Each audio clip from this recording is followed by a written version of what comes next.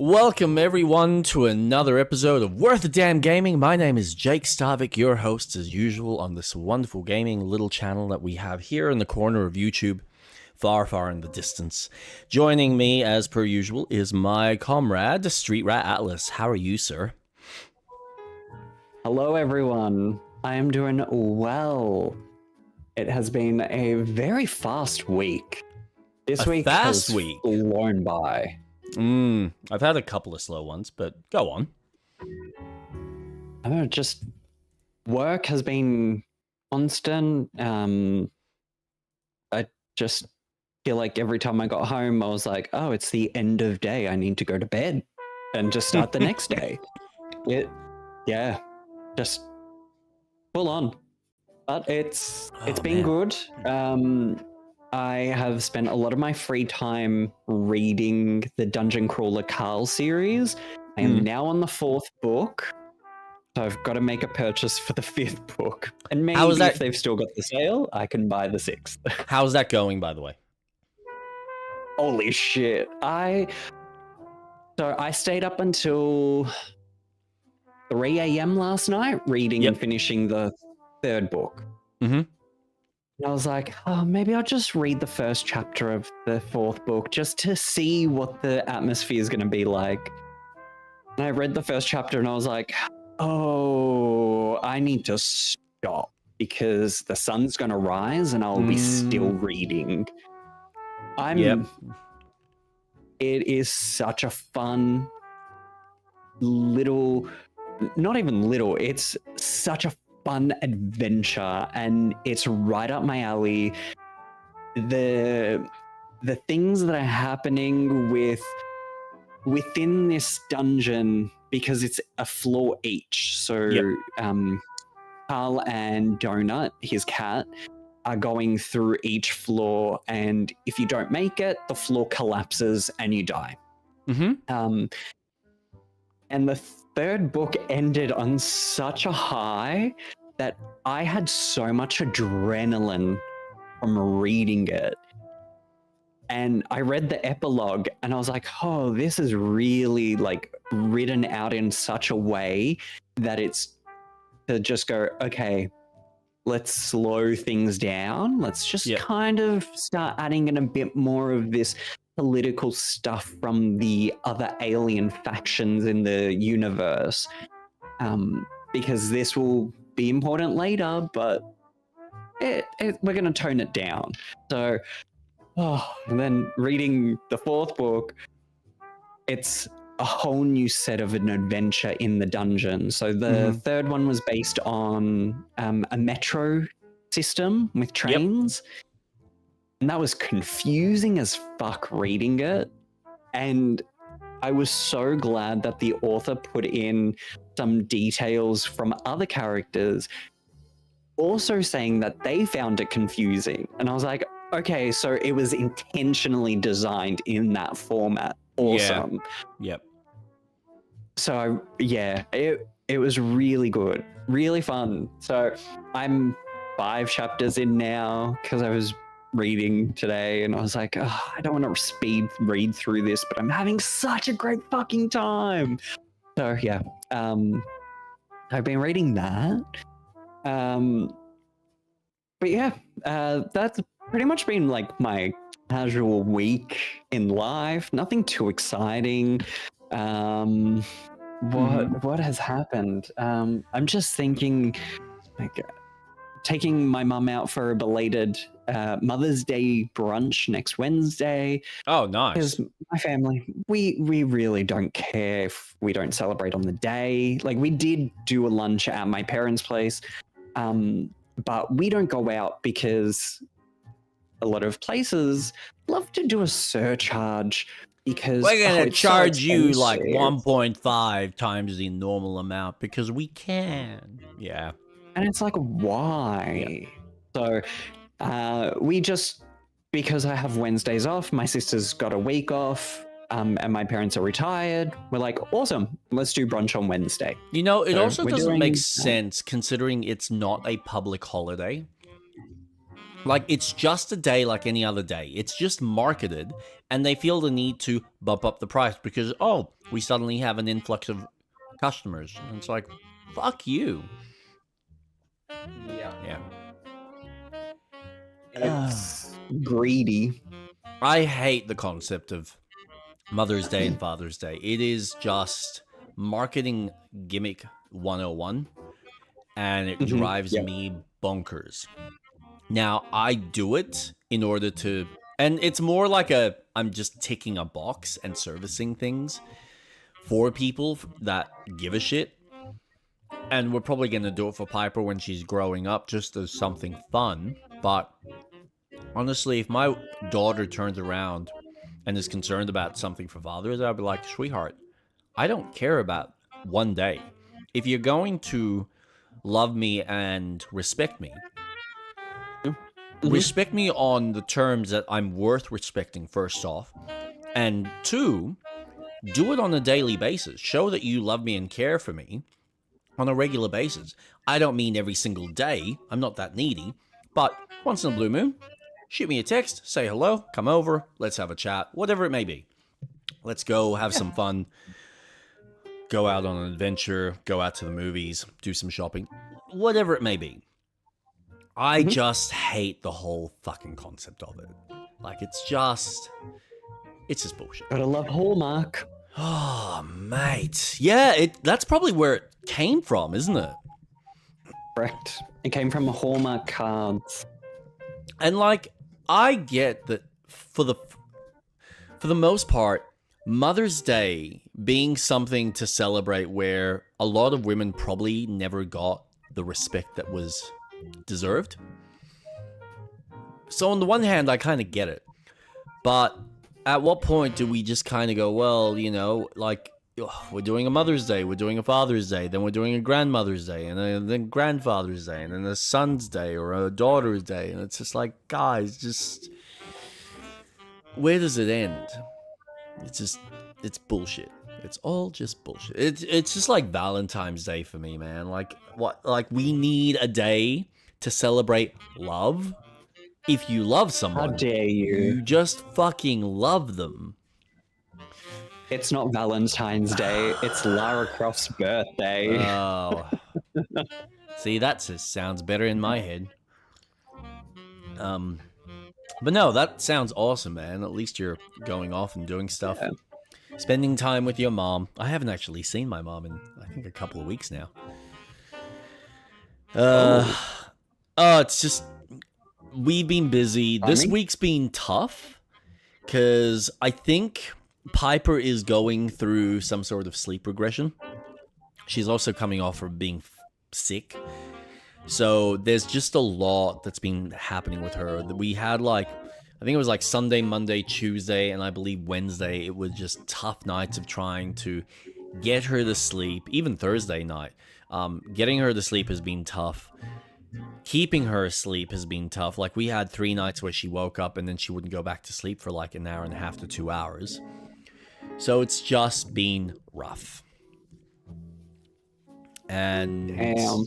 Yeah, other than that, I sorted out our car seats, or her car seat, because it needed to be flipped around. Her shoulders are close to that level where, all right, yep, it's time to have it facing forward. So she had the first day today in the car where she's facing forward, and she's like, wow, I'm going forwards. This is awesome. So yeah, that was fun.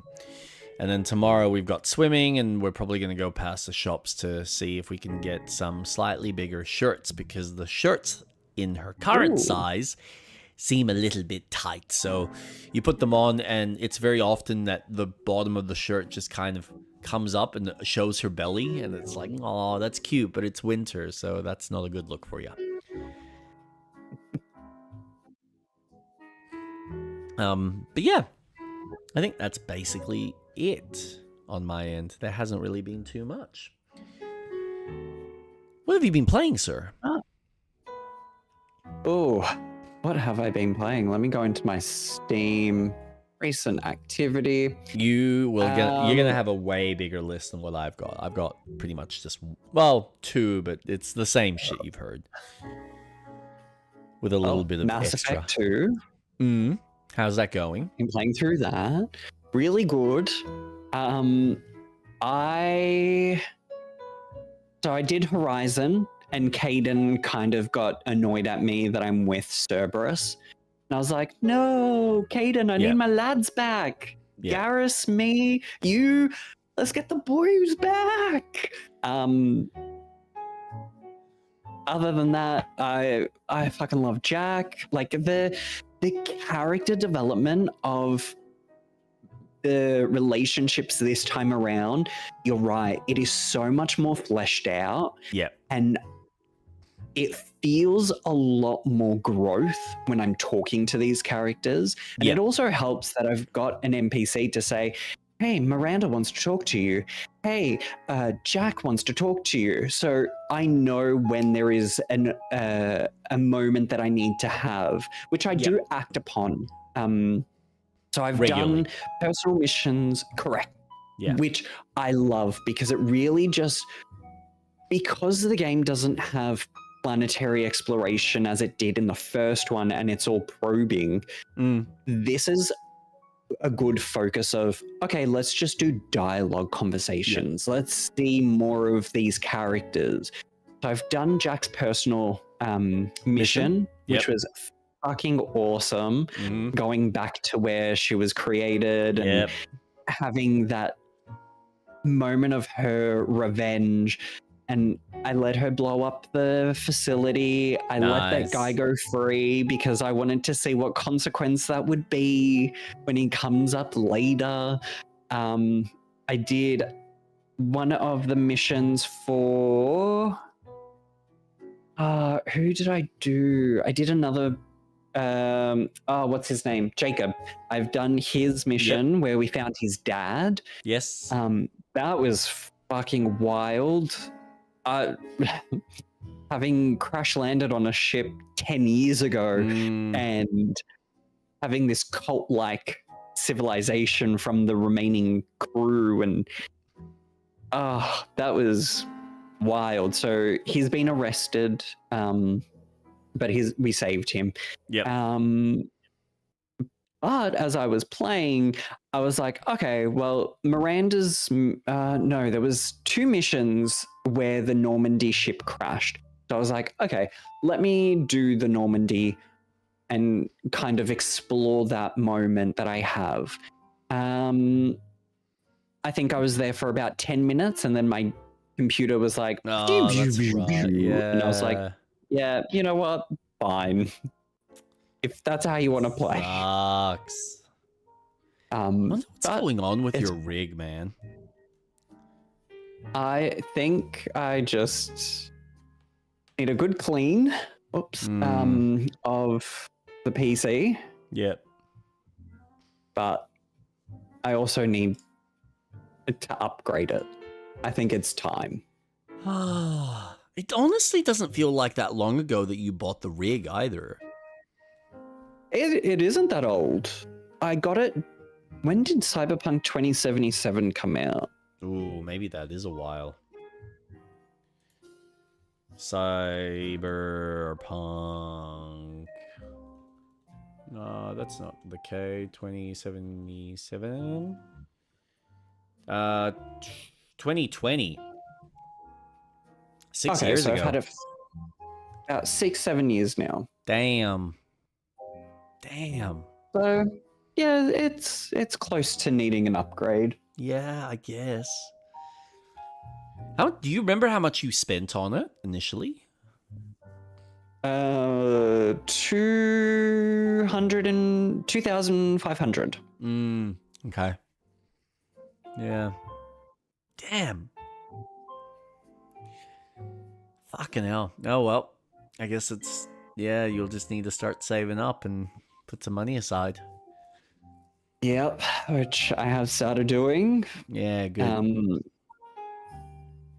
Good. But other than Mass Effect, my focus has So I'm playing an MMO now. Yes. Yes. Tell us about your Marvel experience. I gotta look this up. It's so good. So what's it called? I'm playing Marvel Heroes Omega, and it's back, baby. So some very dedicated fans have got a private server that they've got running, and you just play the game in its latest edition. There's a couple of tweaks, but it is going. It's one of the only games where I played as the Scarlet Witch that felt so satisfaction playing a character that I think a lot of studios dumb down. Like when you play her in Marvel Ultimate Alliance 3, Yeah. she doesn't feel very powerful. She's nothing. You'd rather play as Captain Marvel or something. Yeah. But this, it's so good. I'm like chapter 4 out of 10 or 12 through the MMO. It's fucking booming. There's people everywhere. I'm not surprised. It's so nice. It's funny, I played only 3 hours when it first came out. Oh, so you Only never got a because huge experience with it. I never finished it Yeah. because it shortly closed after I started playing it. Yeah, that would have sucked. I was like, oh, man. well, what's the point? Like, it's a game that I would have put money into and put the time in. Yeah.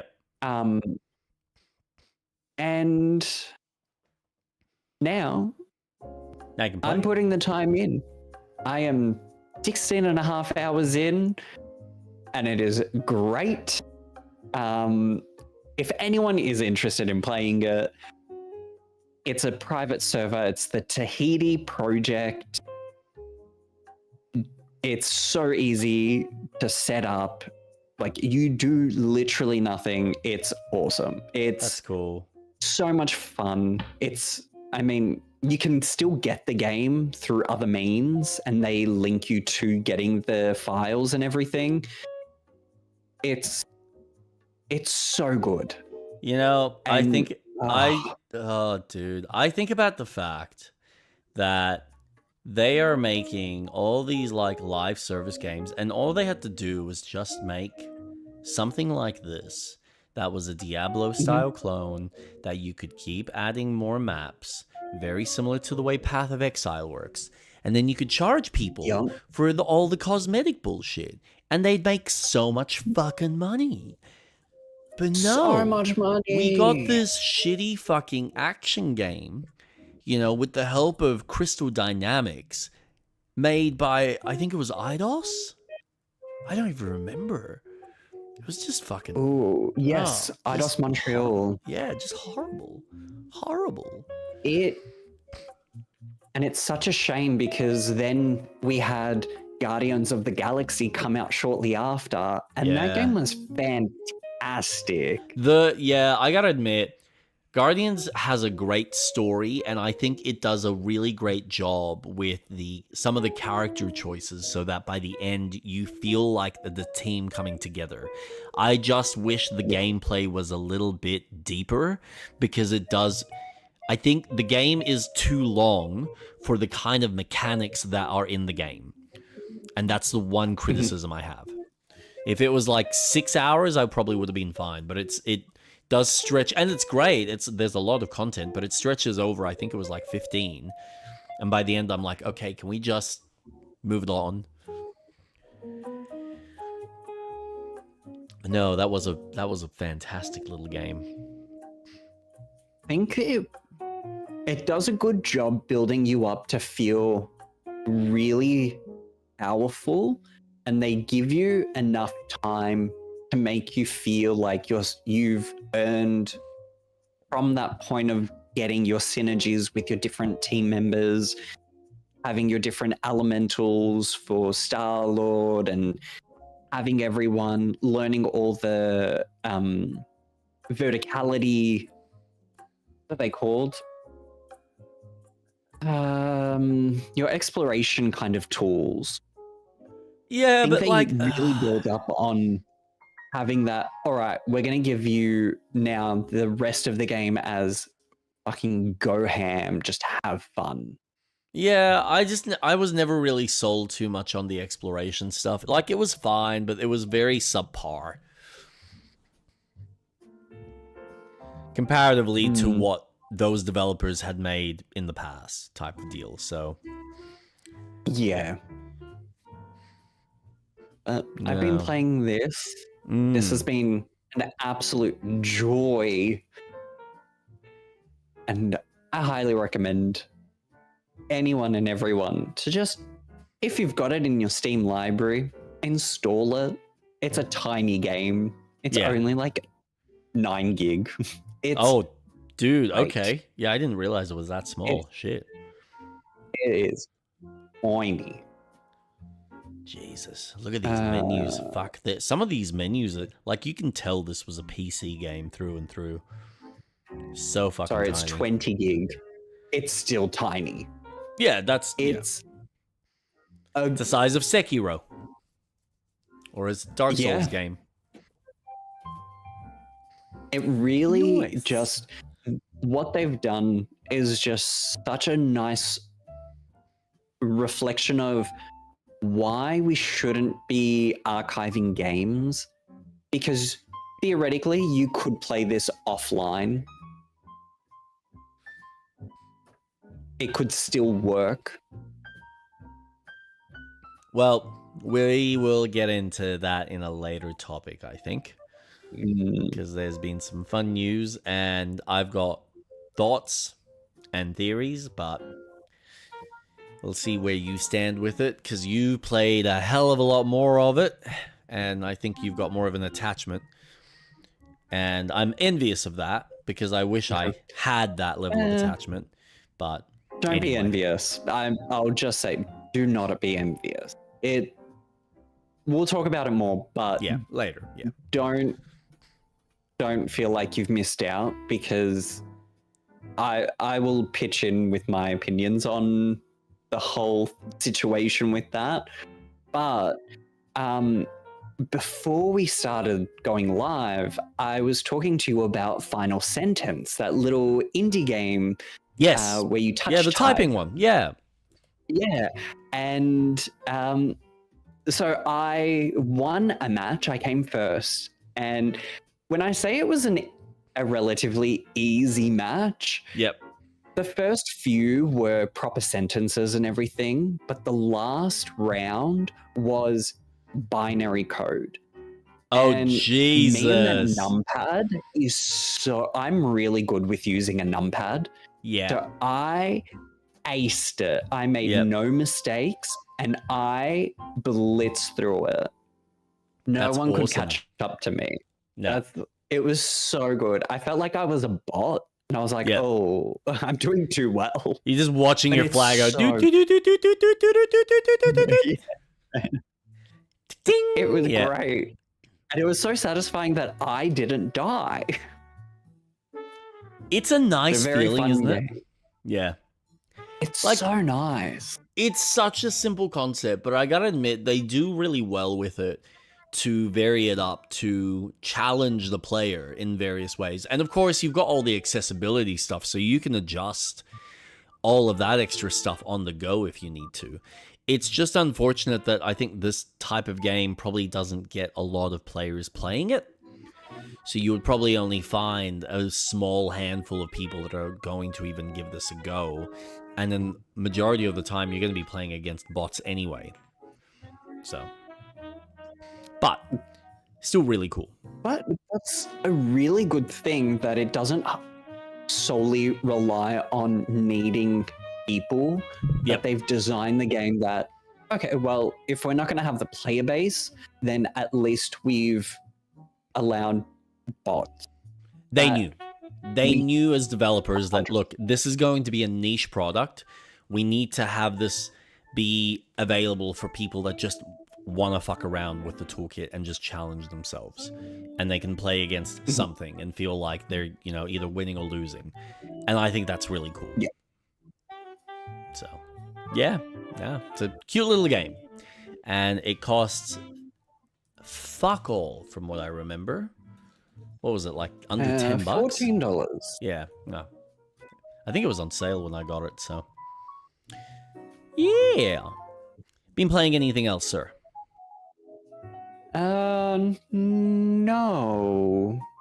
Oh, well, no, I have not. What have you been playing? What have I been playing? Crimson Desert and Mouse PI.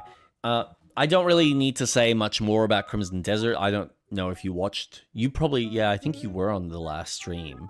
So you got to see the wonderful glitch that I had, that I wasn't able to fucking load one of the memories, so I had to restart the whole game just so I could watch that memory, follow the guys downstairs, because God forbid you don't follow them quick enough where they desync and then you can't go back. So after all of that debacle, and then having to play as a completely different character, which I must admit, she was a better character than the brute orc character that you've got. But I think I'm done with the game. I feel like there's not much else I can get from it. It is a cool open world. There is a lot of content, but not a lot that is going to draw me in and make me go, you know what, this is all worth my time and worth exploring and worth discovering everything and finding things.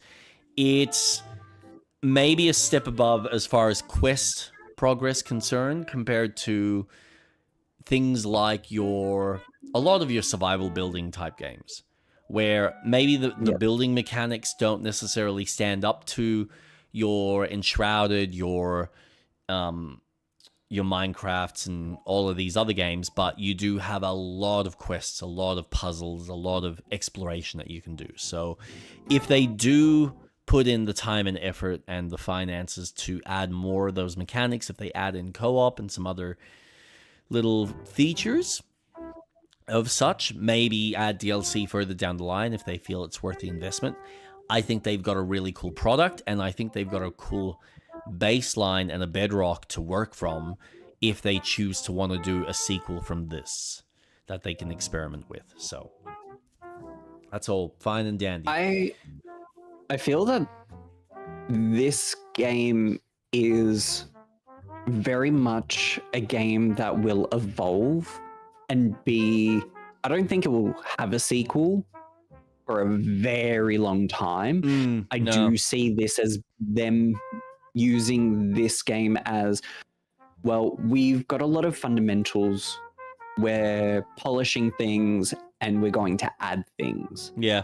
So it will just expand. I feel like they'll use their experience in Black Desert, of that MMO experience, and just use that for Crimson Desert. And I think that's a hope. Update, yeah.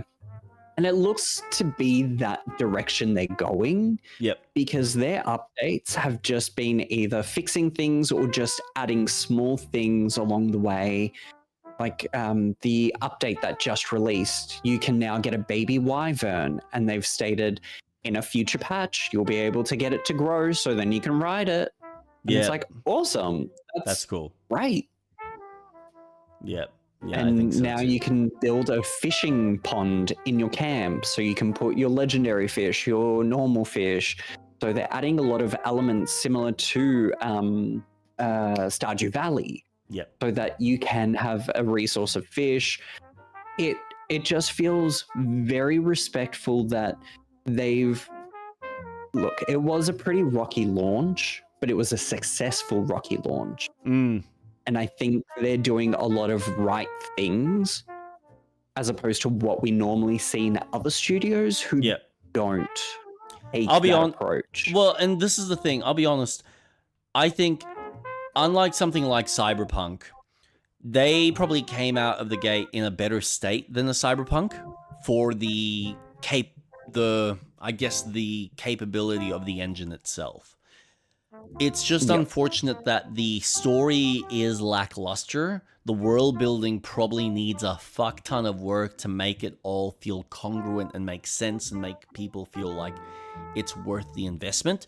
That's not to say that it's not, that there isn't world building and storytelling in it. It's just not to the standard that I think most mainstream gamers are going to be invested in and are going to be lured in. But that's, yeah, I think you're right. They are, if they continue to add value to this as a product, it could turn out to be a really fun little game to come back to for a lot of people, and they will find that there's all this extra stuff like fucking what's that space one? Jesus Christ. Starfield? No, not Starfield. Oh, No Man's Sky. No Man's Sky, yeah. On the level of No Man's Sky, where you just have them adding more and more and more and more, and all of a sudden you're going back to this game that you're like, I don't even remember half of these features. I can do what now? I can build this. I can like fly in a massive cruiser ship and like build stuff inside of that. Hell yeah. That's really exciting shit, and it just adds more value to something that you probably already spent full price on. So you don't feel like you're getting ripped off if you then decide, well, I want to go back and re-explore it and rediscover it. So no, fingers crossed that they put in the investment. But again, like I said, I don't think there's anything else I need to add. I don't think this is necessarily my type of game, but it is fun to play, especially when you get into some of those cutscenes. The animators and the guys doing like all the stunt work, fucking hell, just some amazing choreography. Just John Wick levels of action set piece. It's really impressive. So other than that, I've really been focused on getting Mass PI done, which I think I'm about 2 levels away from completion, maybe 3 at most. Ooh. This game just keeps growing on me in ways that I am excited by the prospect of a sequel, should they choose to explore the world and do more things with it. And they do stuff with the platforming later on in the game that I almost wish they had the guts to play around with it more at the beginning parts. Like, now in retrospect, I think about the early parts of the game and I go, this starts off really basic.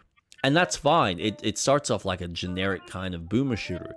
And before you know it, it just gets into this flow state where it almost feels like, I think it's Ghost Rider, where you're, jumping, you're double jumping, and then vaulting and hovering, and then like jumping over obstacles, and then like swinging from one obstacle to another while you're avoiding being chased by a train, or while you're avoiding being, destroyed by something that's chasing you behind. And you're just like, man, the action set pieces, the platforming, the level design, the reference material is on another level. There's just some incredible work here. And they flesh it out over a very long game that I'm quite impressed by the denseness and the depth of it. I do hope, I'm so glad you're enjoying it. Yeah, I really am. I hope that they add a patch that allow you to go back and replay levels, because it would be nice to go back and find any of the hidden secrets. Like, it'd be cool if you finish the game, you complete it, and they go, okay, we're now unlocking all the levels, so you can go back and re-explore and find any of the trinkets that you forgot or anything else that you might have missed, and re-experience those levels again if you want to. Yay. Because there's a few, and one of the other criticisms I have is the game is so persistent with closing the door on you when you enter certain rooms, which is great. I get you trying to move me forward, but once I've completed that sequence and I've dealt with all the enemies, let me go back, because sometimes there might be something that I forgot to explore, or I hadn't uncovered. Like, there's one level that I did recently where there was a door. I wanted to see if there was a code somewhere later on in the level, and I'd progressed too far with there where I couldn't go back. So I would have to start the level again and then go through all of that just so I could unlock that one door. And it was like, you know what? I'm not going to bother going through that, but it would be nice if I could just have the doors swing open after a combat scenario so I can continue exploring backwards if I choose to, unless you're like proper gating me where I'm falling down a pit or something. So it'd be cool if there was a little bit more flexibility in some of the level design, and sometimes there is, and other times they just kind of go, no, we're pushing you forward. It's just forward, forward, forward, forward, forward. So yeah, minor criticisms. I have the same criticisms too, because I would love to re-explore those levels, because sometimes you think one direction that you're going is not the main story, but Yep, then you absolutely. do, and it's like, Yep. oh, now I'm locked out. Yep. Yeah, there's a few moments like that where you're like, I think this is the main way. And it doesn't help that the game changes its pacing on how open some of the spaces are. Because sometimes you will have these hidden secrets and passages that it almost feels like it's Half-Life 1 or what is that game called? Deus Ex, Mankind Divided, where you feel like you've got 2 or 3 entry points into a space. And other times you're like, okay, well, I feel like maybe there's 2 directions, but no, it's really just one, and that's forward, and that's it. So you're never quite sure. And every level's different. And some of the levels get really big and vast, and other levels are just very tight corridors and play with you in very various ways. So, no, I'm enamored by the game. I'm really fascinated by all the lore and the story and the world building that they're doing. There's like the newspaper articles that build some of the storytelling around that time period, so you know that there's this war that's happening. You know that your character and a lot of the other characters in that town or that part of the city have gone to a war. So I'm like, wow, wouldn't it be cool if they did like a game that was set in the war, and maybe you play as those characters, or maybe you play as completely different characters, and you could have levels where you're actually controlling tanks or controlling other vehicles and stuff. So they could do some really great shit with it. There's a lot of opportunity, and I think they've started playing with a whole bunch of stuff that showcase their capabilities as level designers and storytellers with some interesting game mechanics. The only thing that if there was a sequel, it would be nice if there was a bit more, I want to say a little bit more variety to the enemy AI. And what I mean by that is give some of them personality where you feel like they're not all, like it feels more like I mean, Doom's one word, but Serious Sam, where every single enemy is just gunning for you, as opposed to have some enemies like hide in corners and try and escape from you or run away. Like have some of the smaller mice that are throwing dynamite. They're like, when they see you, they just like, oh, they're like trying to run away. Things like that. Things like have a few more animations. And I get this would be expensive on their part because it would take a lot of time to animate. Like there's only one sequence that I saw where if you moved 360 around a particular character, you had the various animations of their side profile, like a quarter profile, and then like, you know, behind them, and then, you know, as you move around them. Majority of the times they're just designed to just flat plane look at you, so you don't really get to see behind them in any sense, which would be cool. But no, other than that, no criticisms. There's a bit that I really want you to see, and I don't want to say anything because it would just spoil it. But fucking hell.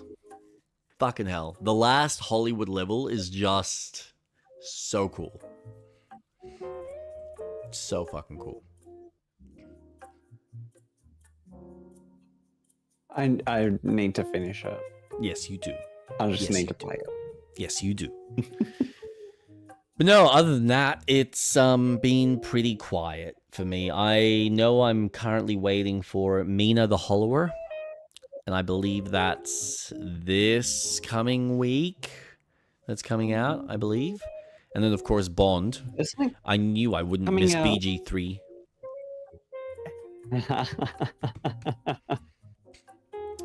Well, you're in impulsive. luck.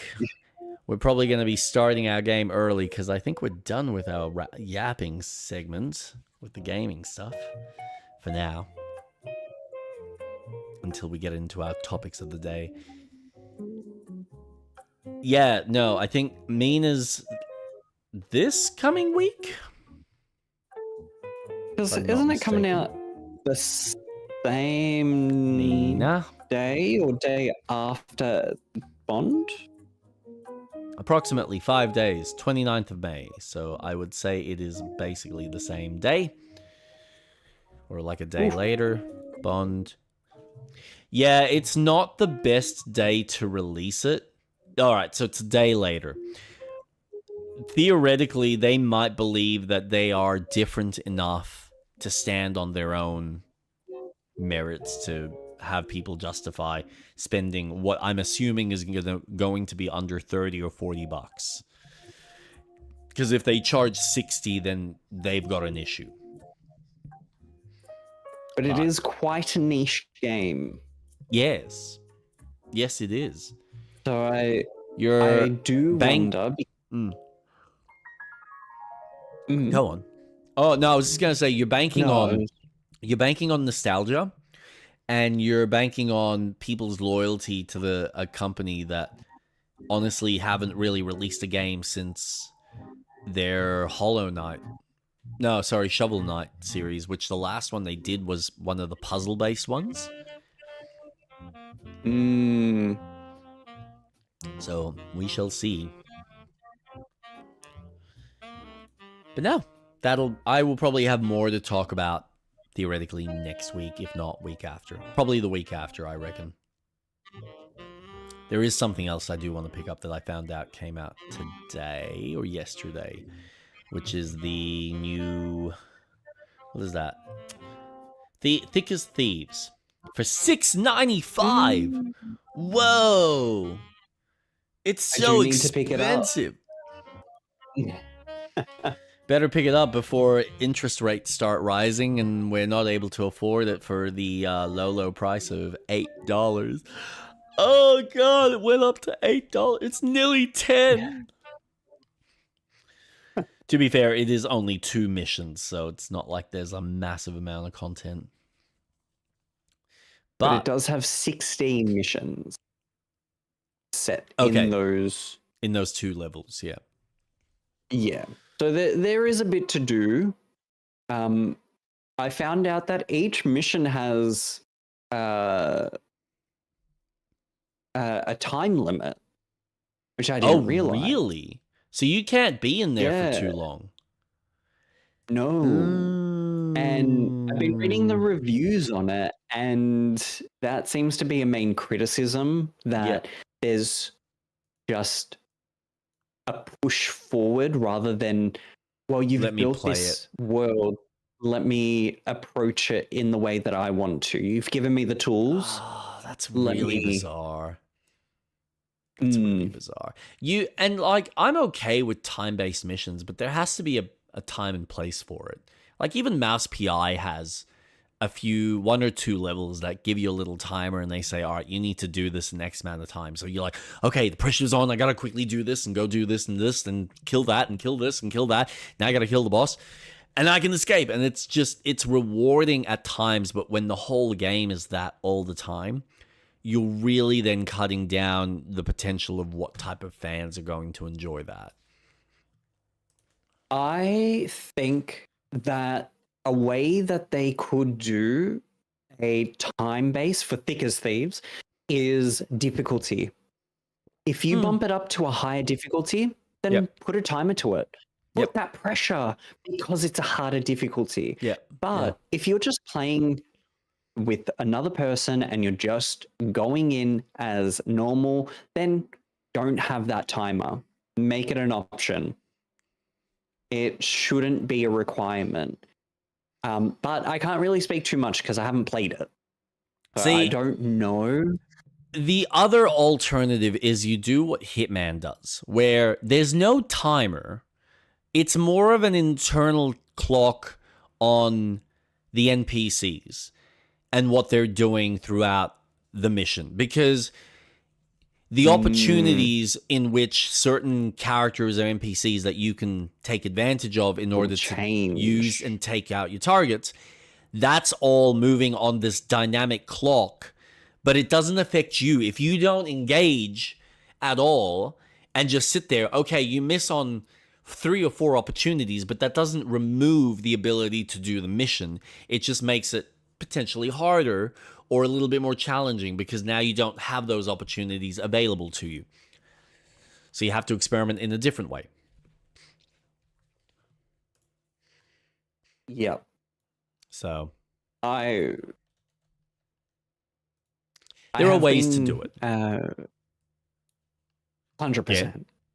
And I have a feeling that it is, because it's in early access, it is, and for a single digit price of a game, I'm getting it now. Because much like games that do come out in early access, they get more expensive as time goes on to a complete game price. Yes, but now, keep in mind... starting off at $6, it won't seem like it will go up too much, maybe $30, $40 for a complete game. I think you're misreading that. So what he's specified is he's selling it at $6, and then he's considering how he's going to price the rest of the game, because he still feels that people should need to pay more for the game as the content comes out. So the best analogy, the best example I have is back in the 90s when you would pick up your old fucking floppy disk games where you would get these shareware ones where you'd pay like $5 for this, or $10. I don't even know how much they used to cost. But you get like a shareware version of Doom, or you get a shareware version of Jazz Jackrabbit made by Epic. No surprise. And Cliff Bleszinski at the time. But you get this shareware version of the game, which would be like a chapter of the game, a section. And then if you like the game, then you could pay for the rest of it. And so I have a feeling that he's going to sit there and go, okay, here's the early access price. And then we're going to release it's probably going to be like a DLC type of deal. And that now gives you access to the next chapters or the next part of the game. And as he releases the game, when he gets the whole thing, it'll probably be similar to how Hitman did it, where eventually you'll just get, here's the whole game. It's not like a season pass that you're having to worry about or chunks of content. It'll just be, now we're just updating the SKU, and now this is the game price. And if you got all the previous DLC, awesome, you bought all of that a la carte type of deal.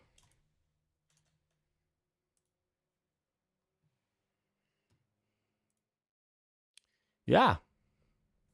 Interesting, because I personally hate the idea of charging while a game is considered early access. Yep. I don't think there should be... I think there should be some regulation in how, if you're going to release a game in early access and you charge that person, then any content that you provide for the people who have purchased it should not be purchasing anything for it at an extra price until it has been completely launched. Yeah. It is your choice to take the risk if you buy the game. Like Steam says, this game is in early access. be aware of the risks that this game may never release. Yep. Fine. Much like when I bought No Rest for the Wicked for $25 before it went up. I would probably be waiting another 2 years until it went down to that price again. But If you were lucky to get it to that price, but yes. correct.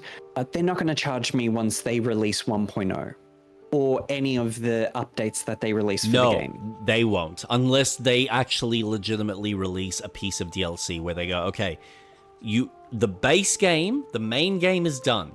Now we're working on DLC. Exactly. Now we're going to charge you for the DLC, which is fine. It's get that. Not in early access. If you're going to give me DLC, do not release DLC while it's in early access. That is the point of your game being in early access. Yeah. Today's BG3 agenda, starring Chris, Save, Lae'zel, Oren.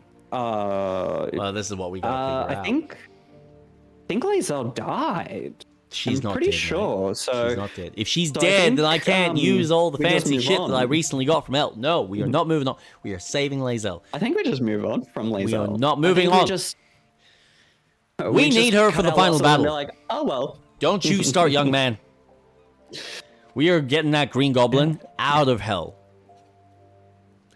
Oh, she's an a orc? Yankee. Oh, whatever, man. Orc, goblin, they're all the same. They're green and they're ugly. But we're saving her because she's useful. But I think we should do either Astarion's quest or Shadowheart's quest. At least I love how we're just going to keep ignoring the green chick and just, yeah. Which green chick? My Lae'zel. Yeah, we're gonna save everyone else and help the rest of the town. Lae'zel's like, they're coming for me, I swear, I swear. No, I could just picture her. They're going to kill me. They're not going to save me. And it's like, shut up. This is why we're not saving you. Whingy, now, whingy bitch. where are you? Oops. Where are you traveling to? Well, currently, where am I now? Omalum and the Society of Brilliance. Retrieve Omalum. Why am I retrieving Omalum? What's Omalum? He's Alum. Alum.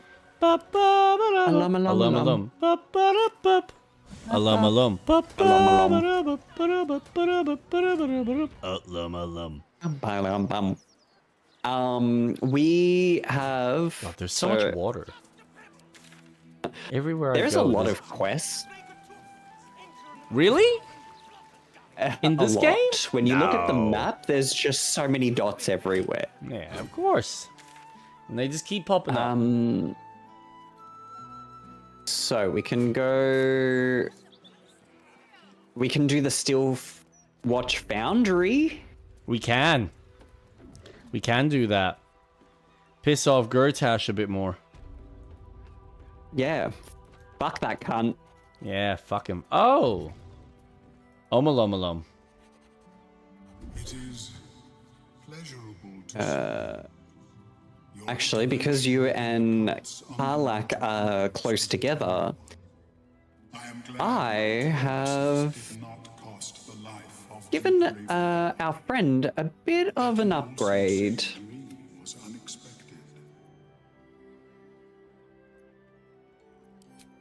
My meeting with you led me to Just don't leave from that spot. that my kind No, I'm having a conversation with the guy we saved. through this cult of the absolute. I felt illicit interference would not be conducive to this plane's survival. I sought out other infected individuals to ascertain the truth of my hypothesis. There, I saw Gortash and his followers inflict cruelties far beyond any I witnessed in the Underdark. I am grateful that you were spared such a merciless fate. Well, because I'm special. Once my report is completed, I will return to my usual work in the Underdark. There, at least, I may produce okay. worthwhile results. Blurg and I have consulted on the matter of your reward. Didn't Blurg die? We first thought to ask the denizens of the Underdark for their aid in fighting the cult. Yes! Another ally! Influence there remains negligible. Instead, we have selected a series of items from the Society's vaults. Cool. Given my kind's involvement in creating this evil, it is only right that I do my part in helping you defeat it. Or at least, improving your odds. Lovely. And what did you give us? A boon. Alright, Shadowheart, do your thing. Well, thank you.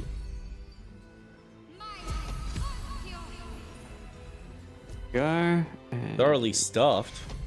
What was that? Oh. Sexy. I wonder what Professor Lineage really thinks of me. So I guess since we've got Shadowheart, do we want to do her quest?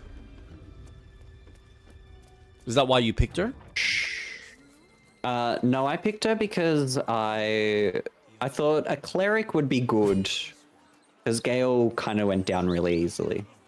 Okay. Where is her quest? House of Grief, probably? Yeah, maybe.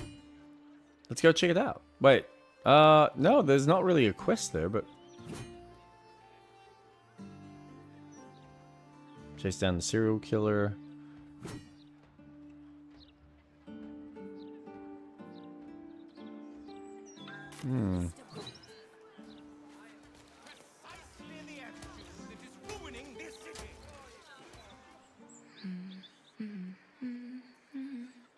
I think it is. Oh, okay.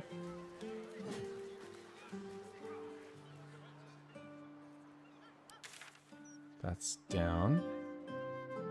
So that'll be up.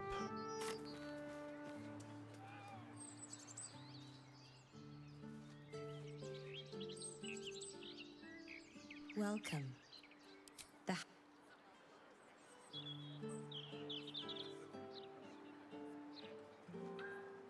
Alright, I think I need to go this Okay. way. Wonderful little beast. Nimble as If you want, you can respec Gale eventually and give him the heavy armor perk. They'll have a wizard with high AC for defense.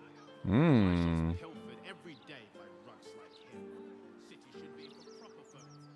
I mean, that might be useful for you. It is a good idea. No way to run a business, I say. Can't even browse. It's a shame that with Gale, you can't add some level of speed where he becomes harder to hit. But, anyway. What happens when you're a Anywho's. sorcerer?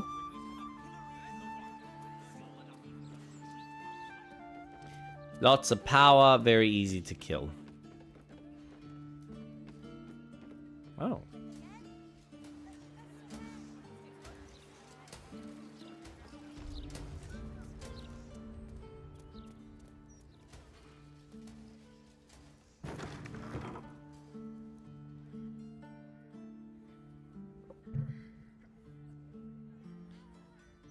What the Jake about to fuck? put Shadowheart's quest on hold.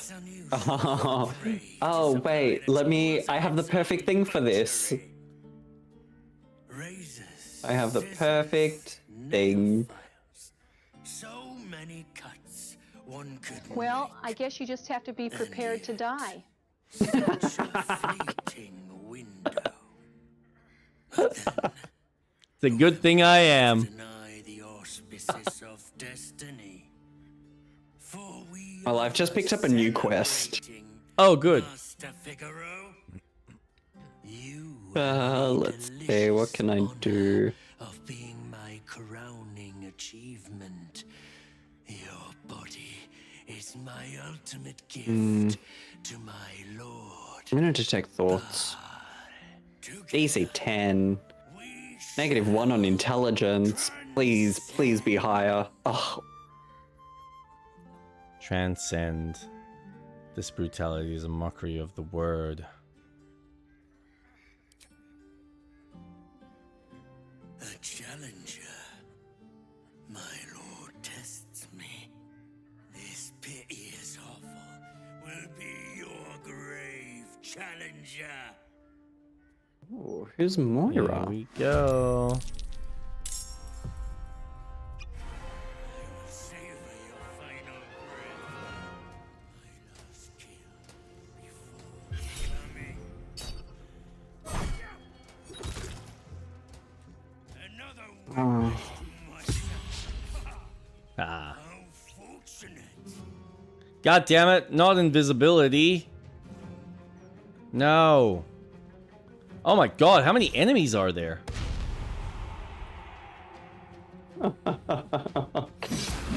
oh.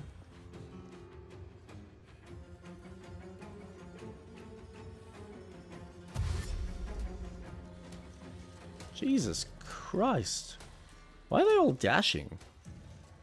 Why are you dashing? Jake Where needs are your you help. dashing to?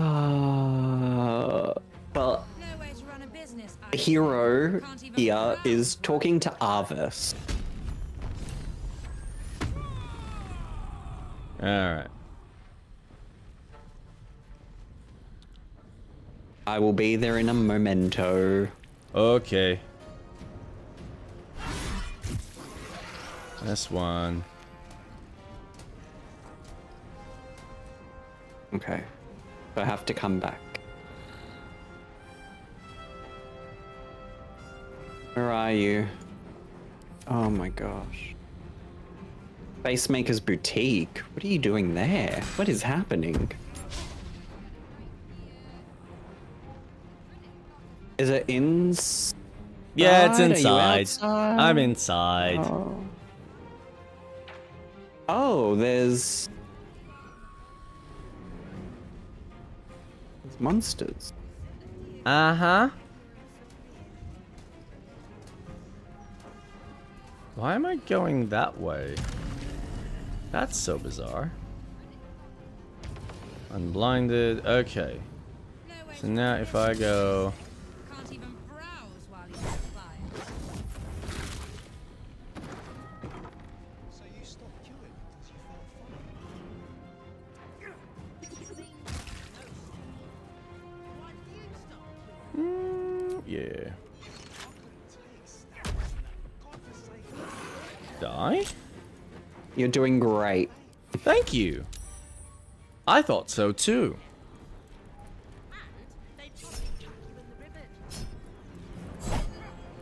Oh, we're fighting the cult of Baal? Hmm. Right. This is part of the murders. No way to run a business, I say. Can't even browse while Oh, you're I came in from the top.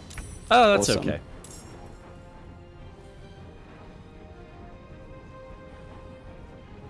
Alright, Shadowheart. Let's fuck shit up!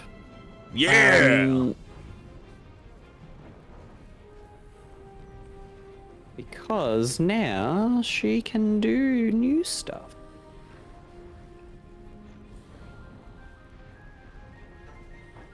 If you If play you as play the as dark... the Dark Urge, you can kill them to claim the kills for yourself. Ooh. Oh, really?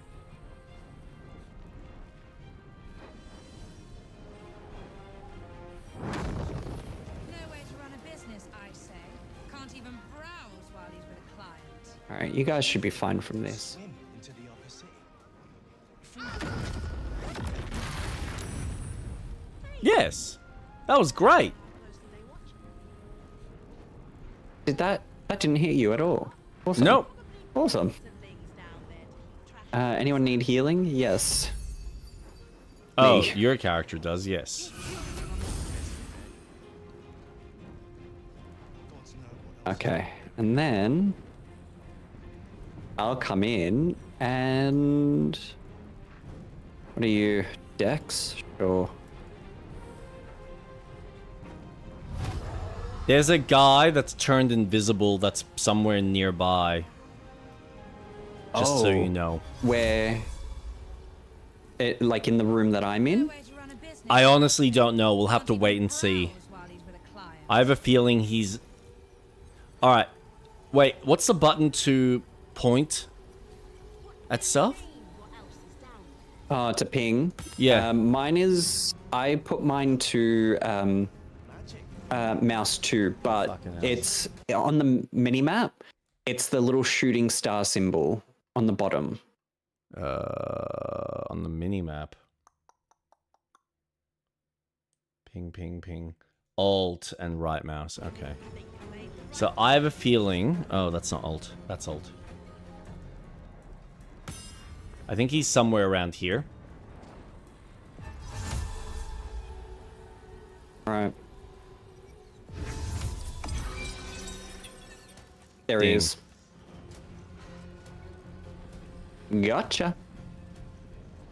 A trick to find hidden units is to move your mouse as if you were trying to move and see if Yeah. the spot is. And I had a feeling he was Oh. there because my character couldn't walk past. Like, I had Lucian about here, and I couldn't move him there without going around. Right. Hey. Fuck you. Boom.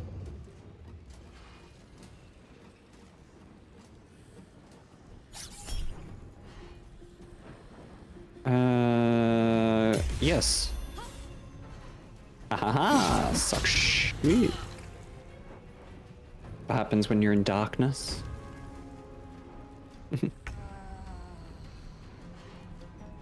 Hello, would you like to see my wares today?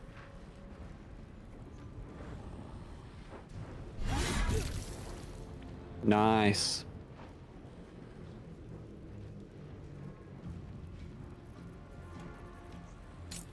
Oh, there's two with you. Oh, I didn't even see the other one. Hmm.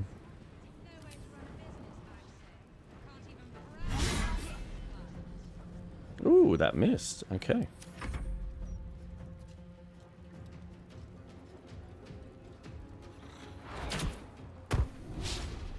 Ah, fuck you, blind.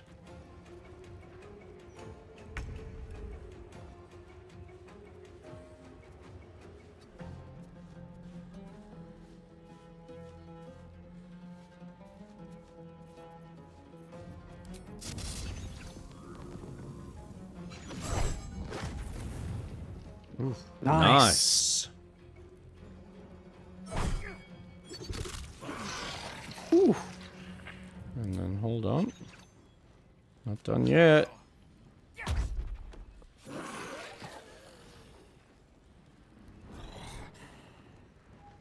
With haste.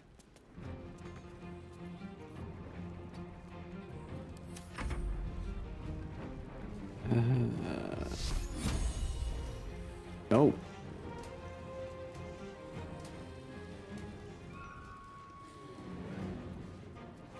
Surprisingly, kind of doable with just two characters if you know what you're doing. Felt funny. I didn't think it was gonna be though. I mean, yes, mostly. Why did you stop killing? Psychic damage. I couldn't take standing in that godforsaken line a moment longer. Felt like I was gonna faint. And they probably cut They're getting cocky. Just a tad. Oh, she's Times paralyzed. up the game difficulty. Yes.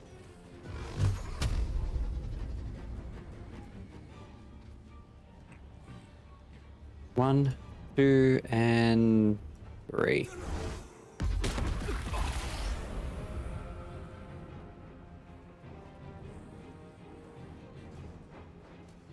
Yeah. No way to run a business, I say. Can't even browse while he's with a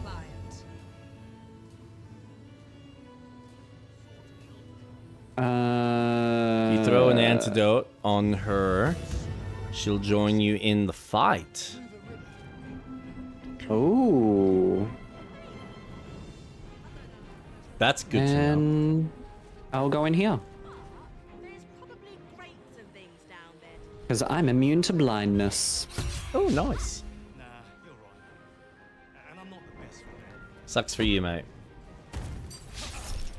What an asshole. Duck shit, bitch! Haha, nice. Oh, we got this in the bag. He just healed. By how much? Oh, Oh shit, a lot. I spec'd her so well. You Yes. have.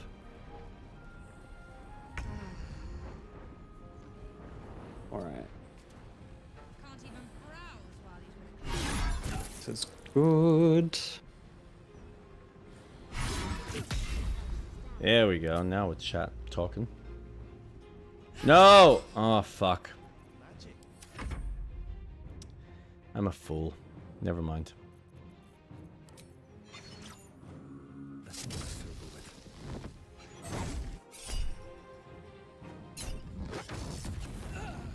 What's this? Oh. do? Make a pillar of divine fire. Nice attacking the floor. The floor deserved it. Nice.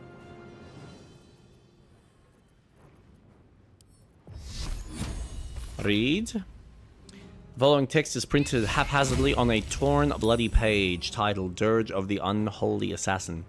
Near Candu Hollow's quiet tombs lies a path to murder's boons. If entry down below you aim, seek trigger it hidden by a flame. Sicarius, the door awaits to admit those who seek their fates. If to continue you insist, show a trophy rent from wrist of sacrifice for our Lord planned. Present death's night, a bloodied, a smear of blood obscures the poem's final word.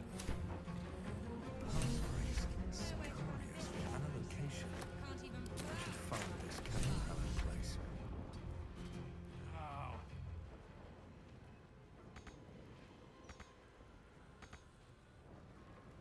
Oh, we're still dealing with an enemy. Ah, shit. Yeah, Fuck. it's your turn. Yeah, I know. That's alright, I can finish him off. Yeah, fuck me. Oh, she got up. Yep, she did. I really didn't like that carpet. It's too red. Why are you closing the door? So I can do this. Boom. Nicely done. Thank you. I don't know who you are, but I'm glad you were there. Oh, a non-lethal. But that's Been the dwarf okay. I chose because non-lethal. stood a chance. But these Oh. doppelgangers, I killed everyone. I killed most of them. I just did non-lethal for that one guy. I wasn't sure if that was going to be helpful. Good idea. a rising Oh, star. you're talking. You say? Then there's more of these nutters running around. I thought as much. Devella Fountainhead, Constable of the Flaming Fist. I've been investigating the recent spate of murders across the city. I was on my way to the upper city when I heard a commotion. I stepped in to see if I could help. It's not every day you have the chance to catch a killer in action. I love how many times she's got the symbol on her. Now, Like, if one's you not don't enough. mind, She needs to have talk to two. report to my superiors And one's slightly You bigger need than to the make other. sure that you know. Don't worry. Yeah, One's on her Put in a good word titty. for you. literally. On my left boob. Do you want to grab it? Tell me what you... Touch my flaming fist. Mm, Oh, you want money? Awesome.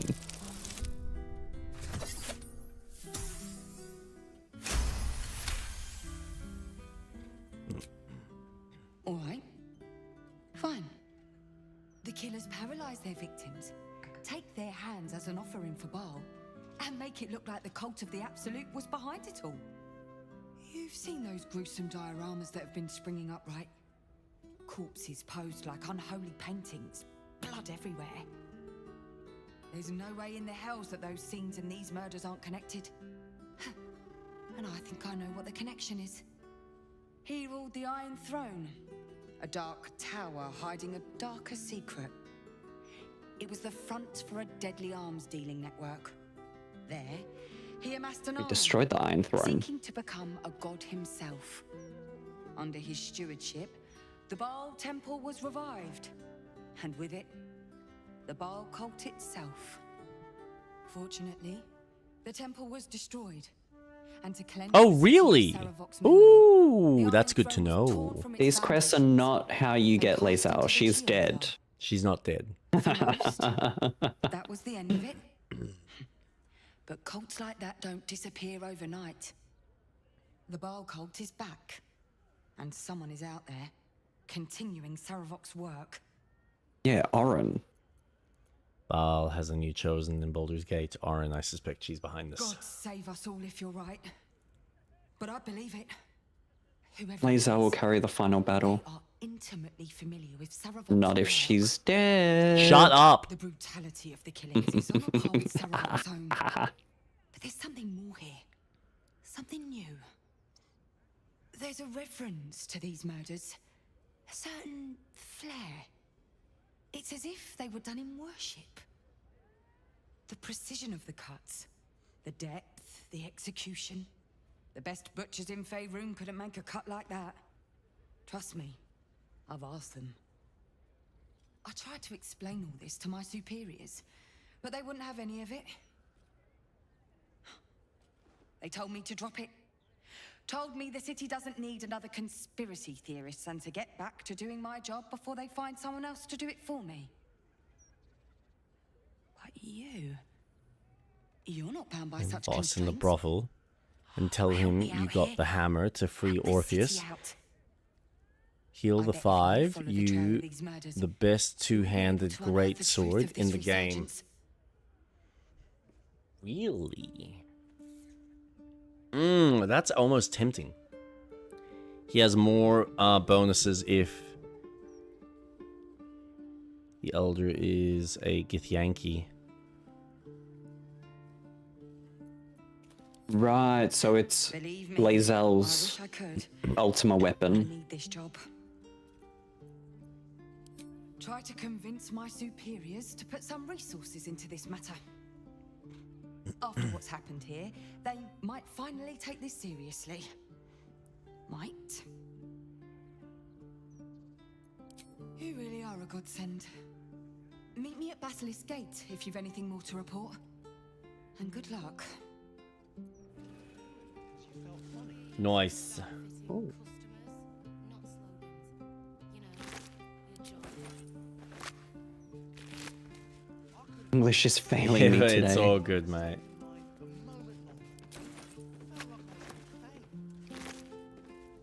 It made sense. You appear to be lost, dear. I specialize in fashion, not potato sacks. Well, let me see what you've got. Your fashion's kind of average. Not my style. I get the joke like one gets dysentery. Can we please get back to work? Down we go. Well.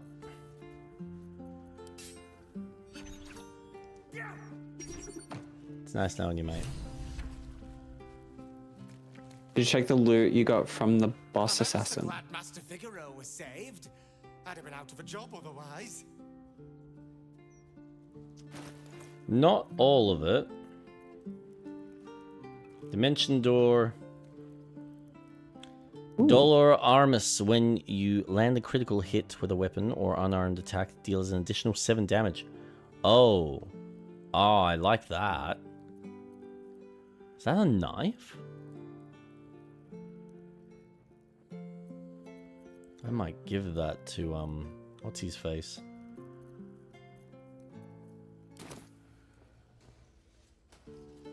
Actually, can I? Jests aside, thank you. You forever have my humblest.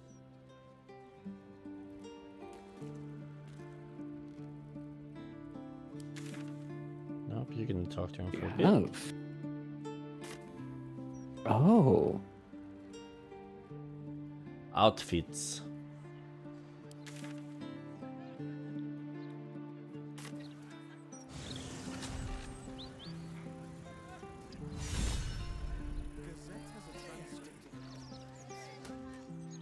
Oh, yeah, I will purchase that. Dimension door on that leg, armor teleport. Learn to swing a sword. Teleports you and another player into a new location. Yeah, you purchased so- that. Money boy. Let's have a look at what I just purchased. Take this off. Oh my god. Do you look sexy or do you look sexy? I look hot as fuck. I am ready to get my dick pounded. Okay, settle down, boy. Settle down. I'll show off. I'll show off. I bet you will. I bet you will. Def worth the $20. This is the best $20 I've spent. I think that's all I want to get rid of. I need that. This is the type of game I want to be playing. Oh, you just ran past me. Oh, did I? Come back, come back. Holy Jesus, boy! Yeah. Mad Max with style. This is me now. Yeah, okay, you're really getting into the BDSM. Hells yeah. I fucked a devil. I fucked an illithid. This is great. I'm a changed man.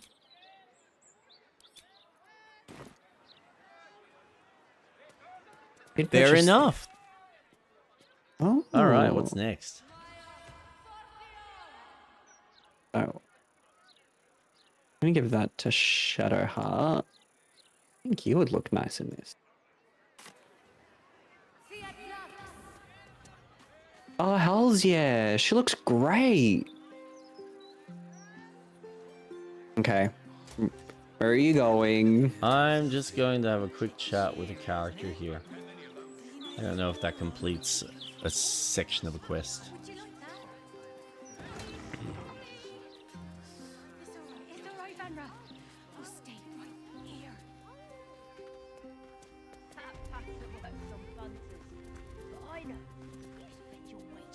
You brought her back. You brought back my sweet, sweet girl. Now put Shadowheart in the BDSM. Oh. Let's see what she looks like wearing it. Doubt I'll never sleep again. For fear she'll be swiped from under my nose. Here. A token from the pirate life I left behind. Thank you. The hag quest is done. Oh shit. Duelist Everything is going to prerogative. I promise. Mommy. Oh. That's right. Mommy. Oh, Jesus. While your offhand is empty, you score a critical hit when rolling a 19. Moreover, you gain an additional reaction per turn. Oh my god. Withering cut. On a hit with a melee weapon, use a reaction to deal additional necrotic damage equal to your proficiency bonus. Challenge the dual equipment spell and jeweler's enthusiasm.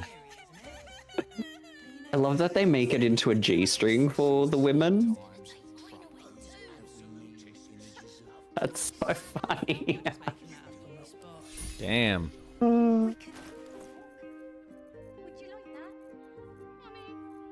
Now Atlas is...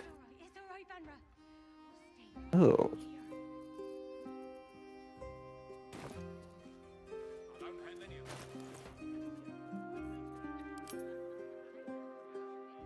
Type.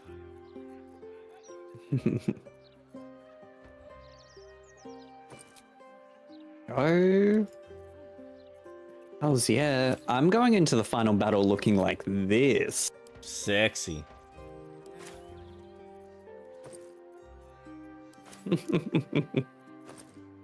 Well, someone's got to look the part. Exactly. I'm going to use my sexy body. I'll sleep with the elder brain. No, I bet you will. Oh, I bet you will. Okay, where are you going now? Nowhere. I'm just going out on the street. Can I walk down the staircase? Jeez, Mom. Yeah. But every time you go somewhere, trouble follows very close behind. So What I are have you to have talking a about? close eye on I don't you. know what you're talking about. I don't do anything scary. Where did you and, just like, teleport I didn't go to? anywhere. Why are you running?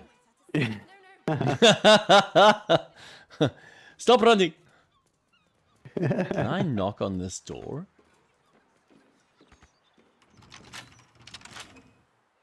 Why is it locked? You want me to unlock it? You might need to. Unless there's a way that I can get through. Is there like a window?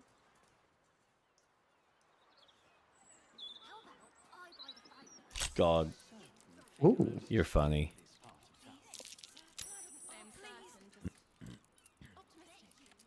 Oh, I love the dress. Right? It suits Pretty. her now that she's gone to the light side. The light? She's not emo. I bought it from the... She stopped listening to No. Evanescence. Ah. Take me up inside. I have had it. Snowstorms inside the house, blood weeping from the windows, and now Mr. Wimbley's cat is vomiting up frogs. The poor man had a bloody heart attack from the shock. I know you lot are trying to fight back against hags or whatever, and that's great, honestly, but I can't risk the neighborhood just cause you were stupid enough to piss off a hag. Keep your rent. I want you all out by tomorrow. Damn.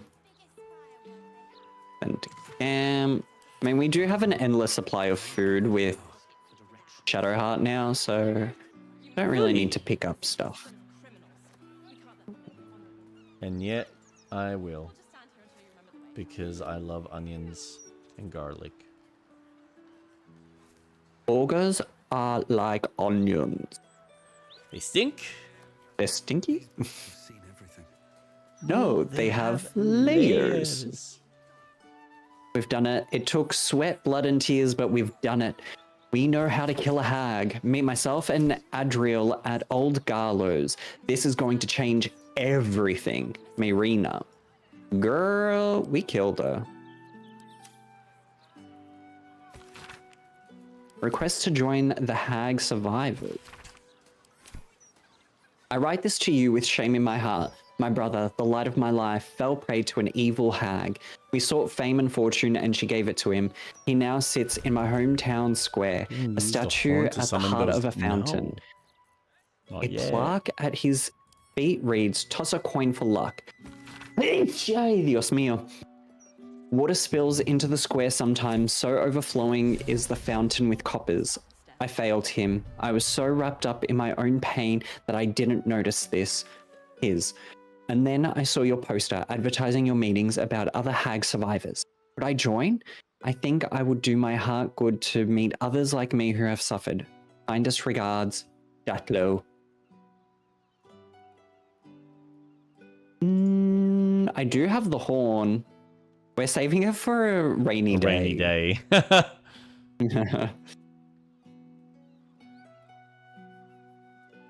Oh. What's the closest? I feel like that's going to be closer. Oh my god. Where are you going now? Yes. No, just so you know, I'm going to, just below it says go help, go to Old Garlo's place. Help the hag survivors. Well, I figured there's like a bit of this bullshit cleanup, so I might as well fucking fuck it off. Or we can fuck it off and then just focus on all the main shit. True. No, the horn will come in use. One day. Maybe soon. Maybe never. Maybe tomorrow. Maybe today. Maybe in an hour. Maybe never. Maybe. Maybe, just maybe.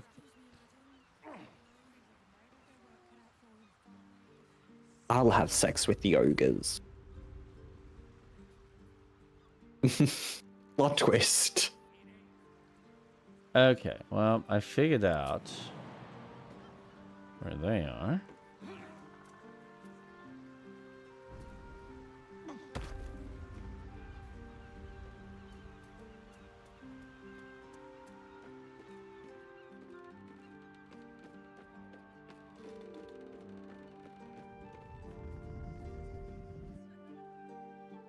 Whoa. Oh, did the game just die? Have we saved? I think Street Rat died. I think his PC just crashed. Oh no. What was saved? What do we need to repeat? No.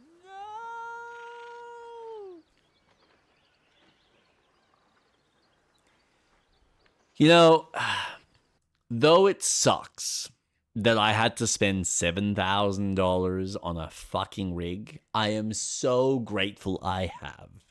Because I don't have to deal with these problems. I just play the game. And it sucks that Street Rat has to suffer these unfortunate woes. Although he really shouldn't be having these kinds of problems. Ah, this is so shit. Ugh. Ugh. Yep. Yep. Yep. So, I guess now we're just gonna chill here and watch YouTube together. Actually, I don't know how long it'll take him to get on. Do you reckon I can play something in the meantime? Go through a campaign of Kingdom Come Deliverance 2. Oh, dude. Perhaps play some Diablo 4, huh? I've heard they fixed it. Don't know about that, but some part of me is like, oh, is it worth trying? How much is that DLC? Ooh, no. Is that even on Steam? I don't even remember where I bought it. Did I buy that on PlayStation? I think I did. I did buy that on PlayStation. Ah, my eyes. Damn you, Street Rat! Damn you to hell!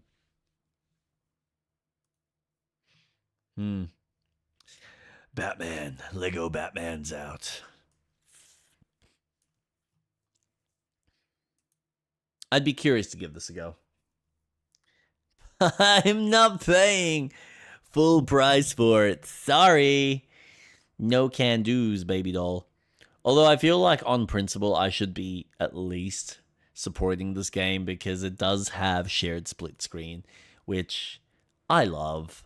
Anything that's got shared split screen on PC, of all things, is fucking awesome. And definitely worth my time. Did your PC die? My PC was like, that's enough. Right. Dear Lord. We're encountering this more and more at the moment, aren't we?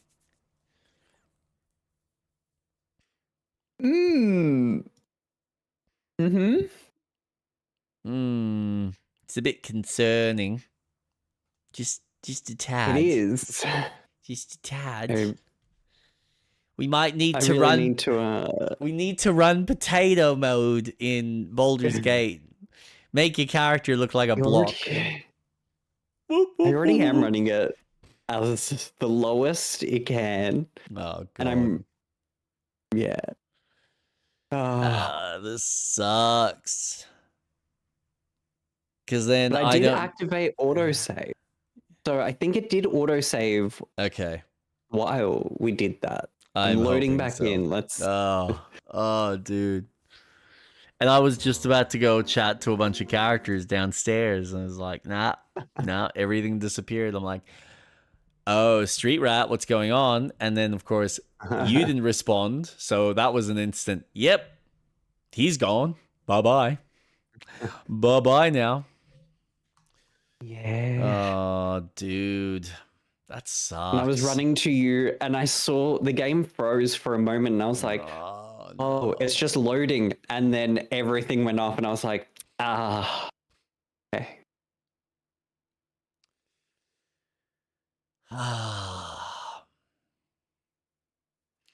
It does feel like you're probably going to have to try at least cleaning it. Just spend a week or a weekend just going through, reinstall, like save what you can, reinstall everything, maybe even dusting out the case if you haven't done that in a while, and see if you're comfortable enough, get some fresh thermal paste onto the CPU.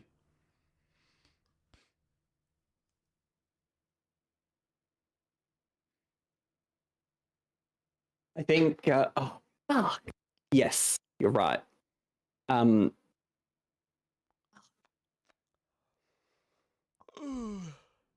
Yeah, that's just bad luck, man. It's really bad luck. Yeah. Here we go. I feel like I don't have a lot running. You probably don't. But for whatever reason, your system's just not able to handle something. And therefore it's crashing. But this is the problem. Because unless you do a full factory reset and see if it's a software... I'm pretty sure that's a clear sign we got to do the whole thing again. That's all right. We can speedrun it. Damn it. All right. All right, Lazo. You come with me, sweetheart. You don't go. Oh, no, no, no, no, no, no, no, no, no, no. All right. Here's what we're going to do.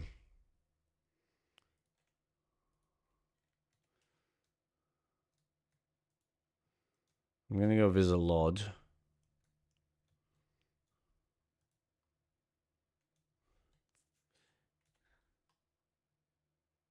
Ooh, what happened?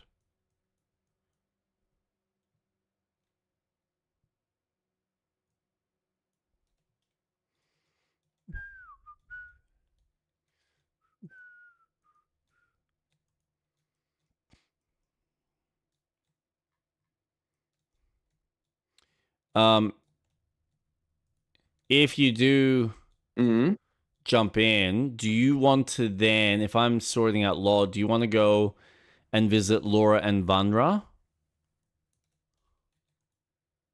Laura Speak and to Vanra. them. Where are they?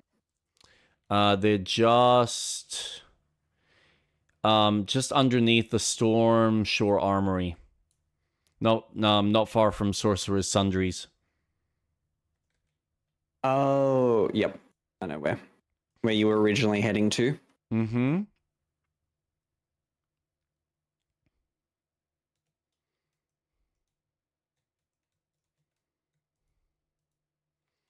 I'll talk to this guy.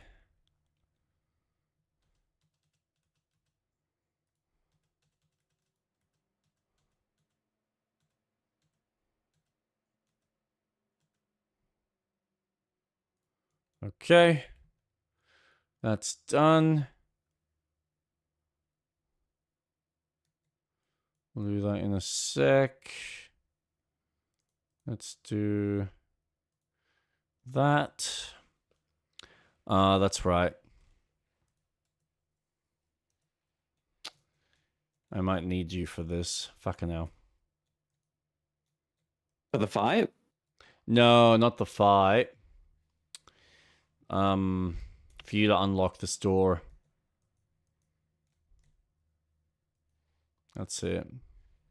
So I'll get you I to also teleport sent to... another Twitch request as well. Oh, awesome. Hold on. I will sort that out. If you want to come to me at Heapside Strand, just underneath the Sorcerer's Sundries. While let me close that. Why is that not opening? Main. Okay, we want that.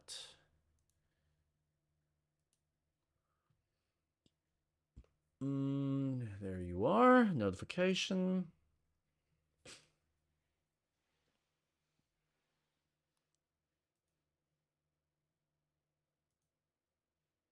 No, all good.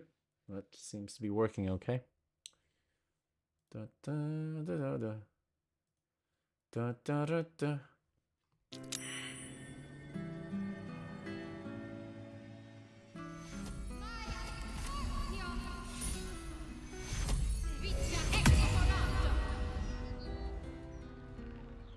Now we need to read that. Not examine. Alright. Now what's that?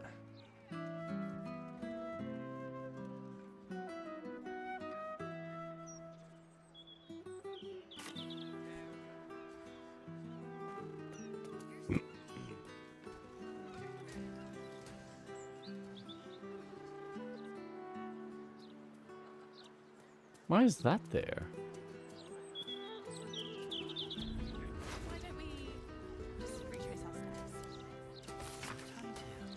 Crap of bloody paper scrawled in erratic. You've been picking where you shouldn't. Pear tree, placing the lordlings, fire spitters throughout the city. My disgusting. They leave no blood. There's no art. Just burnt ashen corpse cinder. I walk through the basement here as I pen this. It's rather large, roomy. They'd never find all the bits if I spread them out.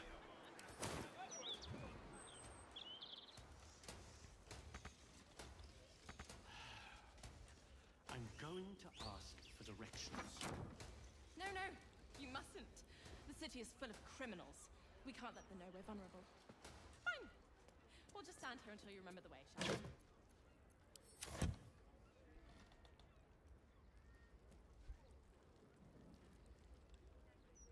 I'm pretty sure we've done all of this, though.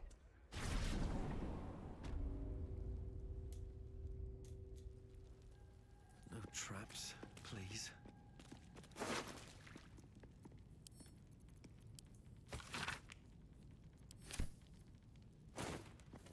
Oh, it's telling me to go back up. That's bizarre.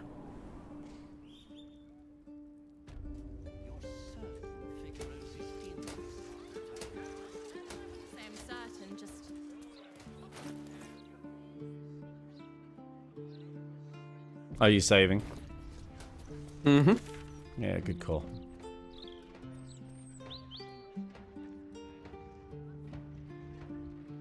Are you waiting for me? Yeah, I can start the fight. No, I'll come join you. We'll get it out of the way.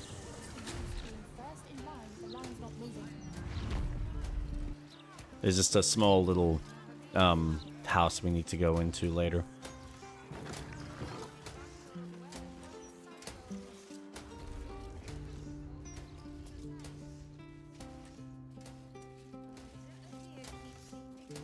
Yeah. That explains.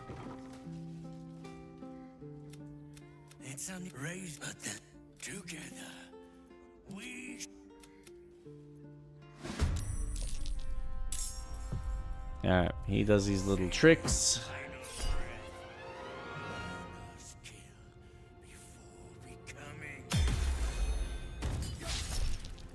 Paralyzed? Oh, come on! I wasn't that unlucky. You're an... Whoa! Whoa! Dude! Oh, man. What are the chances that we were going to get unlucky?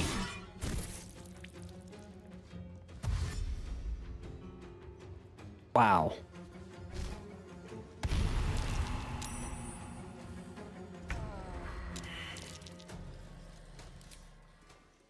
What do you mean? What else is there?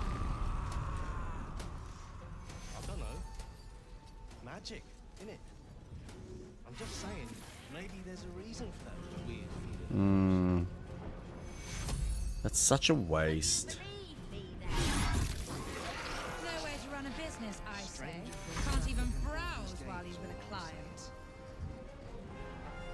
Think I made the right decision not to stay alive. Oh no, I didn't want that.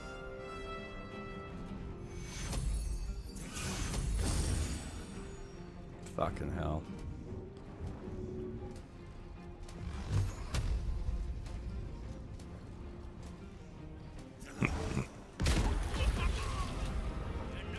Nice work. Thank you. What a waste of a potion, though. God damn, that's annoying. Browse while he's with a client. No, because he fucking paralyzed me. Ah.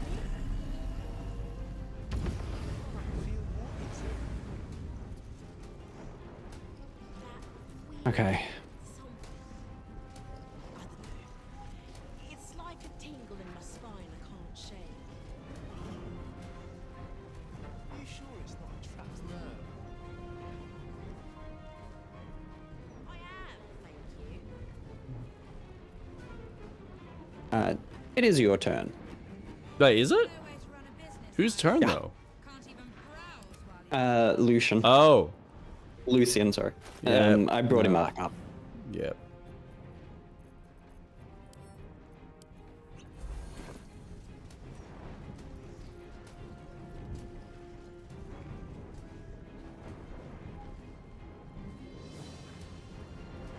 Don't waste a step.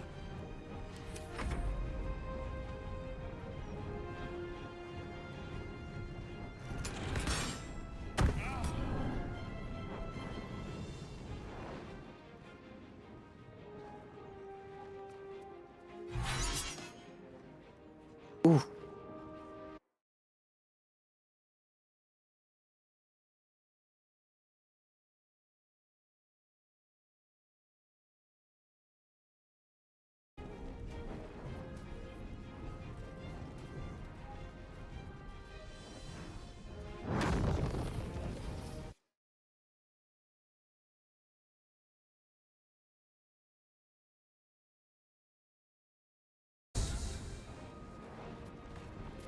Thank you.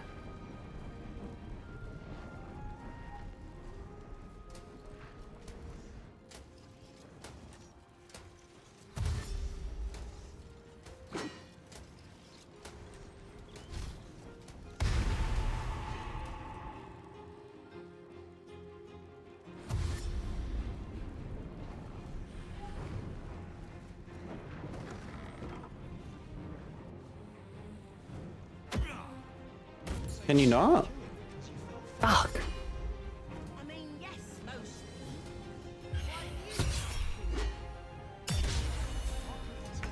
Nope. God-forsaken life, a moment longer. Felt like I was gonna faint. Paralyzed for one more turn. And they probably chucked you in the river if you did.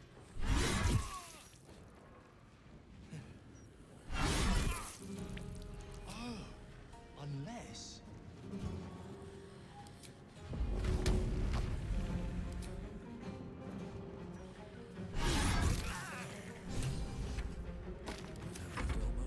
Nice.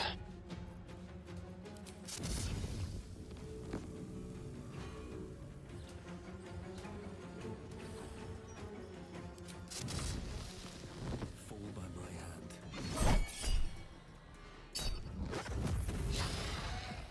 Ooh. business, I say. Can't even browse while he's with a client.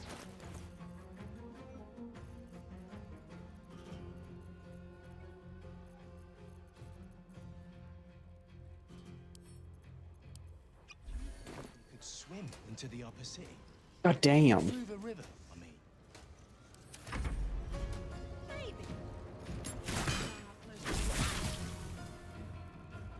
But Oh, had a nice comeback there. Shit. Okay, good. Jesus. How much damage did they do?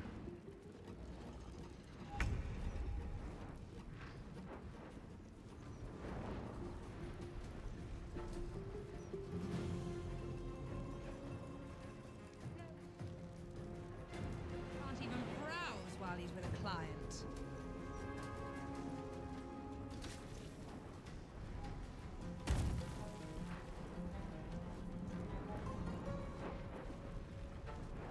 What do you mean? What else is down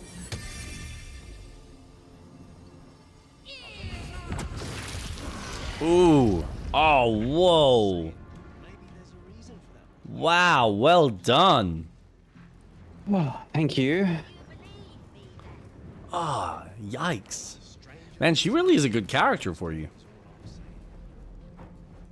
Yeah, I am very happy with how this turned out.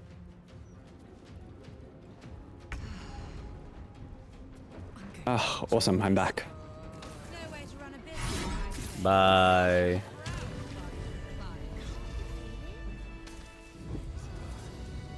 Feel what exactly?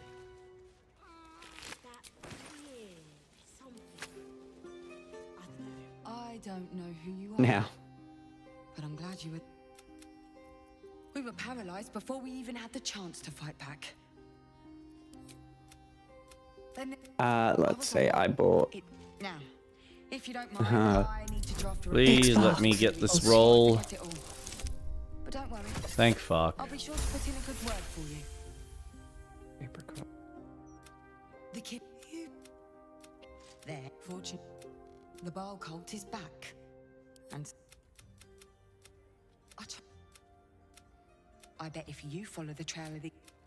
Believe me. After what... Who would... Meet me at Bass... I've got one. Alright. I heard it was a Baalist that tried to kill Master Figueroa. Why would a Baalist want Master Figueroa dead? Sure. Oh, there's another one. Felt like I was gonna faint. Yeah, yeah. Just gonna quickly save. Good call. Fair enough. And they'd probably chuck you in the river if you did. Pathways, Sicarius, and a location. Probably should find this Captain Howard place. Unless... Can't believe someone would try and... Oh. Are you talking to me? Oh, okay.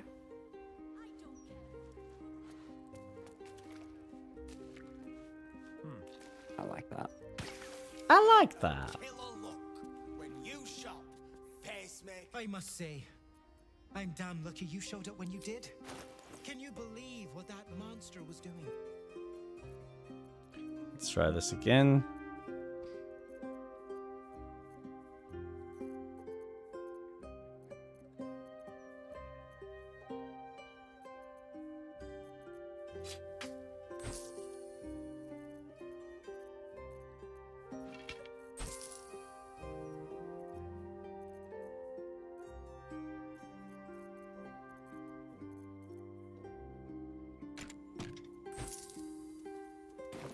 Who can say? Do you think we could swim into the upper city? Truly. Through the river, I mean. Jests aside, Okay, so we're heading. in the face of such horror, I don't see that I have much choice. There's probably great Alright, things cool. down there to keep trash like us out.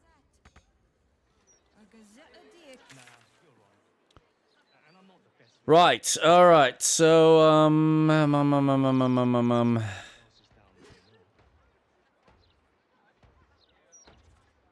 well, you can either come join me quickly and see whether what I'm about to do is going to be a friendly encounter or an aggressive one. Also, while I'm here,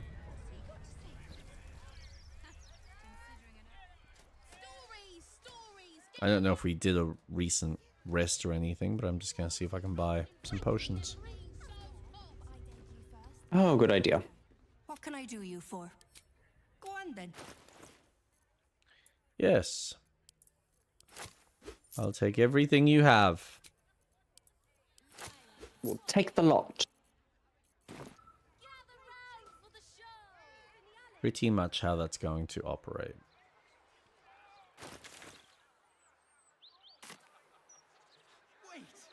And just over here.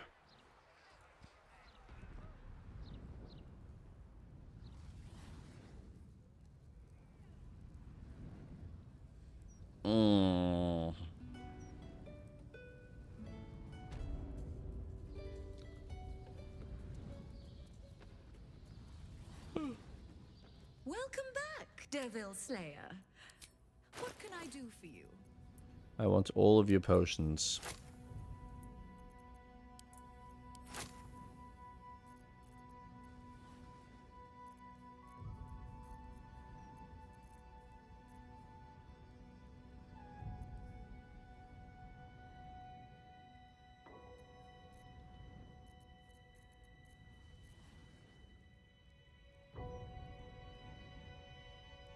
Now you've seen what I have for thee. Remember. How's my money looking? Oh, God, that's expensive. But necessary.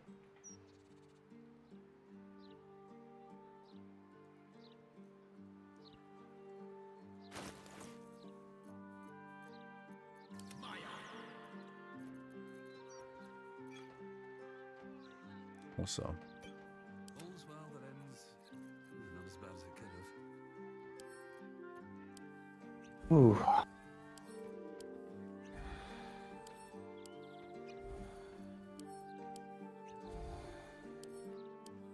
I'm gonna do a short rest.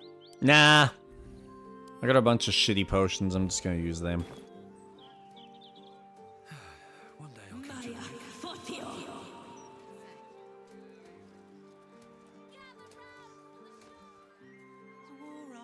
It's just an unfortunate circumstance of the combat. You looted him, right? I did. Okay, Got some cool, cool, good cool. stuff.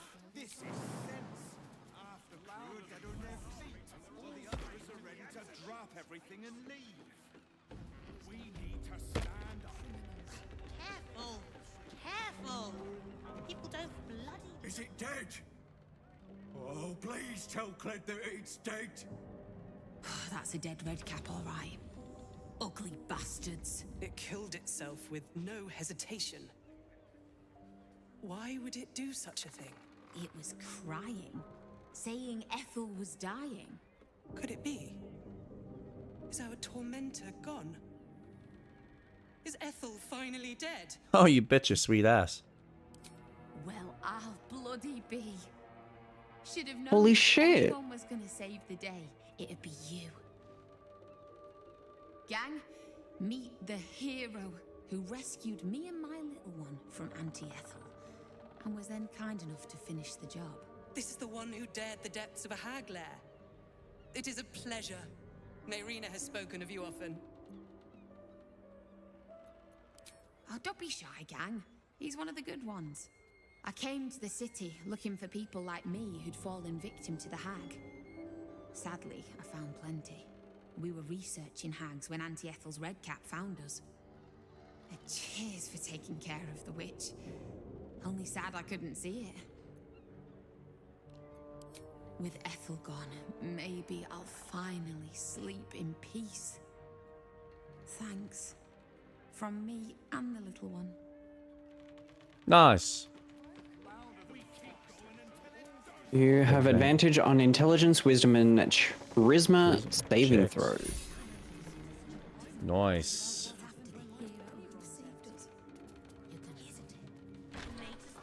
Gold Garlow's place. Dynamite! That Lord God. We're fine. Should you ever have an... Cled can't believe you killed.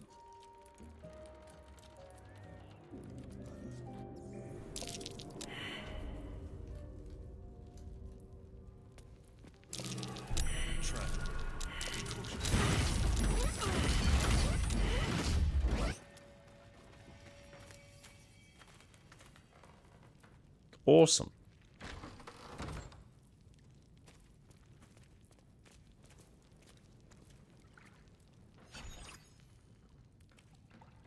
Hey. I'll take that. We're finally free from Ethel. Should you ever have a need.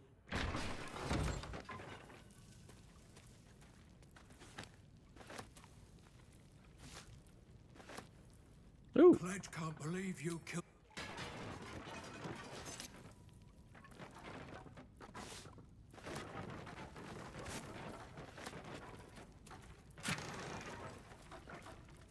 Nice. Oh. Where did you wander off to? Oh, just downstairs. Downstairs? Yep.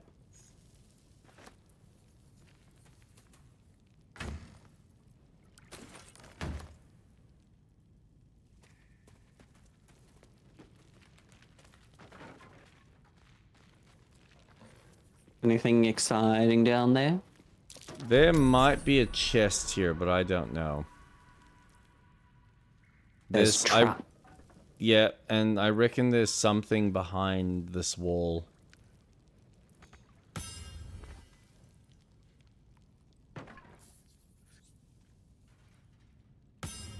This one? Yeah.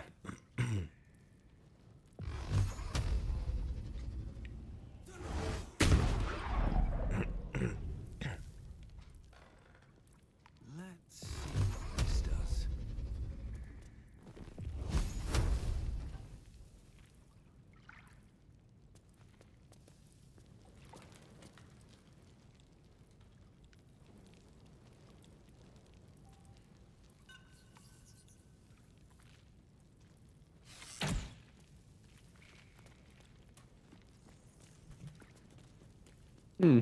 Doesn't say that there is. No, but if you look at the map, there's a clear division there is line. something there. Right.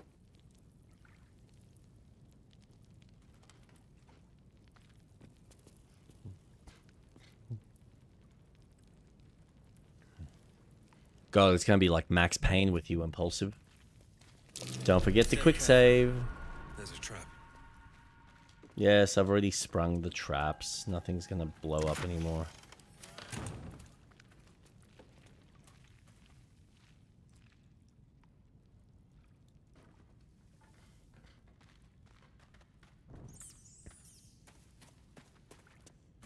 I don't know. It's almost like our visibility towards whatever's there is not.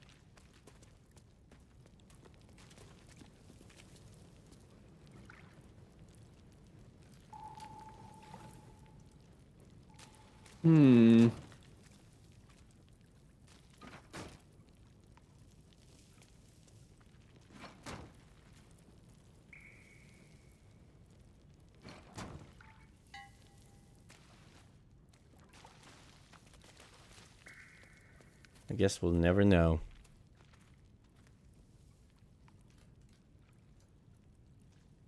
Oh. You're right. Come back up.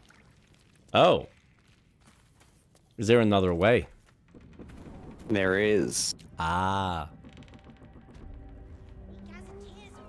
Come over here.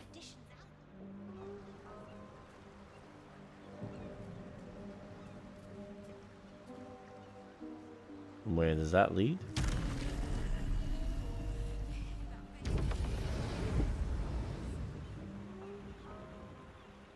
Oh. Sneaky, sneaky.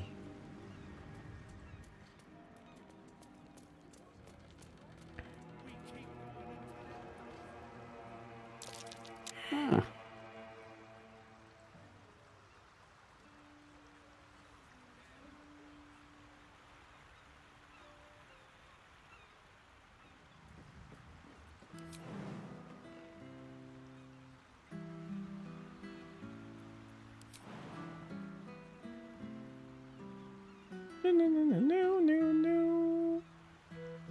Oh. Making me sweat. What's up? There's no entryway. Oh, really? So there was nothing else there? No. Are you able... You can't come down? Not without hurting myself. Hmm. I I can heal fly.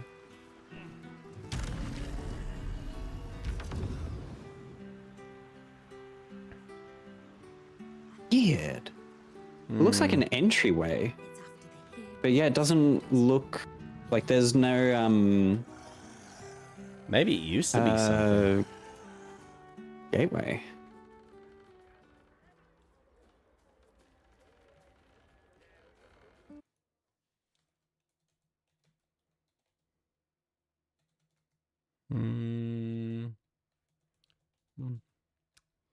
Hidden.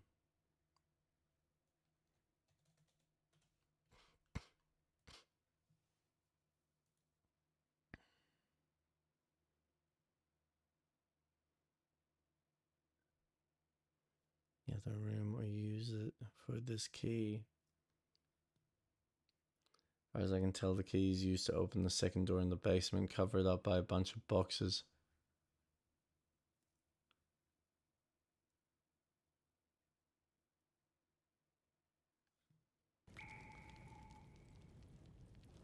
Flee to Gortash.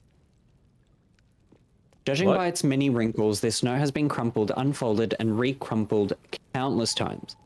Dearest Lord Gortash, your almightiness, repleasant master of Baldur's Gate.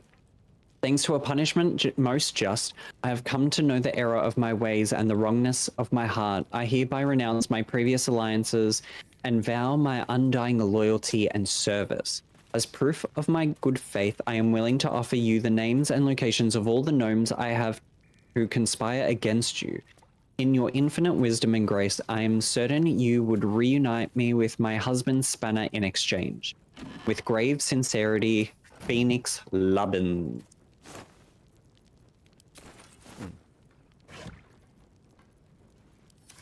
Dumbo Pumbo. Yeah, this was...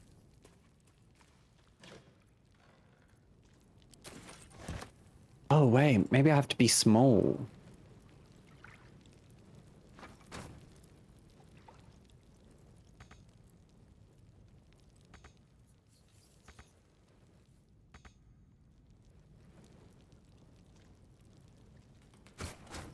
No.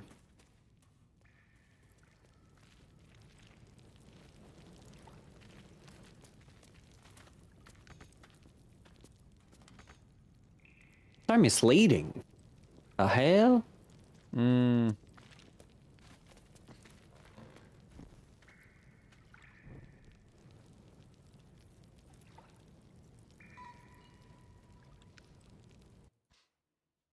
Okay. Did you go back down? I did. I did indeed.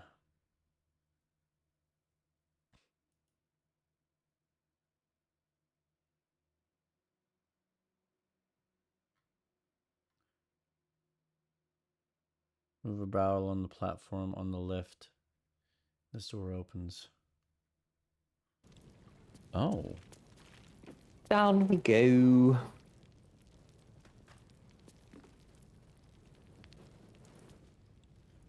So there is no barrel because it got destroyed.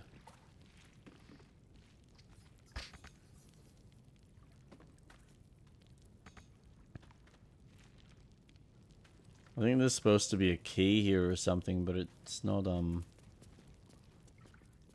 it's not there. Or like a switch.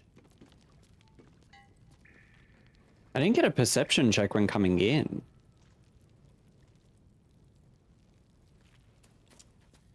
It's because my dumbass decided to destroy everything.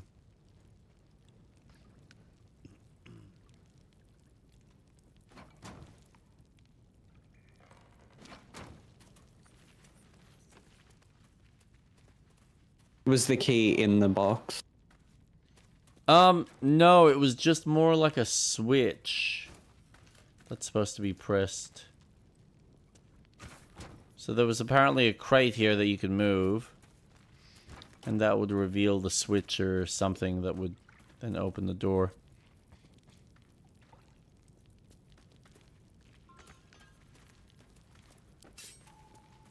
Attacking with range? But I...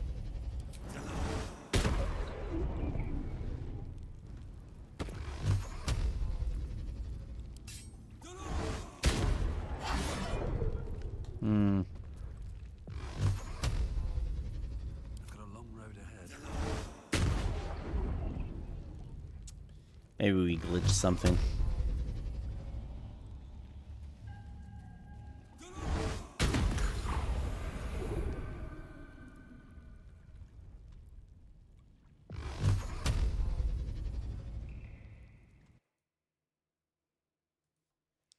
That sucks.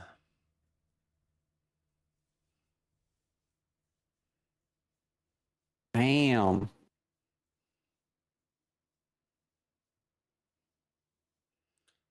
Unlocks the door in Old Gallows' basement. Some walls can be destroyed. Guess that is one of those perception checks, maybe.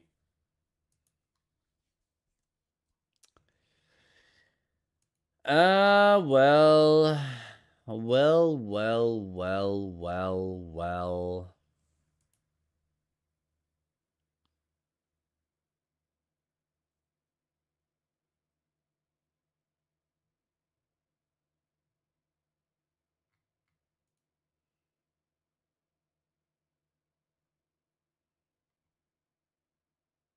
The only perception check I got was for the traps.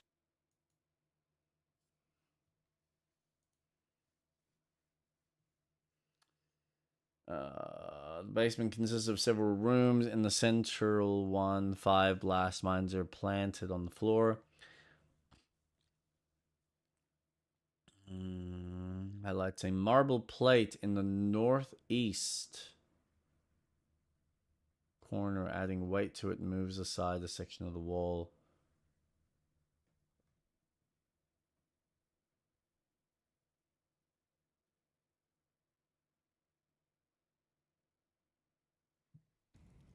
Wonder if the gods are watching me.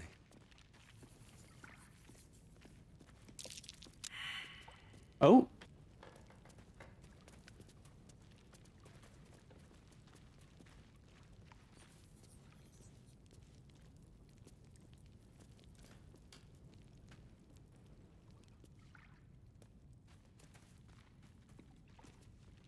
You got a perception check? No.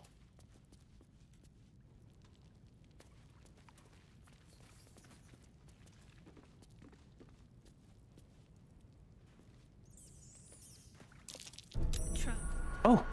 Ah, a trap. Oh, it must be on the other side.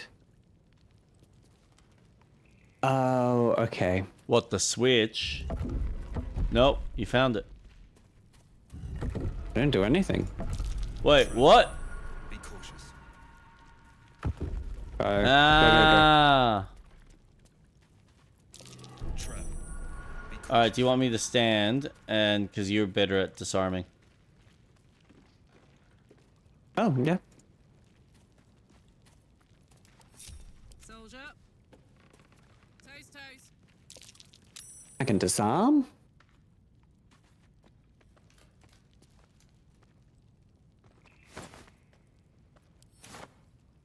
That Femage is really shit.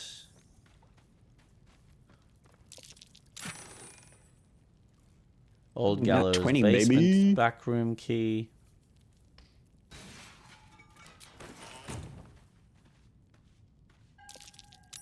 Nice. And now you can save. Bye. Oh. I guess we live here now. Have fun. I'm going to get Lazel.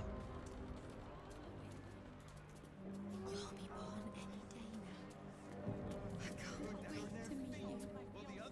You guys can craft so many elixirs. Yes, we can.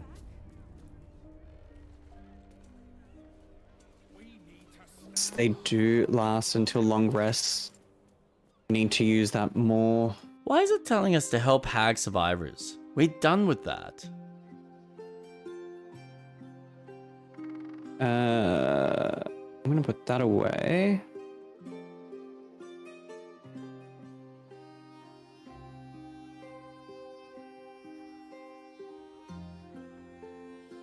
We're not trying to will hoard be them. useful. Okay, now, did we need to go back to the House of Grief?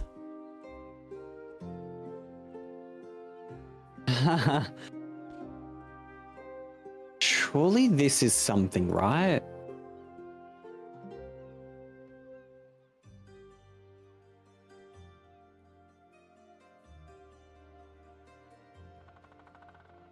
Not.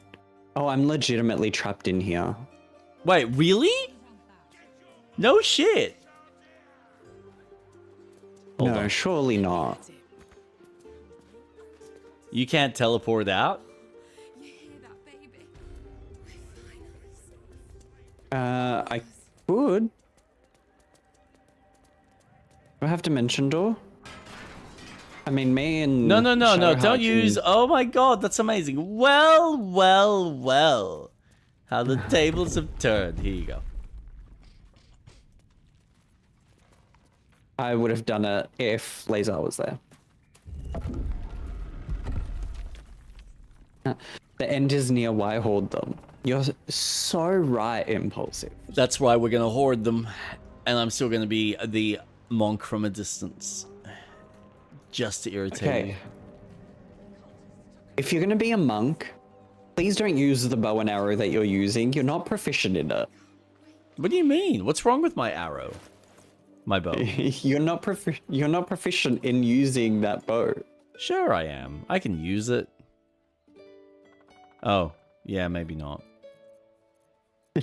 But it has good stats, so it does work for you. I thought I had just don't one use that it. was better. I need a crossbow. That's what I need. Because I was proficient with the crossbow.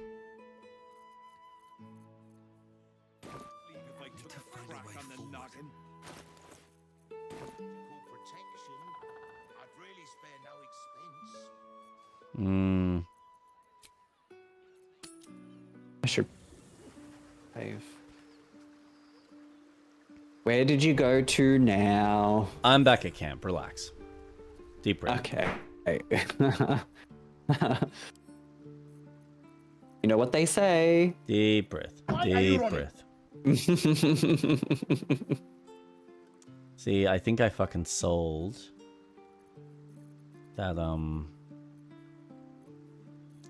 that crossbow. Or did I give it to someone?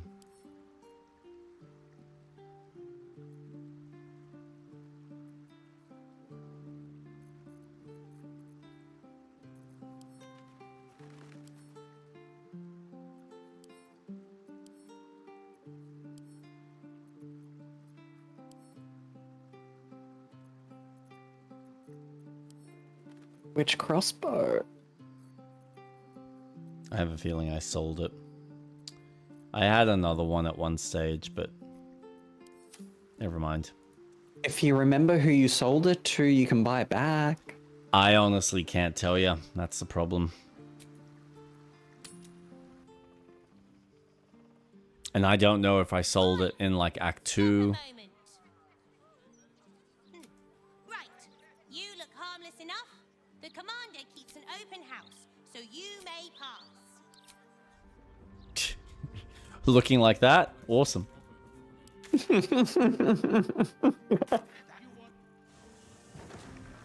I should not be talking to children while I'm wearing this. I think you should be talking to children. How else do you encourage them into the BDSM?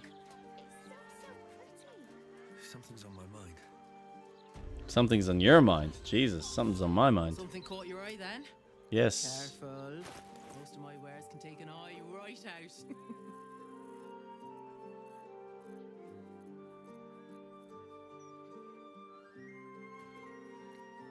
Nah. All right.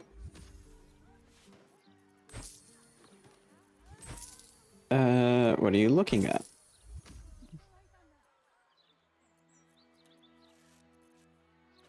Underwear. Brim hats.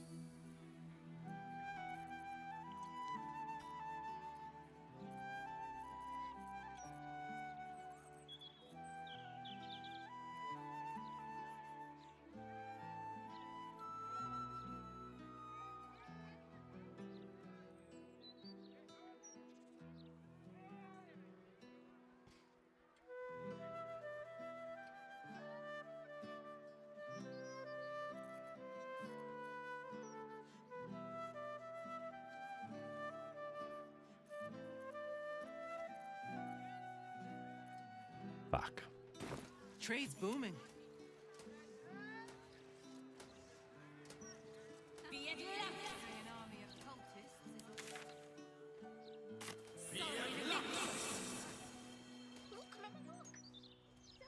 Hmm. Okay.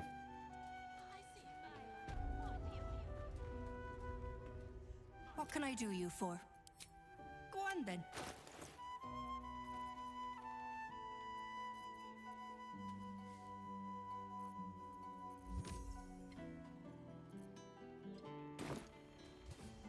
Welcome. There's been some debate whether you'd even show up and face the consequences of your actions.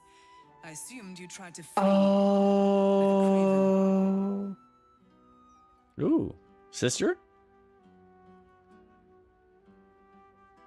Did you I repeat? know you. I like to be on a first name basis before I give someone a thrashing, ideally. You haven't changed one bit, have you? It is her quest. It all in the end. I want you to know how much of a failure you truly are. It will come. All in due time.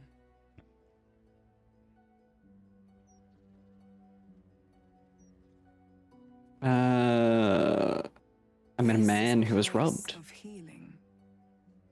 Anyone who partook in our methods did so willingly and left with a smile on their face, freed from their troubles. Would you accuse a surgeon of robbing a tumor? I think not. Well, depends on how much you like your tumor. It's not a tumor. Oh my god, I was gonna say it and you just did it for me. Thank you. You're welcome. First, you submit to the mapping of the heart. Only then can we know what is to be done with you. The mapping of what? This is the house of grief. We strive to help those whose hearts have grown They remove heavy, people's memories. be it with anger, melancholy, grief. Yeah. She's the one that blanked her brain. Submit to the mapping and reveal what lurks in your heart. If you consent, follow me. She has really straight teeth, Leave. but they're also a little bit buckled.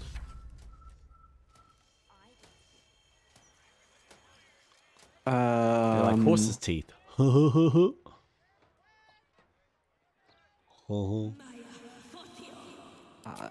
Yes, I follow. Welcome, friend. Your burdens are Ooh. soon to be made as light as a feather. Trust me. Okay.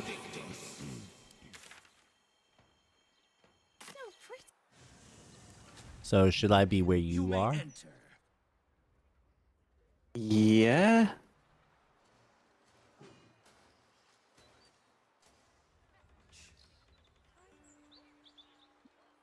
Just being Common. Please, enter. The mapping of the heart requires utmost privacy. It will begin as soon as you are seated.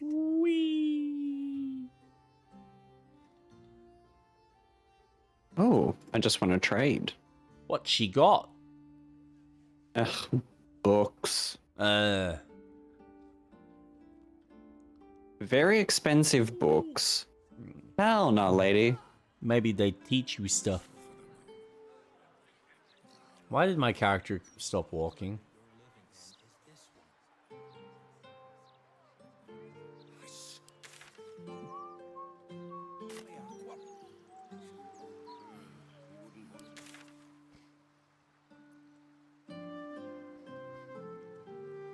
Dum de dum de dum.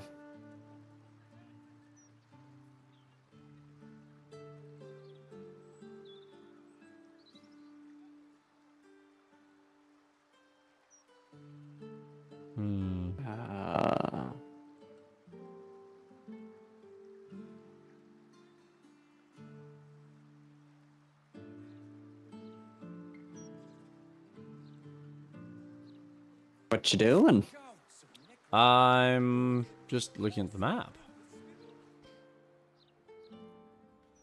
You about to walk through the door into the house of grief? Yep. Then grief me up, sir.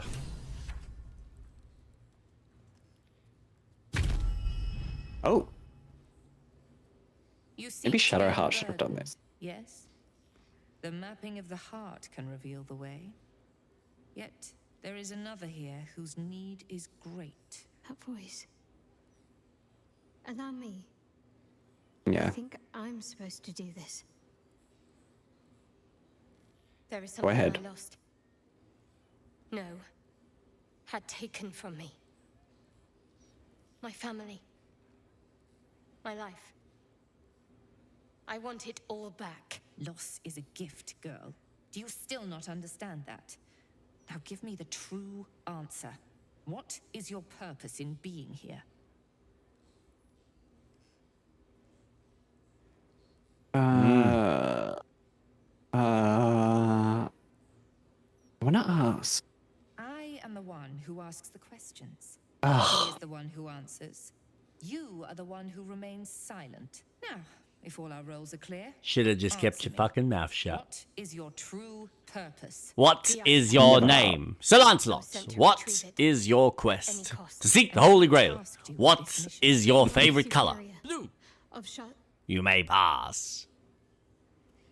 It's you. Give me the honor of my name. In full. I can't. My memories. I know what's in that head of yours better than you do, girl. My name. Mother Superior. Viconia Devere. You still have the wits to recognize your betters. Good. Now descend. You have much to answer for. Oh. Okie dokie. I like where this is going. In we go.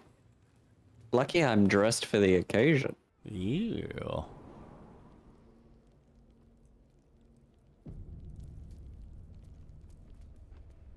Seems simple enough.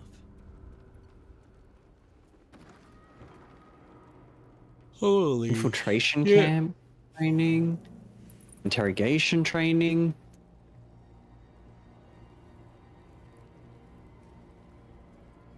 Why are you running?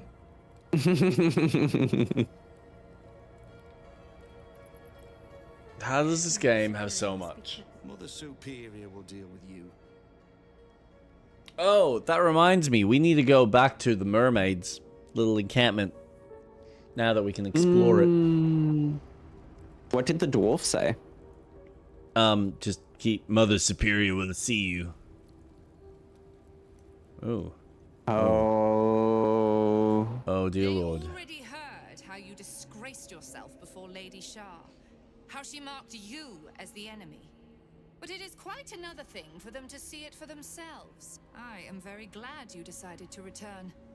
A cautionary tale such as yours will be studied by Lady Shah's initiates for years to come. But perhaps I can make a case for some small measure of mercy. Give me the artifact, and I can at least make this quick. Enough. I don't answer to you. Not anymore. I'm here for my family. Yeah, Mayal. That's right. Fight for your family. I know what you did. And it's not going to be quick. Not for you. This is your family. And now you have turned your back on it. The artifact was your last chance to prove yourself. And you squandered it.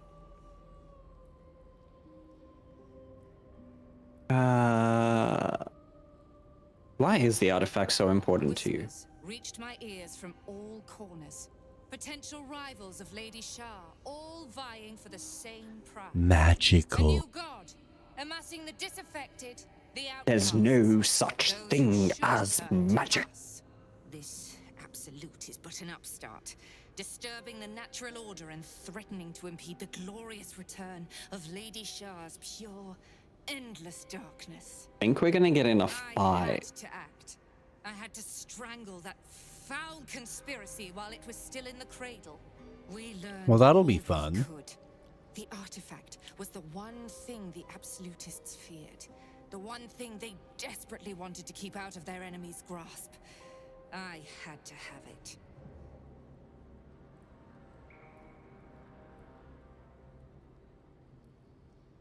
I bid you to do all this? Lady Shah's concerns lie elsewhere, with another. But she is a goddess. She can afford to ignore that which does not threaten her. I must keep her faith alive in mortal hearts. Bolt. I must defend her ways, lead her children, stop all threats. Even if I must go against her wishes, I will prove myself her most loyal servant. Shah doesn't care. She was always going to use you and discard you. But now I'm going to deal with you first. Oh shit! You then, surrender this one to me now, and you can consider Lady Shah's forces your allies in the battle. Fuck no! No. She's all yours. As you like. Lilala, for Shah! Licky licky! Oh, licky licky! Oh boy. Holy shit. Well, fuck.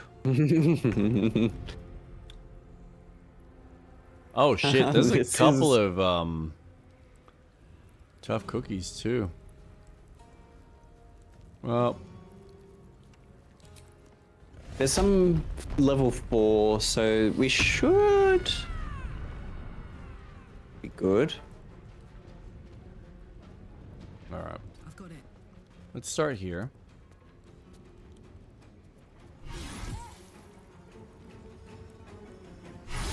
Boom. Another fight. Let's go.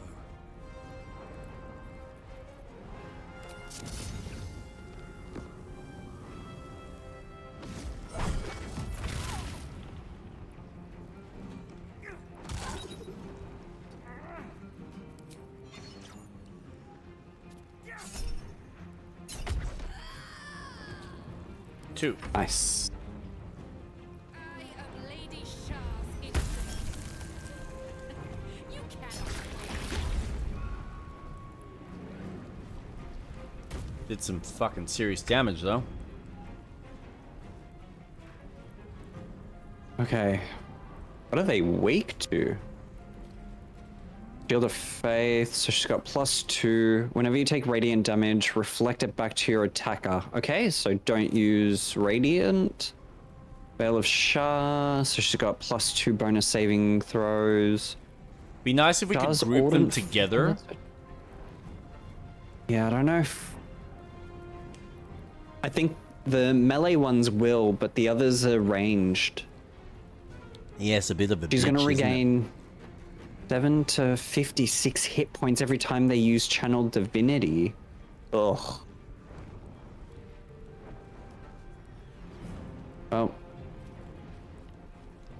Well, let's just figure it out.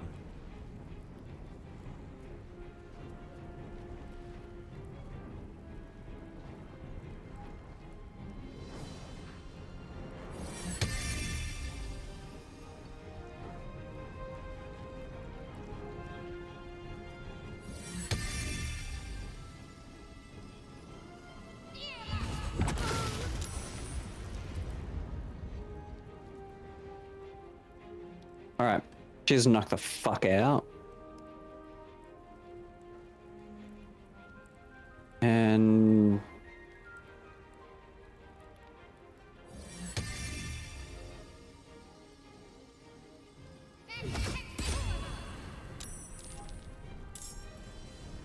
that'll be good for some sort of distraction at least. Fuck, it's gotten cold in my room.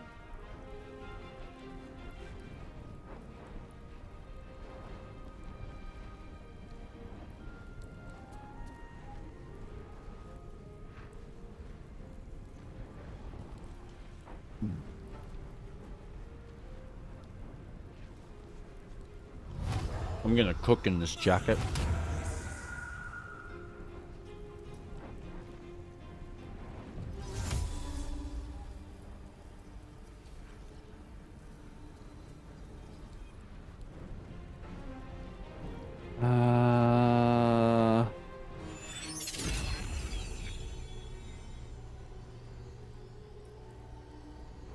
Just get...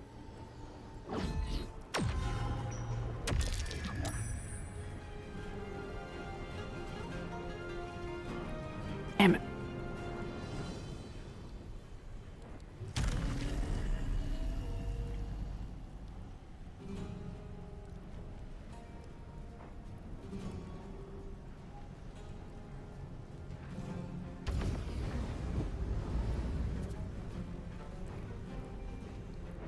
Okay. Ugh.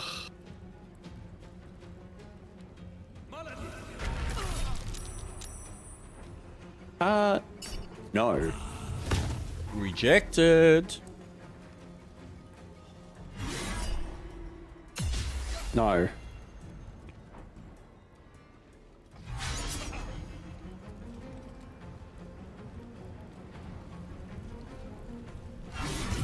Oof. Oof.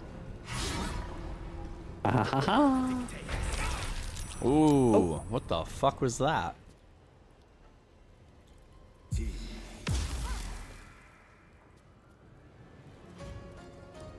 This is the bitch is waiting for everyone to fucking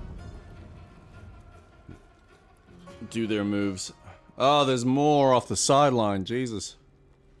There's a lot.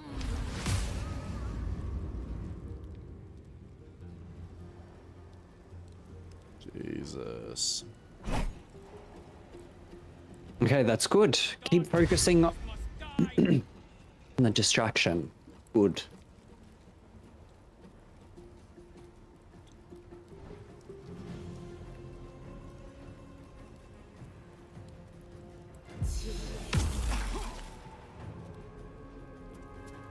Don't like that. What does that do? Cannot regain hit points. Oh no.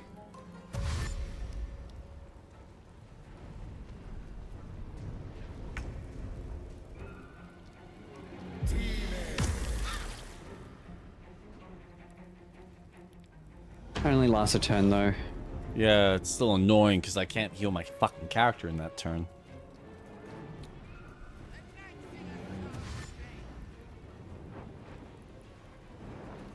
Haunted by darkness.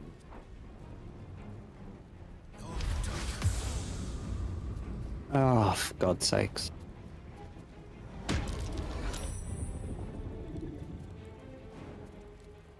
Who thought this was a fair fight? Larian Studios. They must have been fucking high.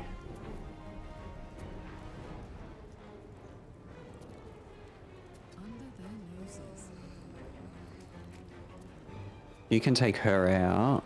That's kind of what I'm planning.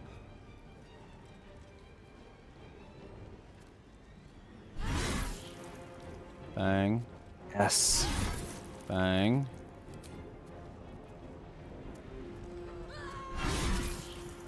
Goodbye. She's knocked out. The hell?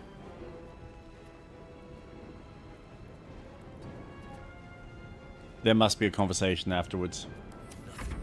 Yeah.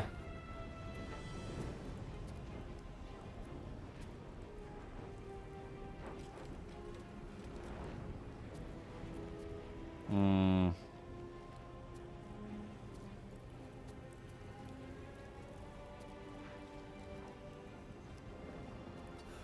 One day I'll catch a break. I don't like that. Ouch. I'd rather deal with these fucks.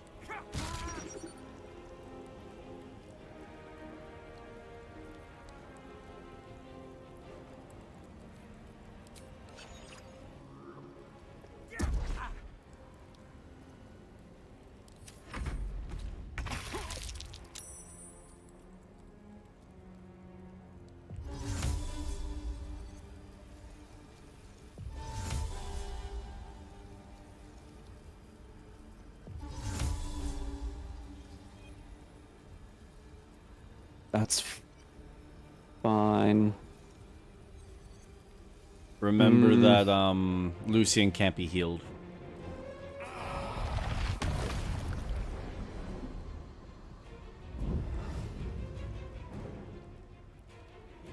I'm just thinking, what do I do?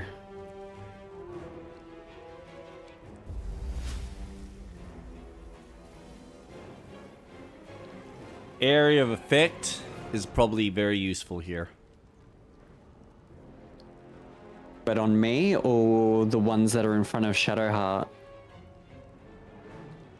Depends on who you can reach and who's more likely to survive.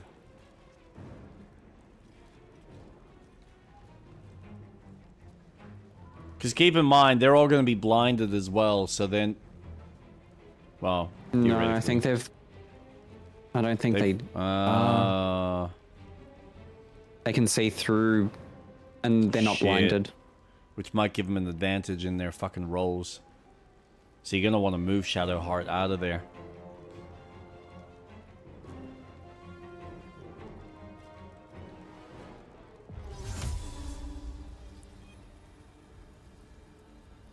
Yeah, attack rolls against blinded creatures have advantage. So if they can see you...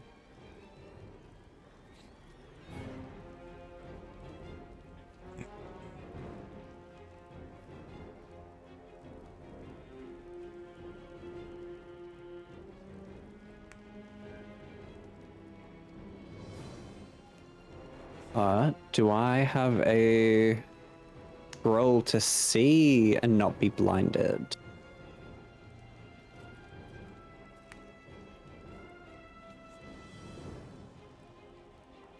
No. Oh no, scroll of blindness. Oh no, that blinds a creature. Yeah.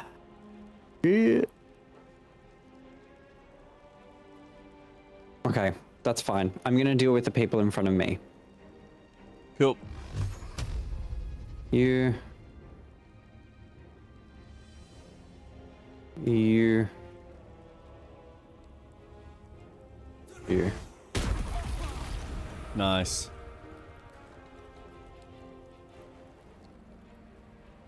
And then I'm gonna cast Bardic on you. Yeah, awesome.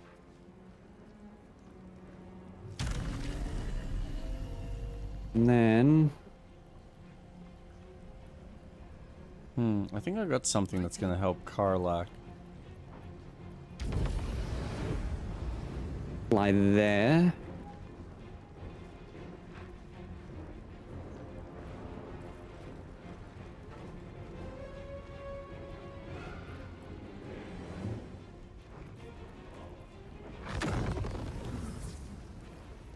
Wait, didn't I have... Was that linked to something else? Maybe that was a different weapon.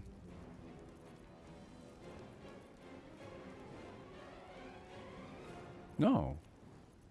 Ah.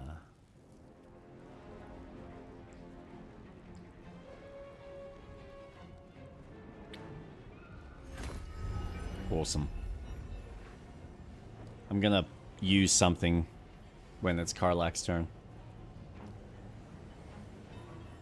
Okay.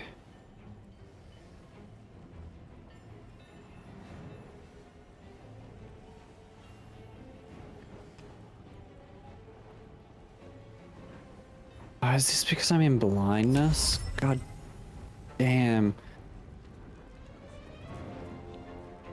That's radiant damage. Fuck, everything I have is just radiant. I would honestly... and are they... Yeah, but you can do if I radiant. do radiant damage, no, I think it attacks me, doesn't it? No, that's only with the other character. Oh, the main one. Oh, then why am I worrying?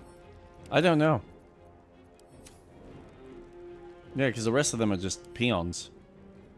Annoying peons, but...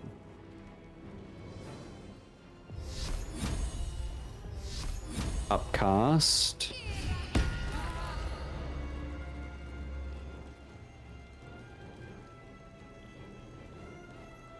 I would just recommend moving out of the blindness so that they don't have an advantage on their attacks. Yeah.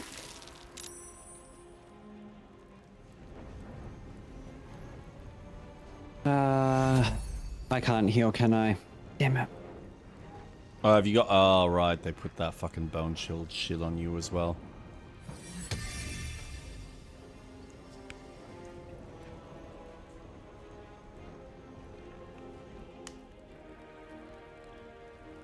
That's alright. They should be funneling through... Okay. The hell?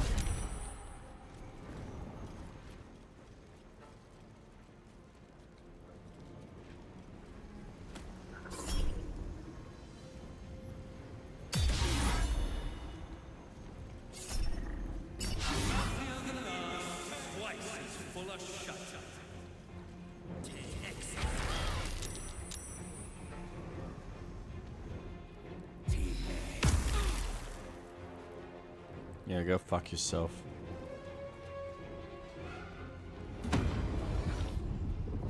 Oh, what the hell?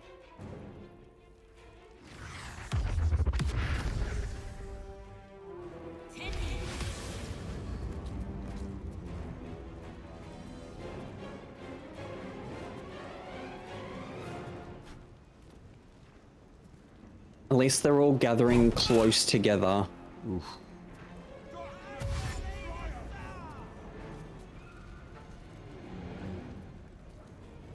That's fine.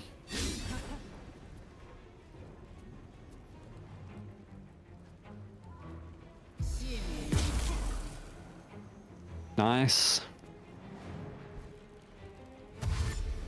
Come closer. Mm-hmm.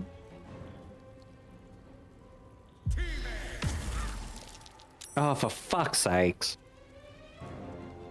Yeah, that's a bit annoying.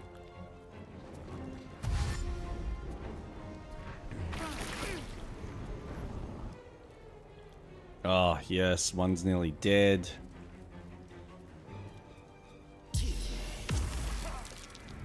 Damn it. Fuck your bone chill.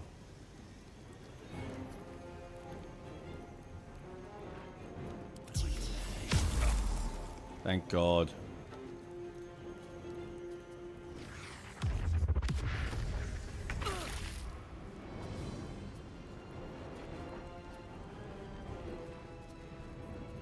Alright. Fuck yes.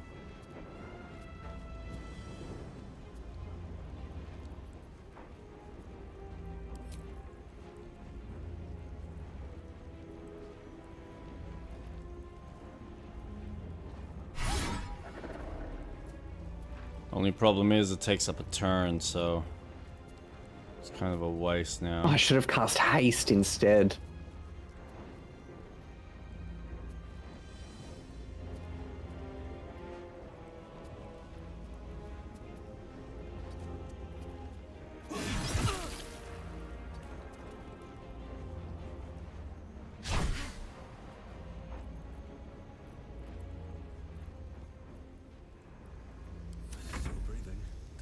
Alright.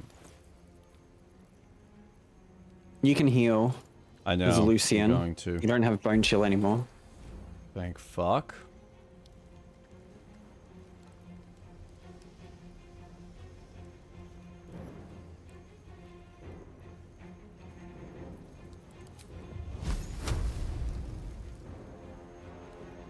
Do you have any area of effect attacks or anything? I do. It's just deciding on which one to use. Without, like, killing you.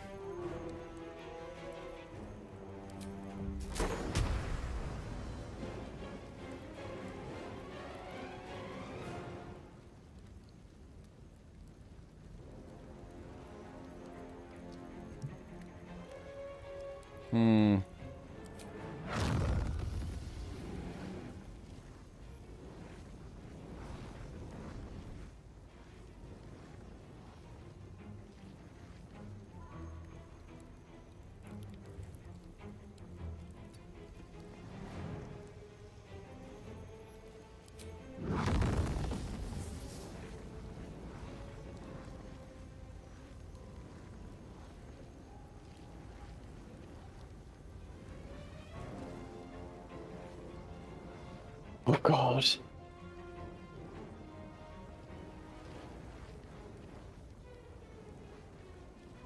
Hope your soul is in good hands. Nice.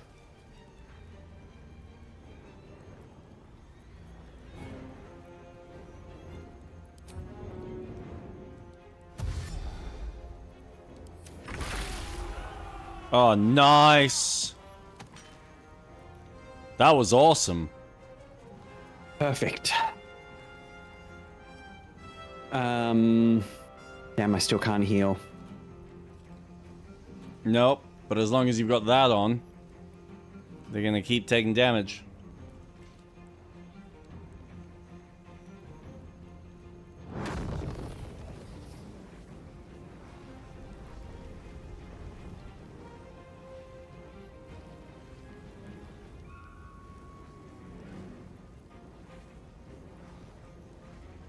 Anything I do because I'm blinded. God damn. Low percentage?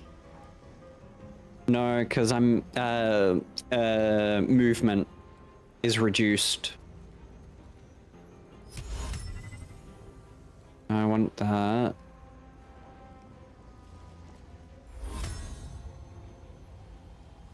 This is something.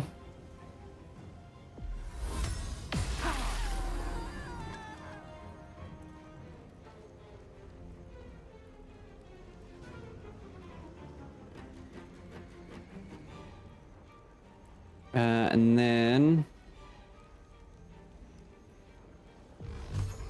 you fuck off, and you...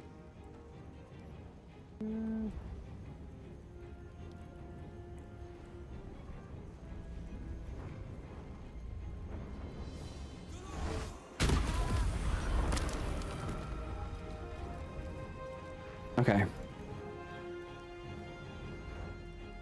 We're getting there. We are.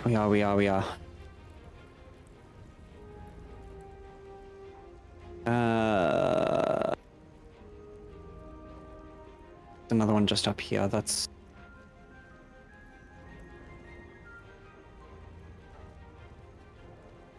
If I keep getting her to move back up the stairs...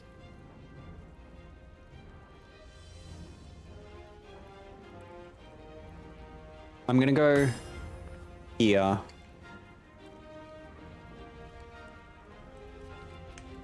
Just so then we can start funneling more of them.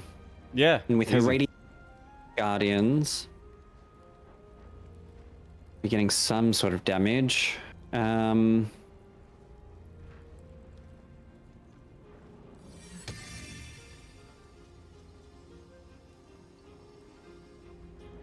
And then hopefully...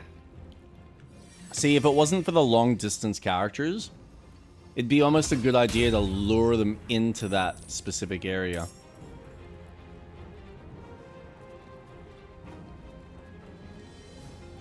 And... want to heal. Not yet.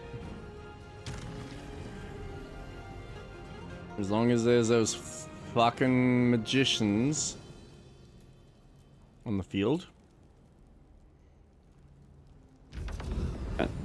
That's who I'm going to target next. Yeah, these fucks. The intelligence. Go. Get hex, cunt. Oi, cunt.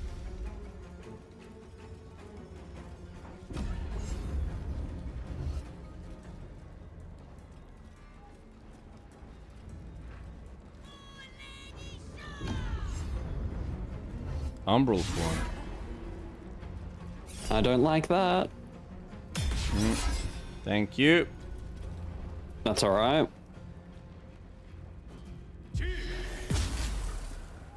Good, yes. Yeah, come closer. Thank God.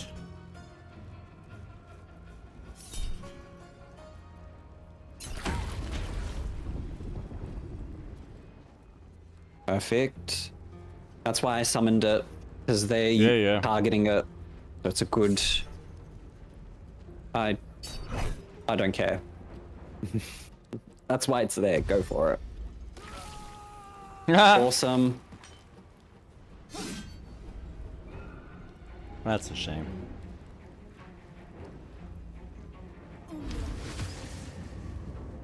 Oh God. Thank fuck.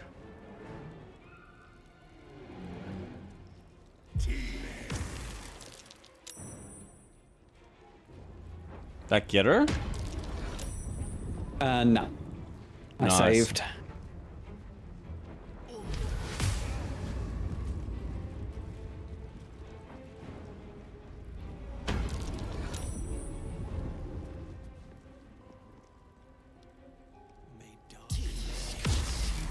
Thank fuck.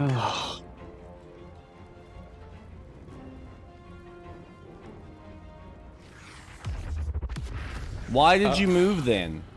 You know what? Don't question it. That's fine. But no, that's just no. Wasted turn. No, let them waste turns. Oh my God. You know what?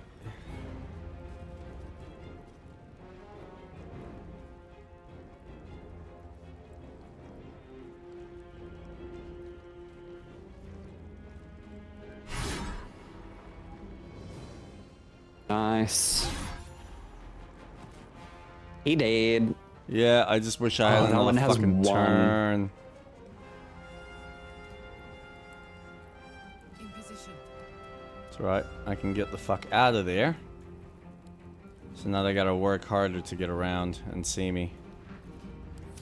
I should be able to get the one with 1 health and start dealing damage to this one.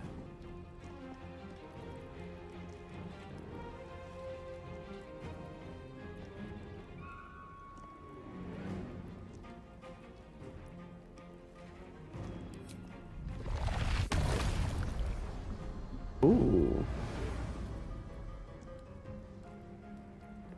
What's that? Were you going to use repulsor? No, something else. Ooh. Hmm.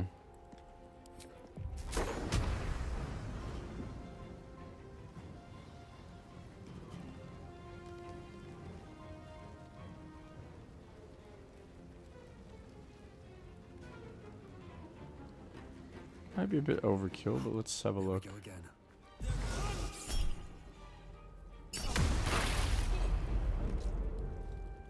Nice.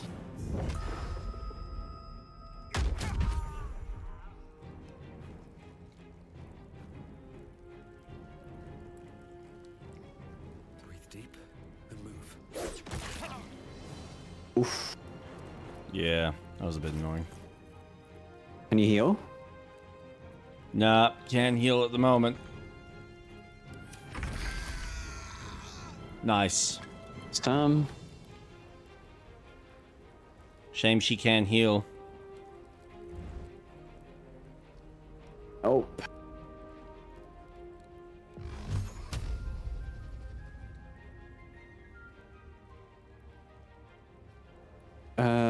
I would say deal with Yeah. Sharon.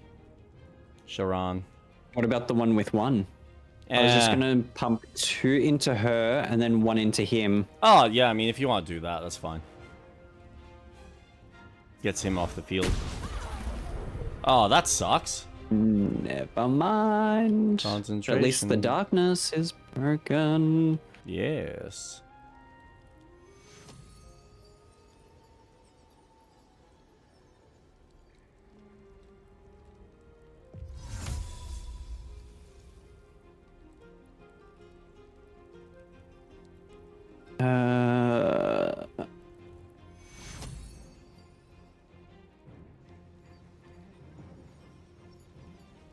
You're just out of my range to cast healing. It's alright. That's my bad for moving too far away. No, you're fine. I think you played a very smart choice. Alright. Not necessarily, What shall but I- we shall see. I mean, either way, I think we're going to be doing a short rest after this.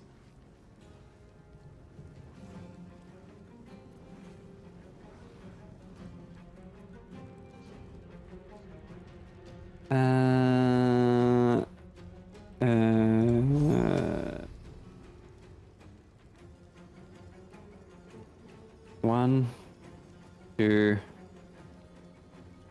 3, 4. Nice. You. And then. Damn, I hate that I can't heal. Mm-hmm.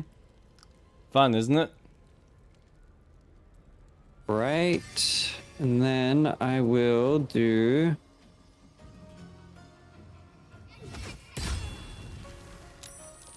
Deal with that.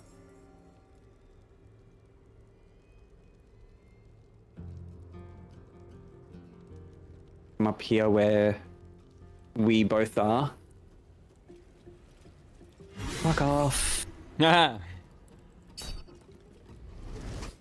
Boom. You can't touch this sexy body. Yeah, suck shit, bitch. Ah. Ooh. Fucking burn, bitch. That sucks. I don't like that. No. I don't like that either. Did you guys evolve your tadpole? You have a special tadpole in one of your inventory that unlocks stronger tadpole powers. Street Rat has, I have not. I had no choice. No, you made a choice. You chose to have sex with the squid. That was that's before. You are on a close call with fucking Shadowheart.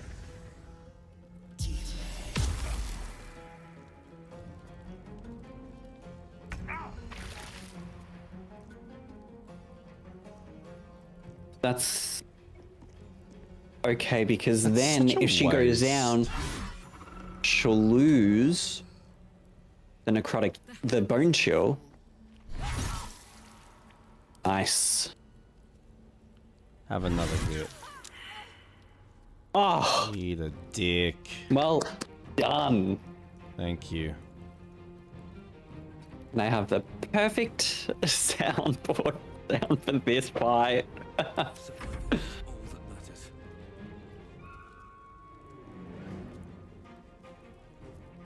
Alright, so there's a bunch there.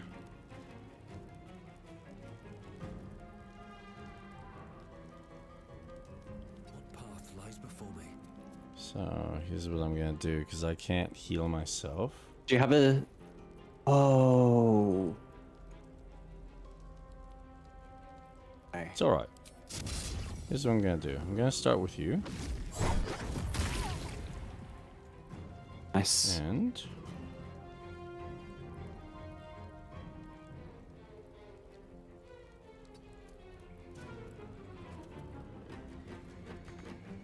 Really?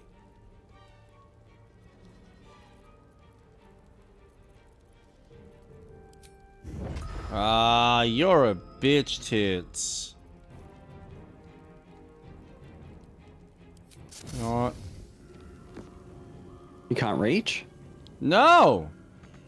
That's bullshit!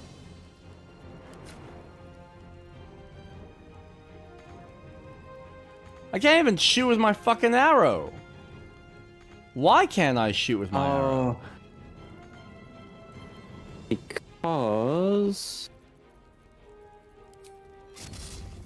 I don't know. That's such a weird space. Man, something's off with that, the way the step works. Because I should be able to shoot from here. You should see this on my screen. It's fucked. I'm afraid it will crush my PC if I do anything. No, that's fair. That's what was happening with Shadowheart. Anytime I did anything. But you're not blinded, are you? No, you're not. No. It's alright.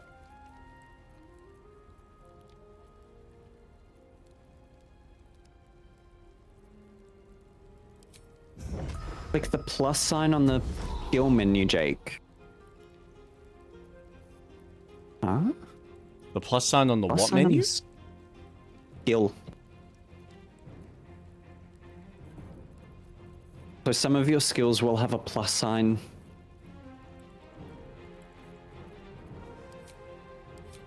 Oh, that one. It's just trying to open it up. So good. Your turn. Well, if you can get rid of this fuckwit.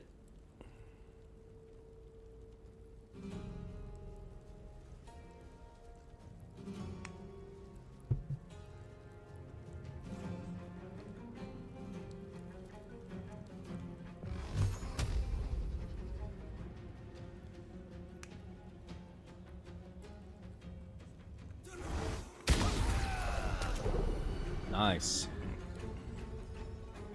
Shame about the critical miss. Let's not talk about it. I still can't heal you. God. That's okay. Damn. Right now I'm more concerned about Shadowheart. A poor baby. She's fought so hard this round. She's been doing so good. She really has.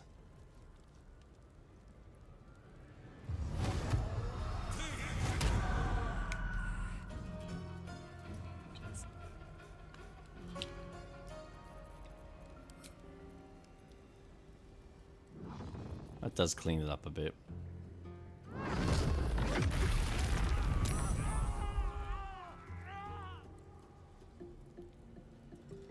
It's 2 down. Amen. Okay. Don't. Good. Bitch. No, come closer. No, don't be afraid of me. Come closer. It's your axe's turn. He's never had such a long...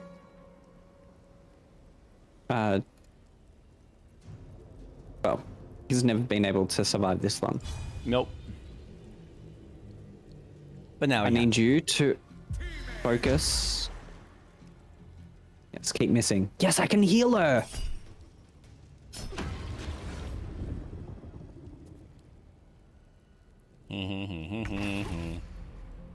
That's good. That's good. Look who's coming for daddy. Oh. Can you feel it? Huh? Kenya. Count on me. Perfect. Oh my god, we only have one left. I know, and you know, it's a shame. Don't push me. I wasn't planning on pushing you. I was planning on throwing you. You could throw me closer if you want. No, I was gonna throw you at the enemy. But I Yeah, don't exactly. have enough moves. Damn it! Nah. Just gonna have to. I'm just gonna fly there. Alright, well, I don't think there's really any. It's just him, isn't it? Mm-hmm.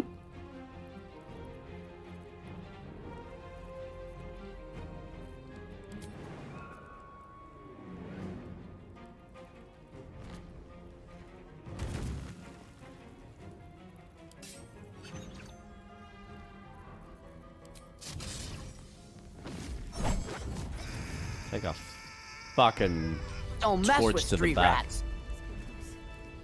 We did it! Yeah! Now I can get a whole bunch of items that I can then use to buy more potions. Alright, Keep I'm us gonna alive. talk to... Do you want me to talk to her? Yeah, might as well.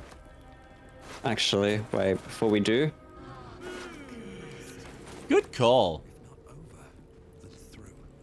And... Save. That was a good match. Classic Jake taking items he'll never use. No, that's... Hey, maybe he'll I'm find not, a crossbow. I'm never going to use them. This is purely for monetary value. Send me to Lady Shah's embrace. She still has answers I need.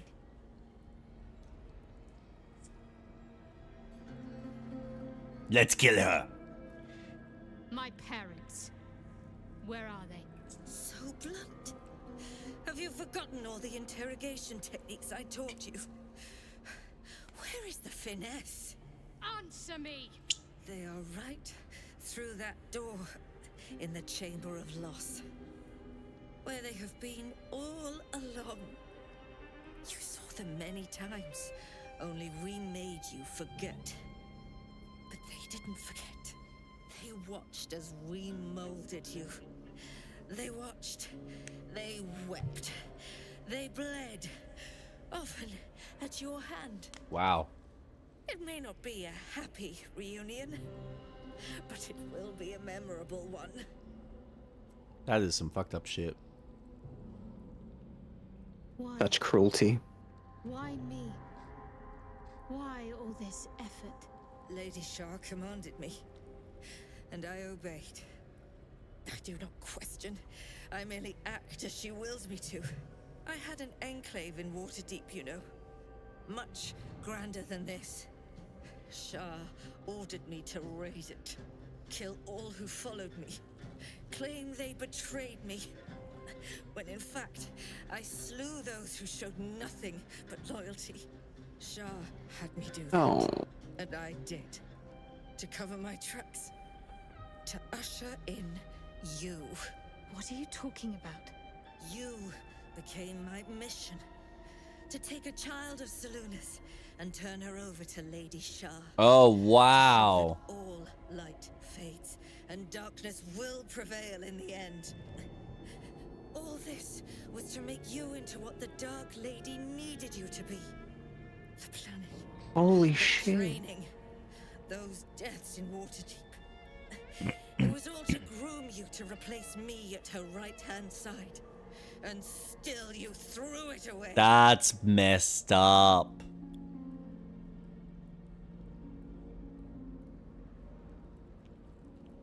Are you expecting sympathy? No. What do you want to do, I Shadowheart? see my parents. And I don't care what happens to this one. She's been in my head long enough already. Do what you like. I know you'll choose well. What are you doing? Come back and finish this yourself. You owe me that. Let go, Mother. Embrace loss. Huh.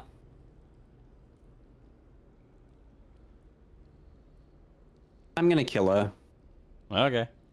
Hey, you're playing your character, and I mean you look the part. I don't have a dagger. I draw near, my lady.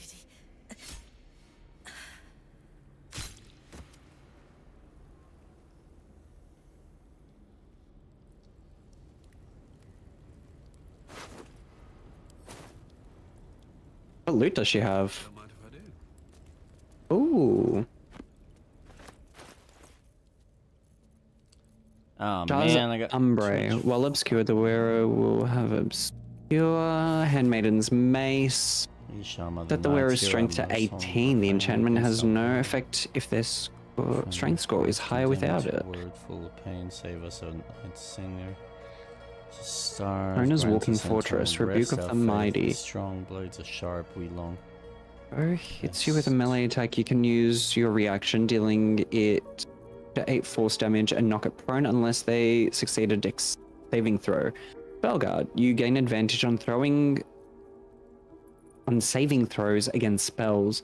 Spell attack rolls against you have a disadvantage. That is a very nice. Oh. What's this? Very nice shield. Oh. Must be connected to the offerings on the altar.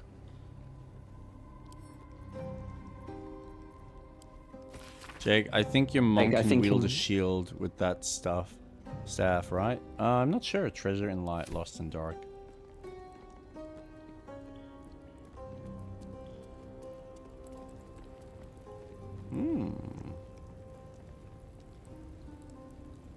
Would you like the shield? I can give it to you. I never actually thought about using a shield. It's good to have defensive. the Yeah, stats. yeah, absolutely. Because you still get the benefits of the shield. Like I've got a bow. So, did she have anything good? Yeah. Something good here, I hope. What's cooking?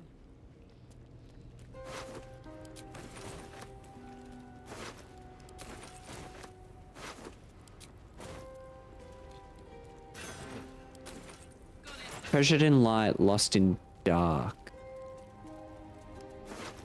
Do we have to put something in there? Well, I Did you did take just something take- from the altar? Maybe. What kind of item was it? It was a dark stone. Is that something you can interact with? Treasured in light, lost in dark. I'm wondering.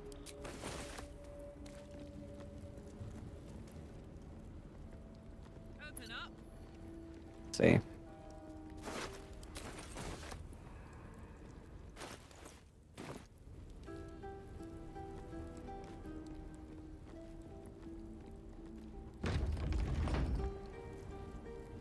Maybe in here?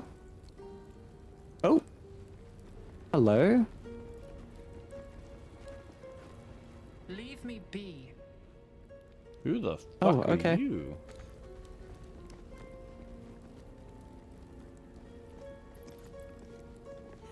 These jewels. Why do I remember these of all things? A gift from Soldan Dog Justicia. Curious. I could never quite tell if she was proud of them or not. Root porridge. I'm wondering Banana. if the helm is to be Cinnamon roll. used. Maybe. I'm gonna put it on.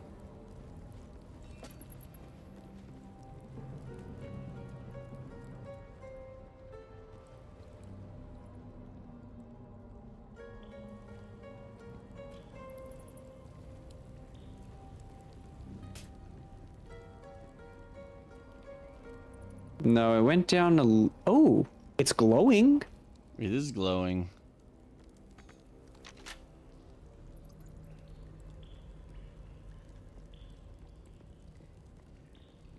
What if you put the stone back?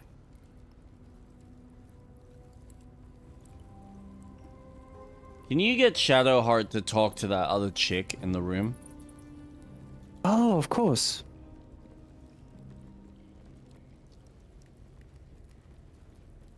Good idea.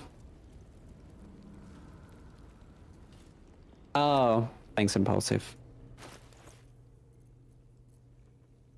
Shadowheart? I wasn't sure if I'd ever lay eyes on you again. It's me, Nocturne. Do you remember? Remind me? We trained together. We used to be close. I'm glad to see you're all right. I don't remember you. Oh. A pity. Perhaps we can talk some more later? That is, if you're not about to turn on me.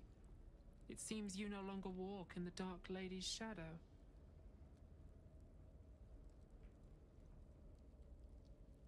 I'm not gonna say Shah anything. condemned me. By her decree, you and I are enemies. Only if you wish us to be. You may not remember, but we shared a lot together once. Good times. Hard times. I will not turn on you, even if it angers Lady Shah. That's good enough for me. Yep. I'm not sure what I expected coming back to this place. I'm certainly not a friend. There must be all sorts you can tell me. Things I can't even remember. There are, but with the Mother Superior gone, I don't know if I can stay here to reminisce. Perhaps there's another enclave out there for me. You don't need Shah. You don't, perhaps. Not everyone is as brave. I'll leave come tomorrow. Come see me before then. I was working as quartermaster. I can sell you some things to aid you. And we can catch up. Nice. What do you have to sell? Do you seek to trade?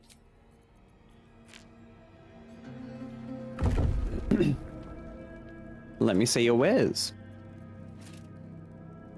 Potion of Supreme Healing. I will purchase. I'll purchase those. What else do you have? Malice. Coat your weapon with poison. Lost in dark. You can lock the door.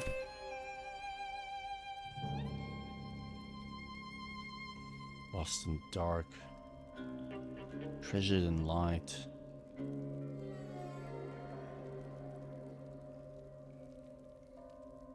Alright, Impulsive. I'll try it.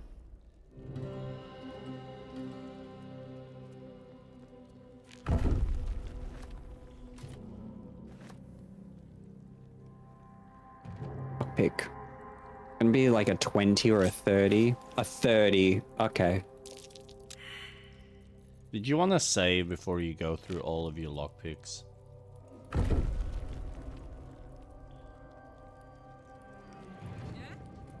Good idea.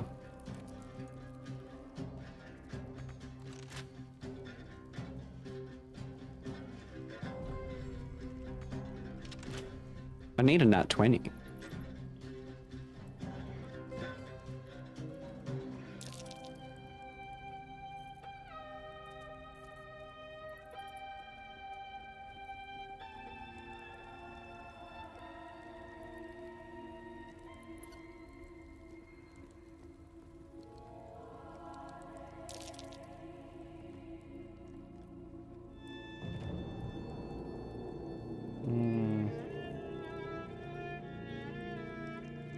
Got one closer, got 28.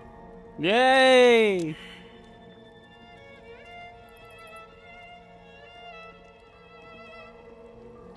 What does she sell? 29.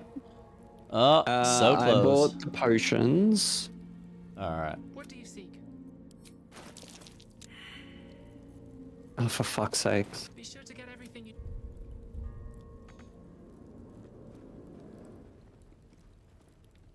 Oh, there was still another cinnamon roll there.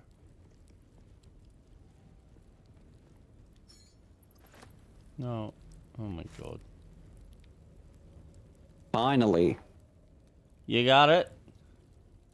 I got it. Totally doodly. Those poor lockpicks.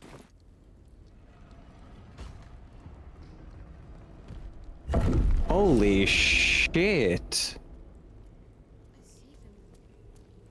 I see my parents. What's been done to them?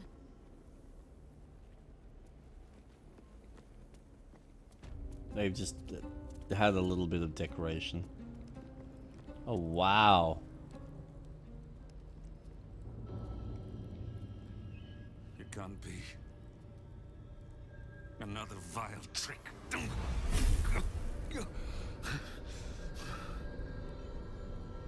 No, there is no trick. It's her. Jennifer. Jen. Oh. Our little girl. Moon Maiden's grace. It is you. I'm here to get you out of here. They're all gone. It's over. Oh, we're gonna be in another fight. Again? We're gonna have to fight Lady Shah? It is not over. You see, it matters not if you raise this place. If you slay every one of your brothers and sisters. That was never where my power resided. Every time you try to step away from me, every time you try to reach for Seluna, my hold on you bites deeper. If you had learned, if you had obeyed, there would be no pain. But you struggle on. You will make things worse for yourself and for them.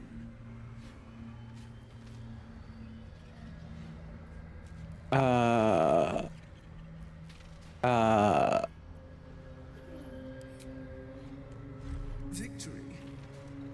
Your victory is but a guttering candle in the dark. Temporary. Inconsequential. Enough! I'm taking my parents away from here. I'm taking them away from you. You cannot. We are still bound to you. You cannot both free us and free yourself from her curse. Oh no. Oh shit. You, more than she needs us. You are the future. You must return to the fold. We are the past.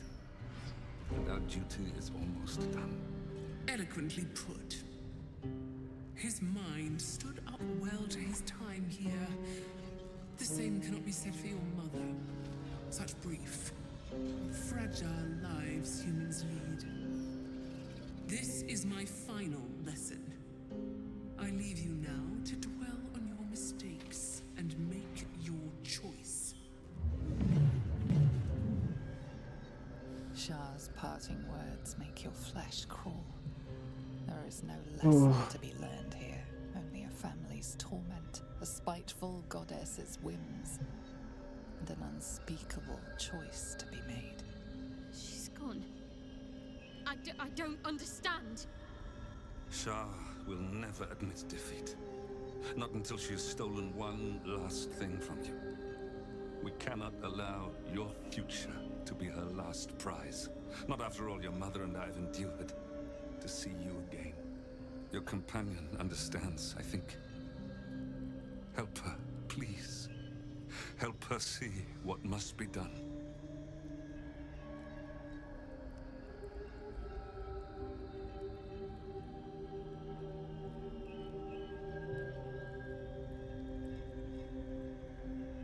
Yeah. Oh, but Shadowheart wants to save her family. Okay.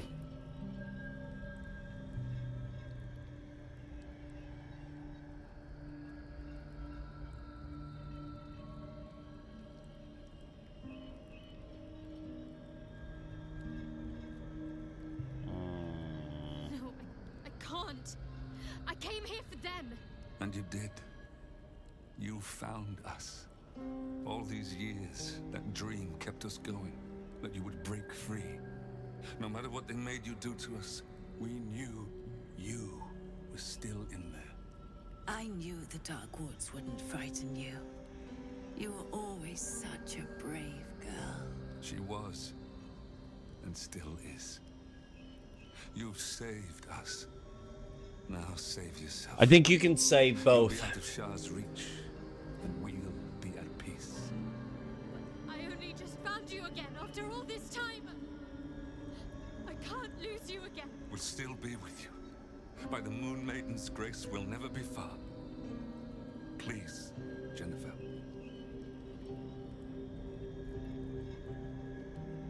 This is your choice.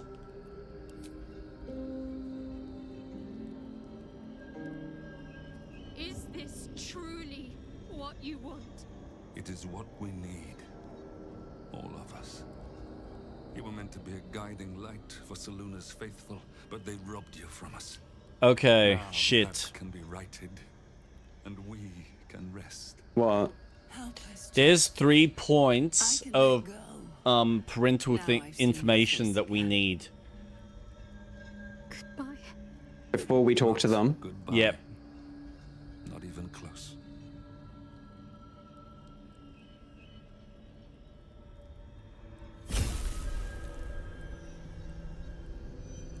What are those? Do you want me? I mean, it's up to you. I can reload.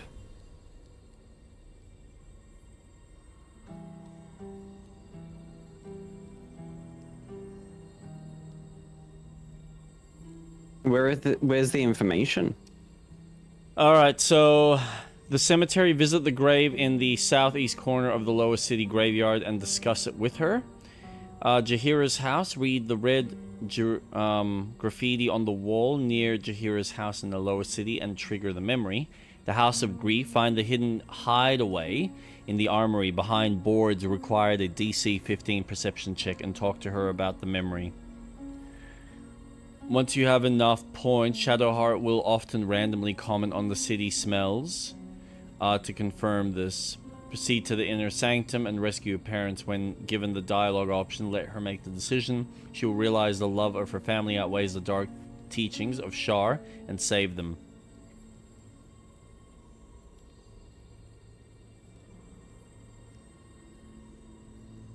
So I was wounded and suffer from chronic pain.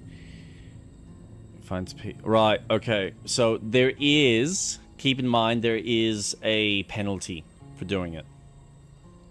Oh, what's her penalty? Shar's wound and suffer from chronic pain. However, she ultimately finds peace, happiness, and wholeness in being reunited with her family.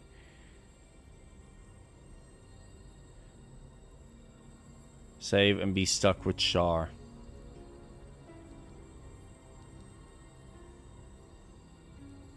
I think this is probably the direction we should go in. What Okay. we've done now.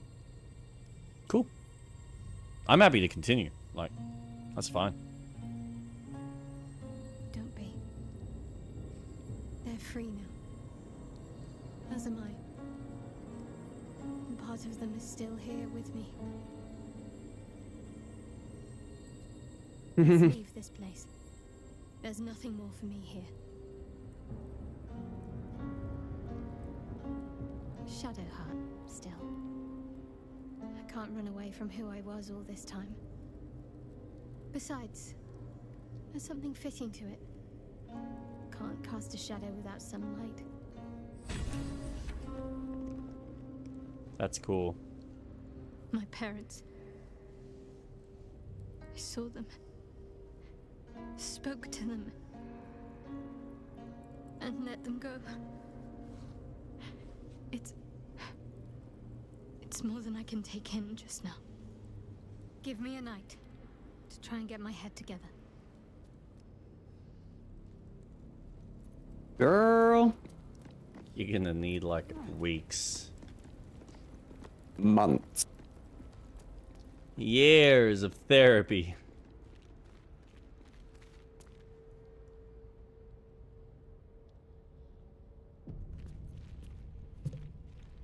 Huge polished disc looms before you. What am I doing? Being an idiot, but that's fine. That's what I do. Ooh! Because wet paint. This feels. Yeah, that's wet. familiar Yeah, somehow. yeah, absolutely. I'm sure I've stood before this mirror before. Many times, perhaps.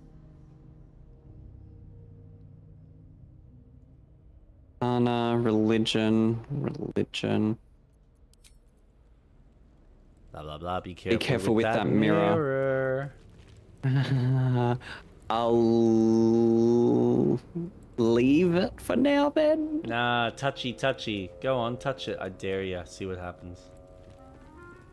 What's the worst that can happen? Oh, we're about to find out. 25. It.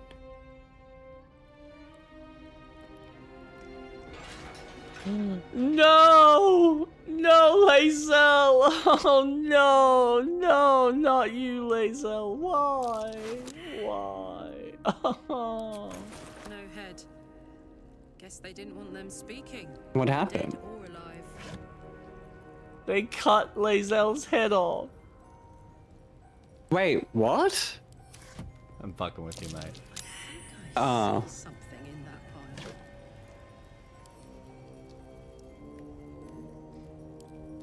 I'm not gonna get this roll. A log of interrogation notes detailing a Githyanki captive's torture over a number of days. The captive remains strong at first, but very gradually starts to slip and offer up information about the whereabouts of a mysterious artifact hidden away by Queen Vlakith. Great dark mirror looms over you, offering no Did you reflection. save before you start? Yet it feels odd. Yes. Oh, this I gotta watch then. Who's gonna fuck it up for us again? Who's gonna fuck it up this time, my friends? Oh, D20!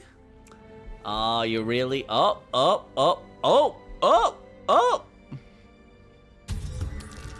Increasing his chances too. A 6. Hmm. Oh, I got a 19. You just missed by 1. Oh, lucky sod. Oh, not enough. Oh, shit. Didn't you get a 6 before? I did, but my bardic inspiration rolled a 10. Oh. Oh, for fuck's sakes.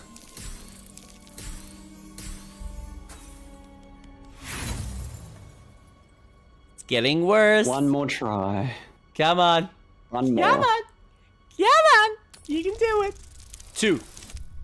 Oh. 11. 4. Got it. Yeah. A mirror of loss. A relic said to be as old as the Church of Shar itself. Those who stood before it could surrender their very thoughts and memories to the Lady of Loss.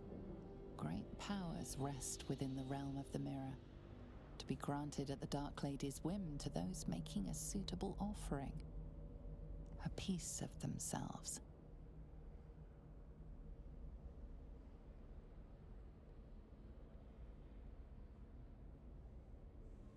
Nope. I ain't fucking with that mirror. Touch it. Just do it.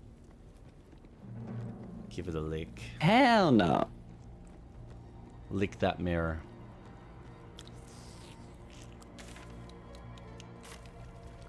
Alright, I'm out of here.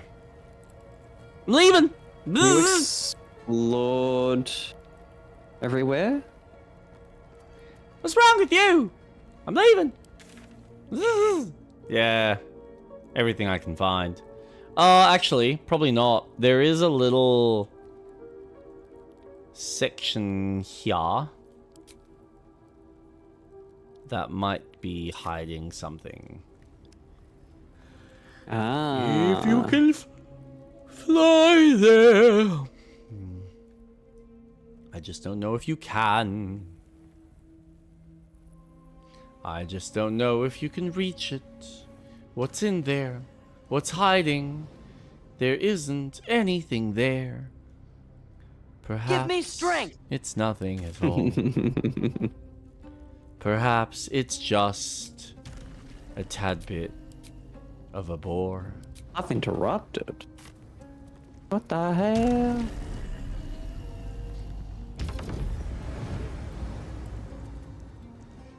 Did you? Oh, he found a shovel. Where there's a shovel, there's bound to be something to find.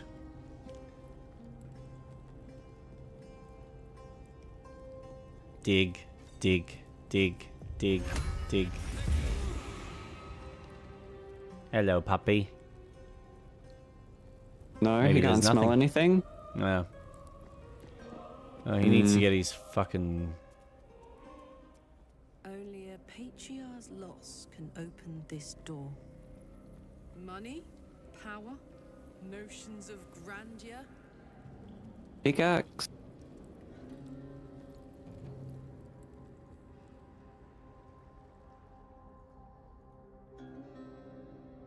No. Oh, well. Okay. Interesting. Oops.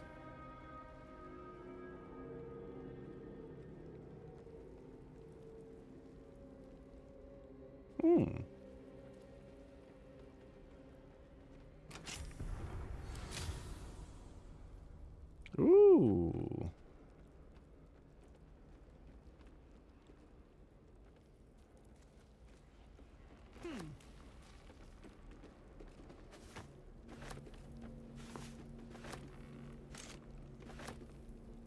I'm assuming you went through all the doors.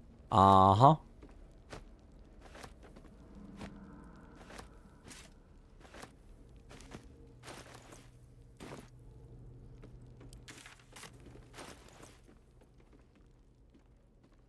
Sexy. Oh, yes. Thieves Toolkit. Thieves Toolkit. Oh.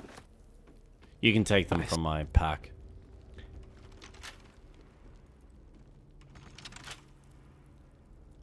There's actually some chests here that you might want to unlock.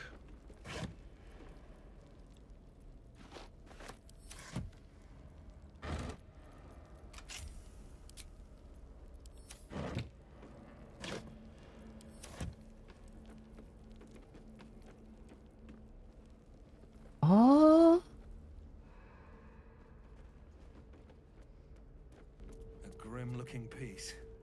I'll bet it's responsible for more than a few howls and screams. Ooh. A manual for Sharan interrogators describing 3 levels of induced stress: emotional, physical, and lethal.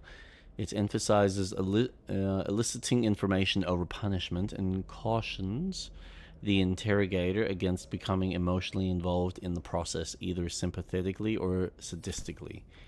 Right, so they gotta be neutral about it. Otherwise, they're at risk at killing their captive. Excuse me. Odd. What do these do? You wear them. What do these do? So just in here, there are 2 chests. There's an elegant chest and a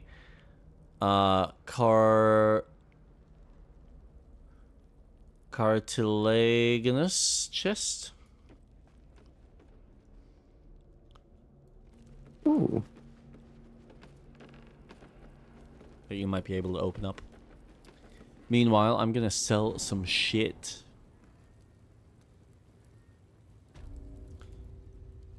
Oh. Oh dear.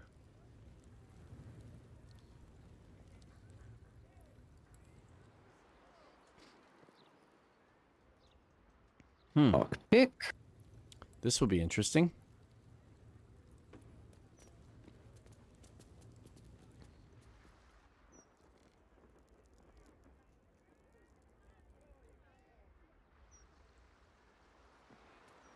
In the first chest.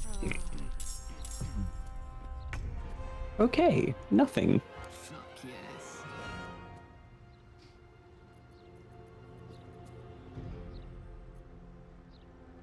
No.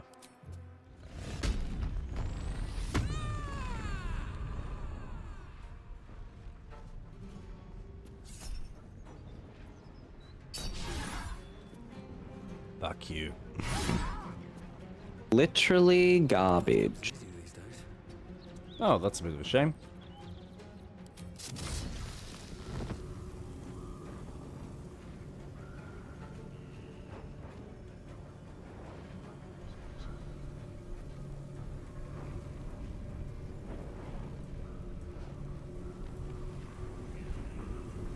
Doesn't go anywhere. God damn it. Secret walls.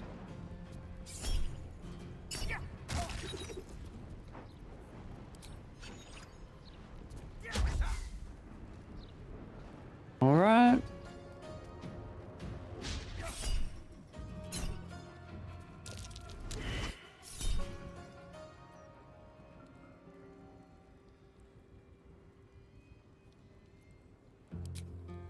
What?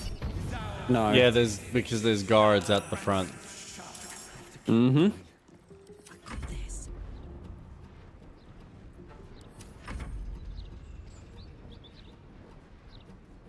Well, I guess it's your turn now.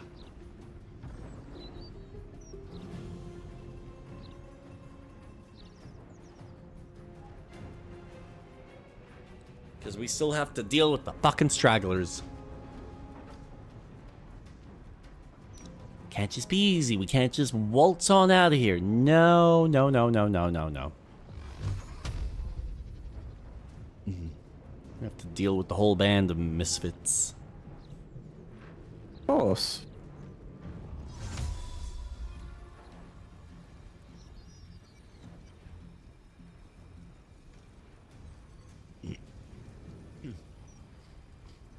And there's some outside too. Great. Yep.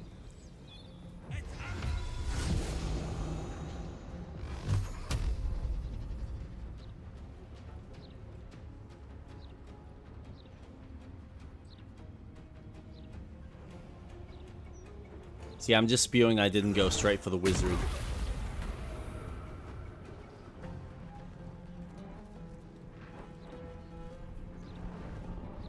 Because she's gonna use her fucking dumbass spell. Yep, that's it. Wasted turn. There you go. Well, at least they're weak.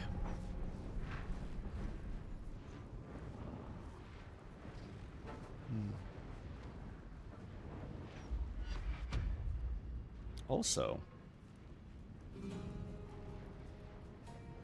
if you can hit the chandelier,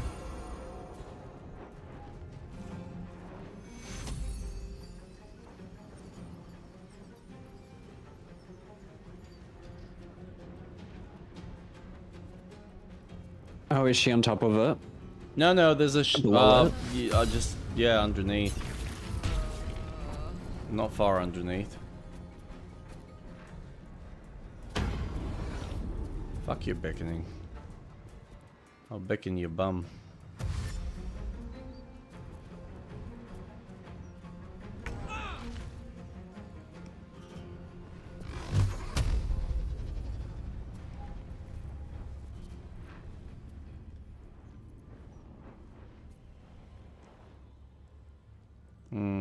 That's a problem for me. Because I can't do anything from here. Except maybe. Oh, Shadow Heart's in the way.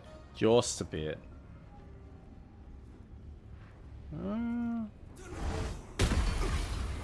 Oh, nice work. That worked. I can't even shoot.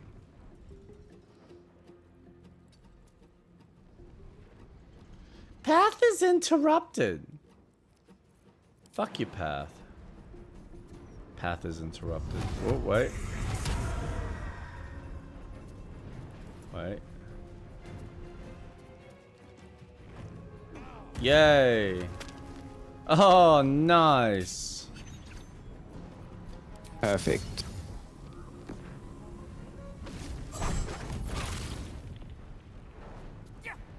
Bye.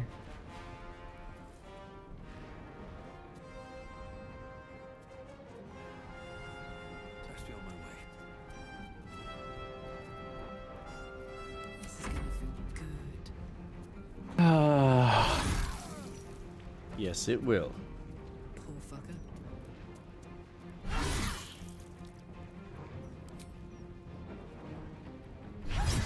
Bye.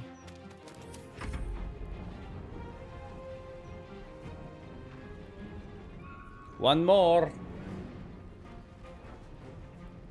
Oh.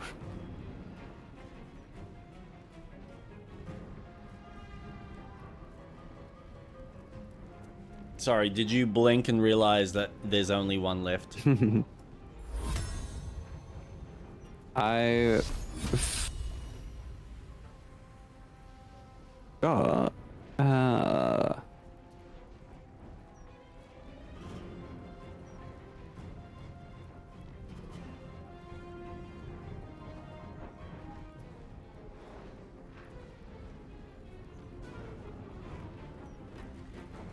oh, I can't do anything. Fine. Why not? My path was interrupted. Oh, shocker. Now you know how I feel.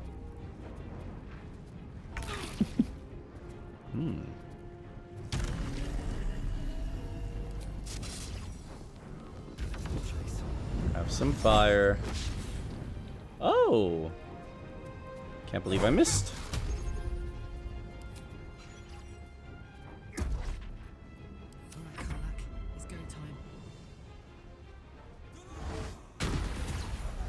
Oh, never mind. Good job. Thank you. Just making sure that you... Oh, got some shit on her. Brief key, lockbox key, money. Sounds like there's gold I will take that. Yeah, more ran. Security guidelines. Time to pack it up.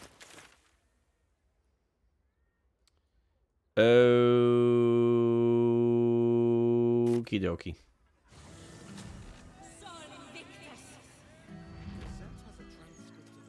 Another step forward. I'm just going to talk to this guy. Go for it. Give him the news about what happened. I'm just gonna sell my shite. Should be quite happy living in a tree. Ooh, I like living in trees.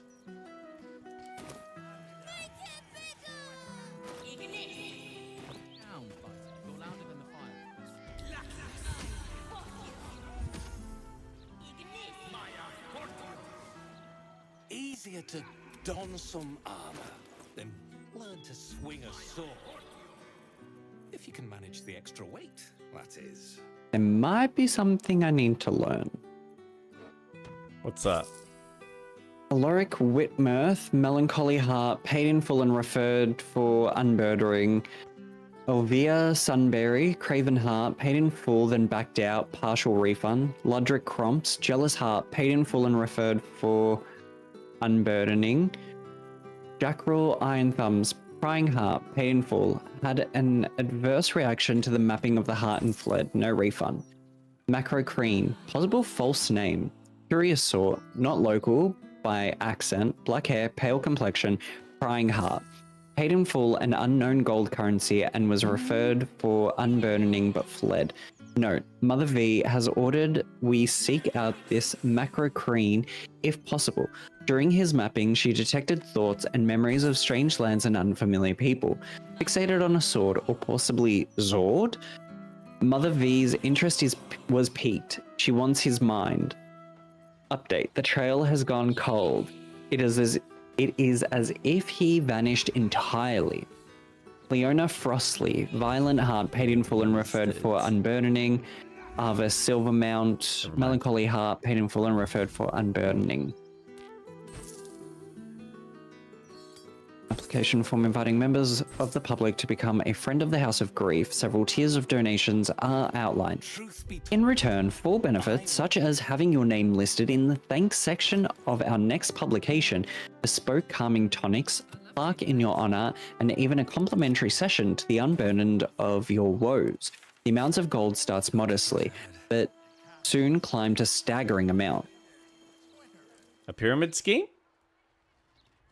Mm-hmm. I should speak up.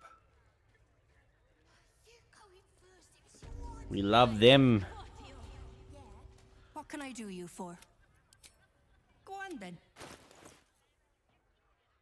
Go on. Oh, you got nothing. So I got it all. Alright. Well, we did Shadow Hearts. That was good. And That we was survived. No one died. Yeah. He's a good character. I should be quite happy living in a tree.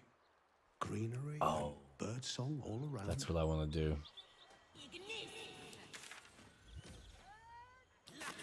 We're going here. And now I want to see something.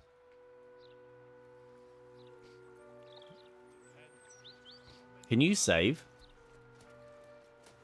2 seconds. 2 seconds.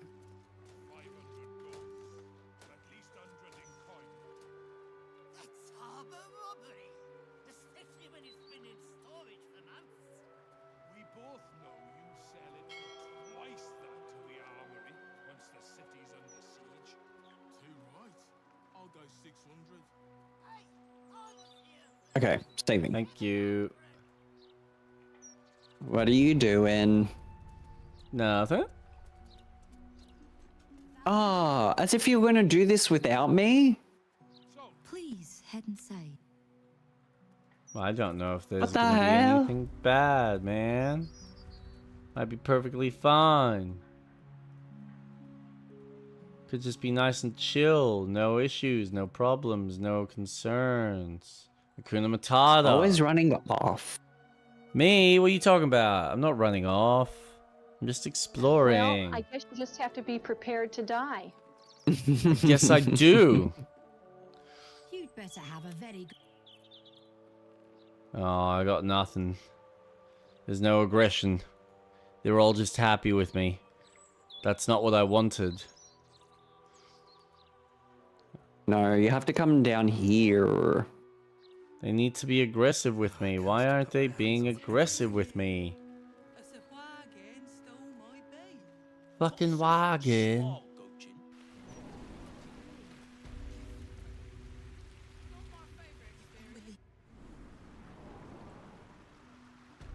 No. If you're hiding from the funeral, I don't blame you. Just don't let Fitzy catch you down here.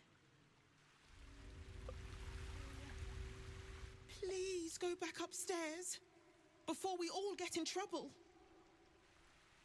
Oh. Took 3 wave servants to hold me under. Oh. There's so much to this room. It keeps going. For them, I did. Probably not as much as we think. It was worth it in the end, wasn't it? I hope so. You've wandered into a forbidden area. That wasn't a whoopsies. That was a, I'm doing this on purpose to see what happens. There was nothing whoopsies about that. You don't even know what the meaning of the word whoopsie means. Whoops.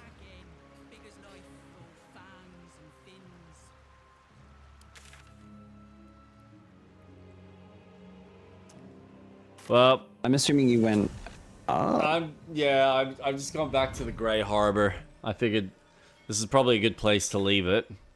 Because I'm assuming we're going to try and break into and destroy the Steel Watch. Unless, you know, for some reason we feel like saving our friend and colleague Githyanki. Good offering in hand if you're being this much of a pain.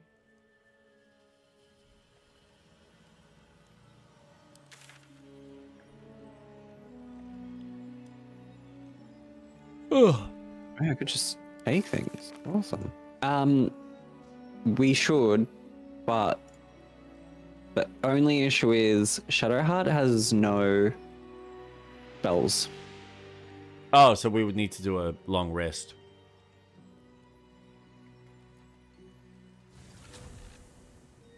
Yeah.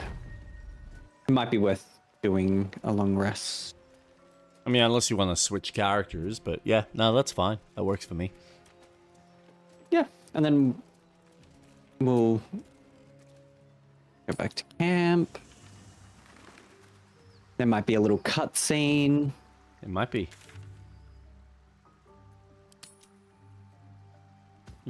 And in conversation.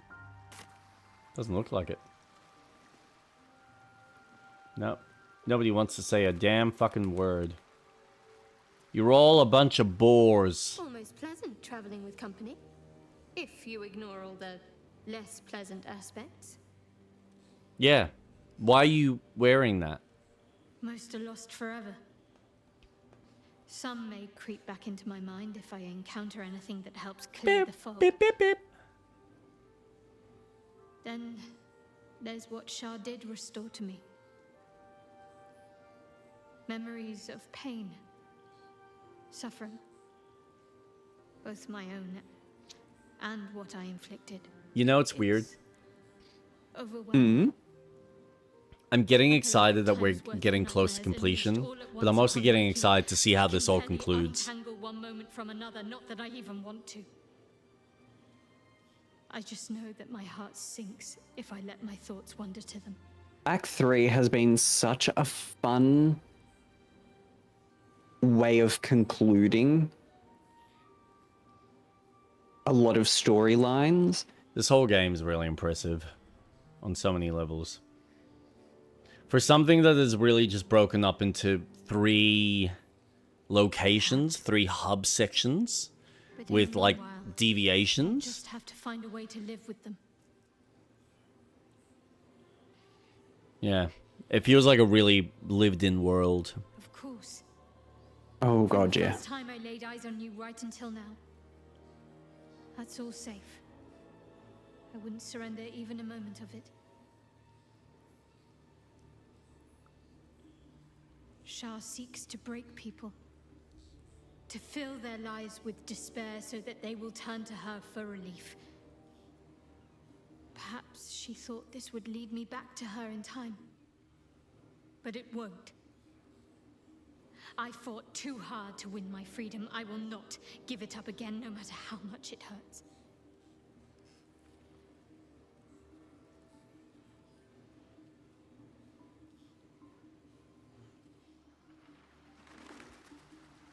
Okay.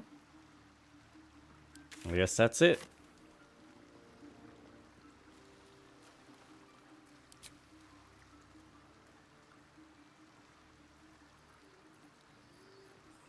Man, we really have a lot of food. Yes, we do. Oh.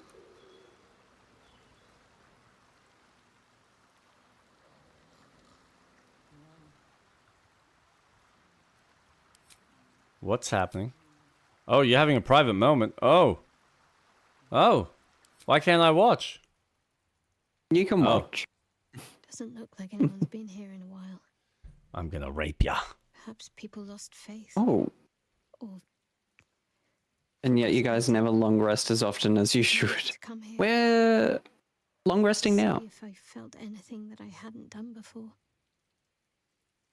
Now that I know what I know, loss. Actual loss, not Shah's oblivion. To be fair, the game doesn't punish you too much in this last act. family. It did in the first act. For too short a moment. Now they're gone. Poor thing. By my hand.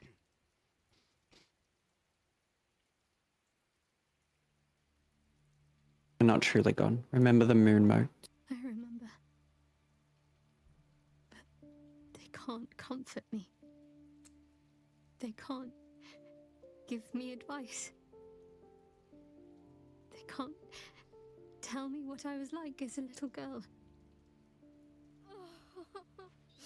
Poor thing.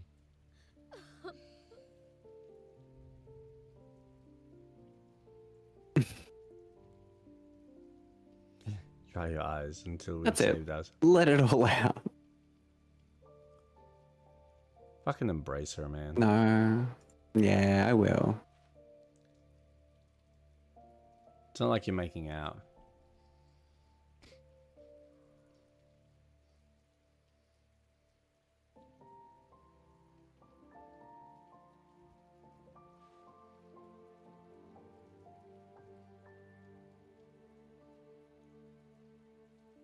What's next?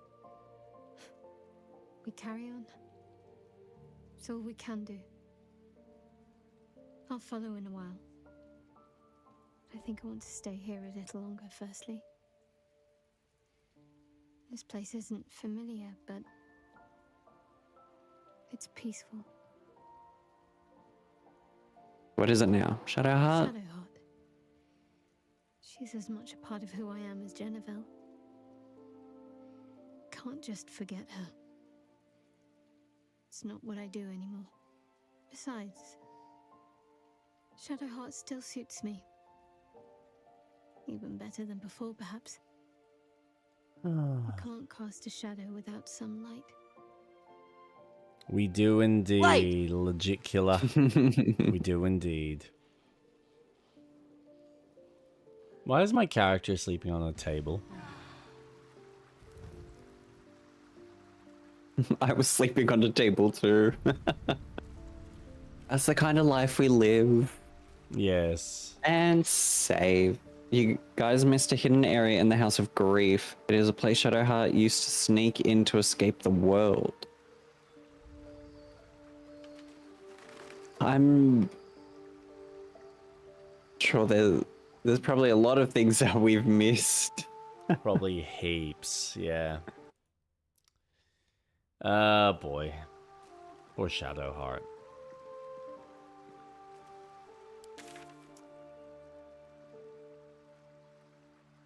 That was good. Yeah. Yeah, that was great. Poor thing. I can only imagine what Astarion's questline's going to be. Yeah, so is he technically the last one? Yes. With a side quest, yeah. So do we want to get that out the way?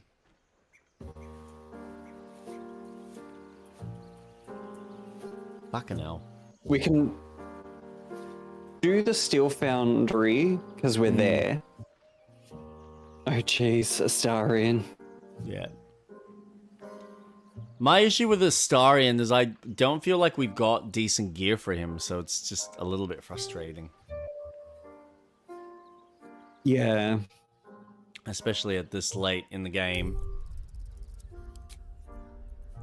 We can carry him. Yeah. Massively. I'm doing it right now in my campaign. Alright, I'm just gonna go to the restroom. I will be right back. Do I have... Okay. I'm gonna entertain the viewers. Yes. As best you can. Oh, come on. I thought I had that feature, but no, I guess not. Yap mode activated. Alright, I'll be back. Right you are. Alright.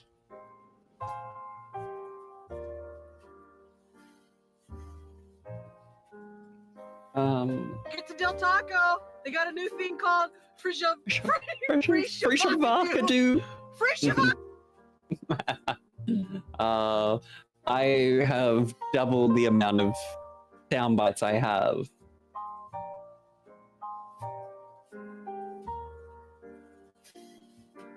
I have so many. This is me being reasonable. Whenever Jake does something. Well, I guess you just have to be prepared to die. Why are you running? Whenever Jake runs off. When Jake makes a silly mistake or decision. No, no, no, no, no, no, no. Wait. Wait. When I need to instruct Jake on what to do. Water. Can I give you a bit of friendly advice? Jake's title is still Crimson Desert. People got baited. Oh my god. I changed it though. I updated it. Oh my god. Previously Oh, you know why? Okay. There we go. That's my bad. I'm so sorry, everyone. Dickhead.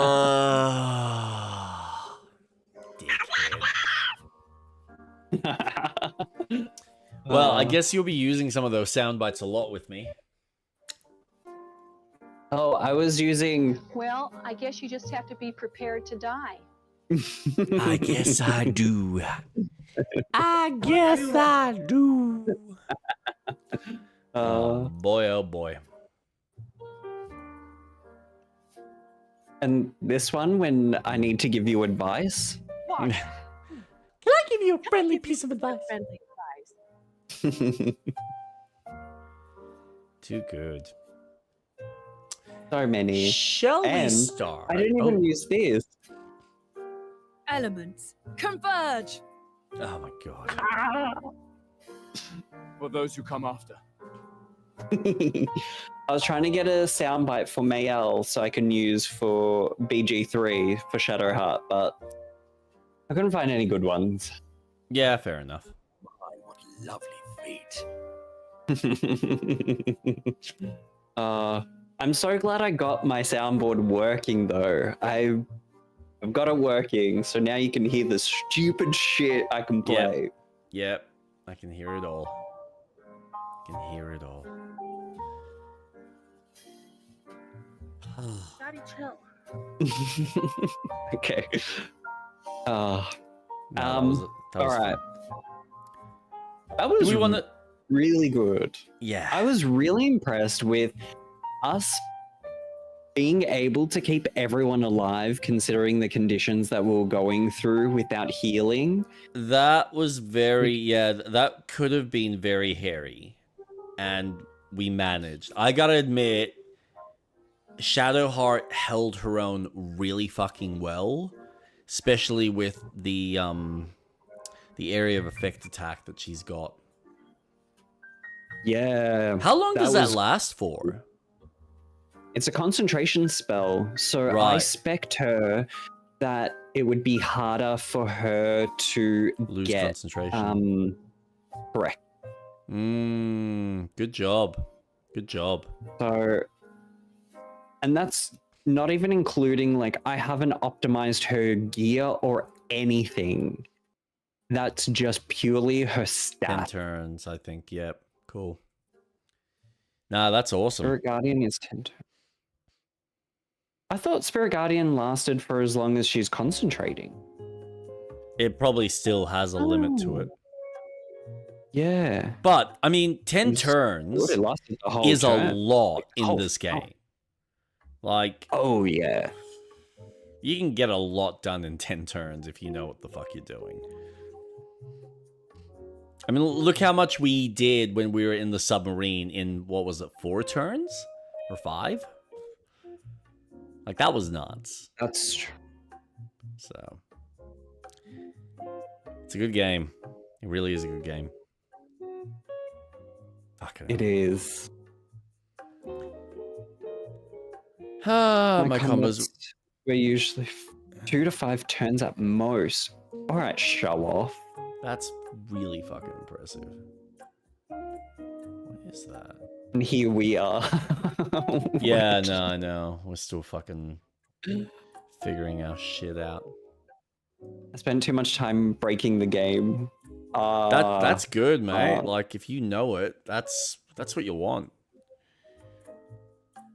And you're the kind of player that is then incentivized to go and play it on the harder difficulty and get the even more out of the experience. So the ranged monk was carrying. My monk. I know I've spec'd him wrong, but I can't be fucked. Maybe, depending on endgame, I'll see if I need to. And then I can actually spec him accordingly. I think you'll have a majority saying that yes, you should respec. But I want to try. Like, I've already committed. I've done so well this far. Besides, if we get Lae'zel, then she can carry us anyway, so what does it matter? I thought I heard someone say that her head was chopped off. That was false accusations. False information. Typical sure? Trump speech. Yep, typical Trump speech. No, look, to be fair, my monk is strong. It's just he's been spec'd ever so slightly incorrectly because I've been setting him up for ranged as opposed to putting points into, what was it, intelligence? So I get the most out of my magic. So that's what I would end up changing in order to make this version of the monk work. Yeah. But that's about it. I think the gear you have is absolutely fine, but I do think respecking away from range. To be honest, throw ranged monk would work. Ooh. That could be handy.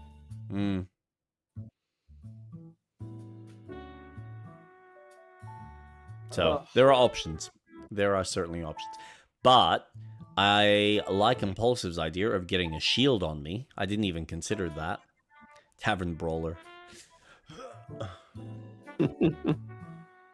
See, Karlak's better at the throwing because she actually has a skill associated with it.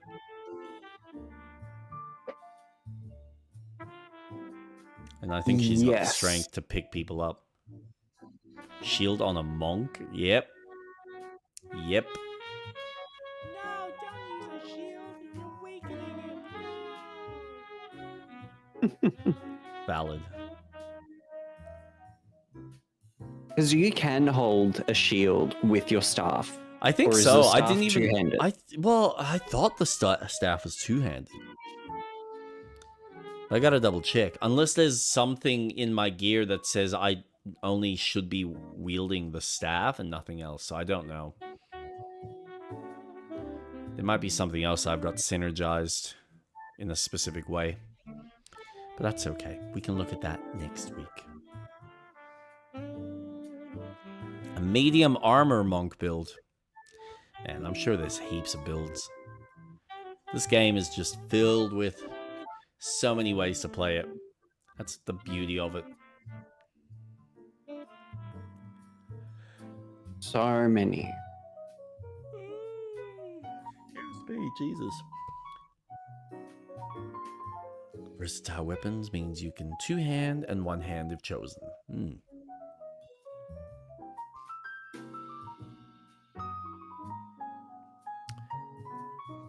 Shall we get into some newsy bits?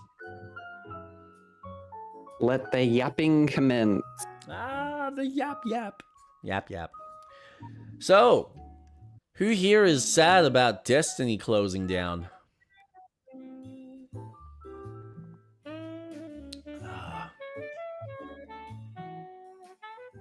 I mean, I'm certainly not. Nice. Very nice. Yes. I, for one, am not surprised, considering how they told the story, because I played Destiny 2. I mean, I have 400 plus hours in D2. something similar with D1.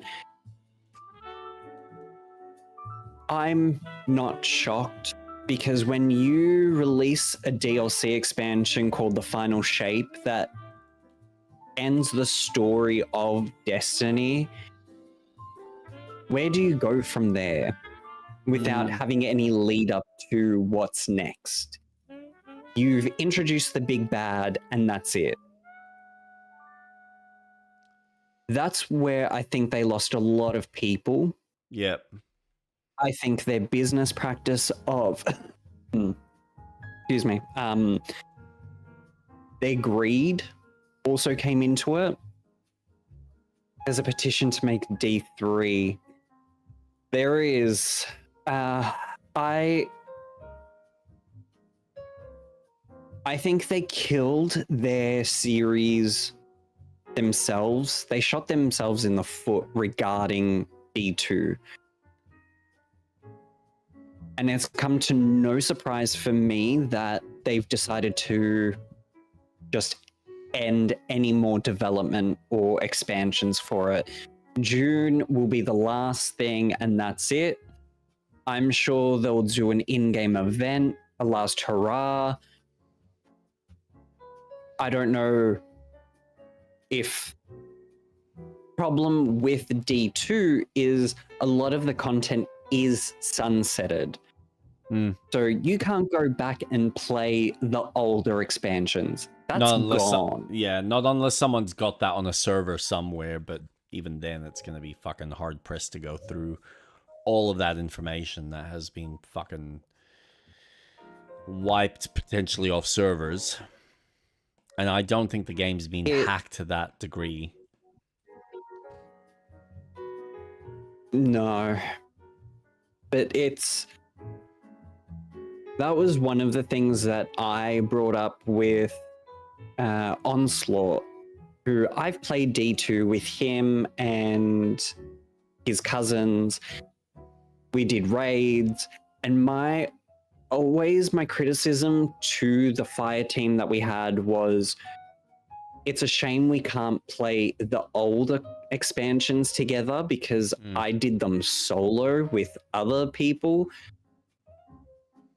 And they're like, yeah, but how are you going to experience the new stuff? Like, you've got to make space for it. And it's like, yes, but if you are spending money WoW does it on an expansion for you to then just rip it away, I don't have access to that anymore.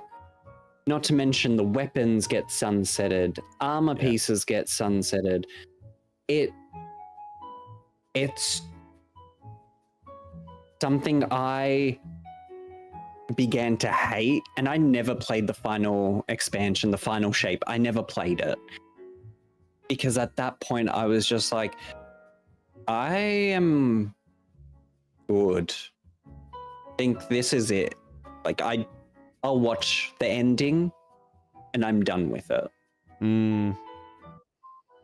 And Bungo is making as much of a headway with Marathon, which I don't see how they see any optimism with that game.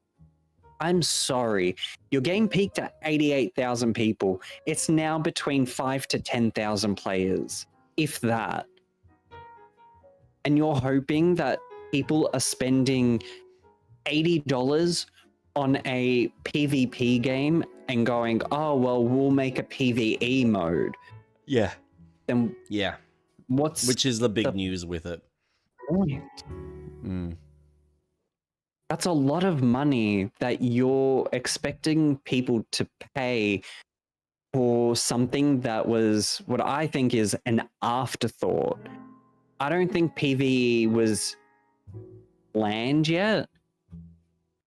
And I think that was much later down the track. And I think they expected a much bigger community to come into the game. And I just don't think they are going... to be honest, I never had much optimism with Marathon. I thought it was going to be a dead game.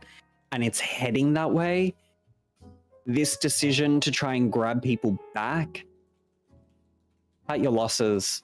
Extraction PvP games are not it. This isn't what the market is asking for. So I'm not surprised that D2's ending. And frankly, I've given up on Bungie a long time ago. Yeah, man. It's sad that they're a company. So when I look at some of the building blocks and I look at the world building, I do see a company that has really cool... What's the word I'm looking for here? They've got really good world building and set piece writing and a lot of understanding of some of the, you know, themes and ideas that they want to bring across. It's a shame that Destiny, and I know a lot of people loved it. I know a lot of people enjoyed and played it all the way to the end. And they got, from what I'm aware of, most people that played it to the end got the satisfaction that they wanted. Even though there was so much frustration and annoyances in between, which I look at all of those and I go, I get that you got the conclusion, but at what cost? As a consumer, what was the cost for having to get this weird fucking conclusion that they couldn't have just delivered in a single proper, fully fleshed out game? Now, I always knew that they wanted to make a more MMO-like game. I'm just shocked that they didn't know how to figure it out in a way that WoW had been doing for fucking years, where you could have the old content, and then if you wanted to sunset it or change it because you're evolving the world in some way, okay, but even again, WoW made the old servers available. So there's plenty of choices that they could have made. There's plenty of things that they could have done where they could have turned around and said, all right, we're going to go back with a small team. We're going to look at the original game and we're going to start implementing bots or other modes where people can play through the old content. People can have bots or, you know, assistants or easy ways to join up with people so that they can go through the different raids, so that everyone can experience the story on some level. But my guess is with some of the changes that are coming through in LA in relation to multiplayer games, and the fact that I think that's potentially going to go through, whereby, if anyone's not aware, any game that has an online feature that's online always, and you're paying full price for playing the game, if they ever decide to shut down the servers, they need to make the game accessible in some aspect, or they have to refund the customer. So I think they probably looked at that and went, you know what? I don't think it's worth us going through and having to tweak our game so that it's playable on at any time. So we're just going to shut down the servers before that's even a consideration or a thing, because we're not risking dealing with, you know, any repercussions from a legal standpoint. You think that, but D1 servers are still running. People still play that on the PlayStation 4. Now, this is what's fascinating. So why is it that D1 is able to run independently and they're not shutting that down? At least not yet, not that we're aware of. But D2, they're planning to. And they've chosen, no, we're going to close it. Unless there's something about... I didn't realize they were closing the servers down. As far as I'm aware, yeah, I think they're shutting it down on June 20th. I thought it was just no more content. Give me a sec. Let's see what they write here.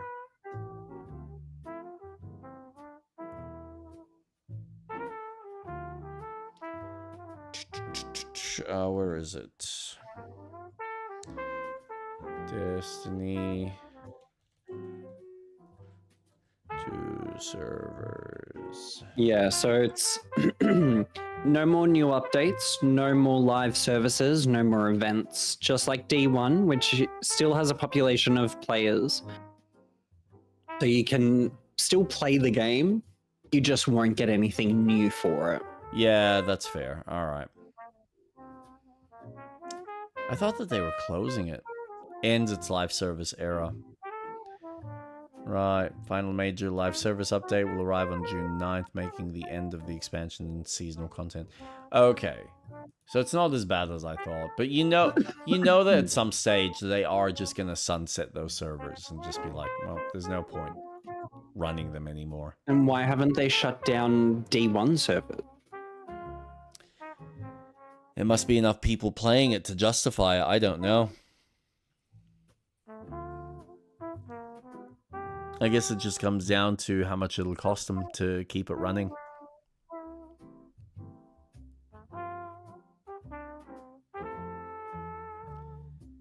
Man, I don't know. It's either way, I was always disappointed in Destiny. Going from Halo, even just like, because my experience with Halo was basically just Halo 3 and half of Halo 1. But going from Halo 3 to Destiny honestly felt like a kick in the teeth, and it felt like a step back. Yes, you had the online side, but I looked at a lot of the enemies, I looked at a lot of the vehicle options, what you could do in the space. It just felt limited. And you know, they've expanded and they've added stuff in other ways where, you know, the vaults and the raids and stuff were interesting set pieces and mechanics with storytelling.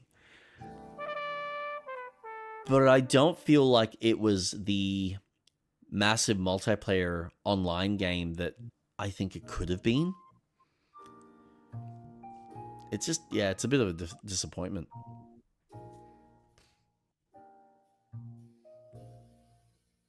There was something there with Destiny that worked, but I truly believe that Bungie just really, I think they got most of it right with Destiny 1. I have my criticisms. Naturally. But Destiny 2 felt, because there was change in leadership and Sony buying them out, there was just a big change in how the game was given to people. And I think that deterred from anyone joining in at, say, expansion 7, because the game's 9 years old. Yeah. How can you get someone new to then suddenly just play your game and go, well, yeah, we've had Destiny 1 and all of that, and all of these expansions. You can't access the expansions for D2, so look at YouTube, watch a video. Yeah, which is such a shitty way to do it. I mean, even just asking a player to go through and then consider buying D1 and whatever its content is just so you can experience that is just like, fuck off, man. It's just... And this is what I mean with the choices that they made. They were never cognizant of the fact that, okay, how do we get people that just want to play through the story, that just want to experience the story and play it in their own way? Like, they just limited themselves to only being a multiplayer game, which is fine, but now they've gone full multiplayer, and they're wondering why they're not getting people playing it. It's because you've gone niche within a niche within a niche. And so now you're hoping and expecting the loyalists to stick around for the bits of content and story that you're offering.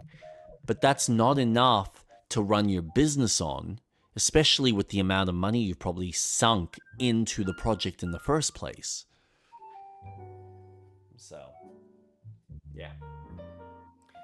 But they'll figure that out, and what will be funny is when we get to Marathon 2, if they do a Marathon 2, or whatever the next expansion is, and it gets completely, like, revamped with a whole new system, and the PvE element will just be like this. Yeah, it exists, but it's not like the core game anymore, because it'll just be PvE again. So we'll see. We shall see.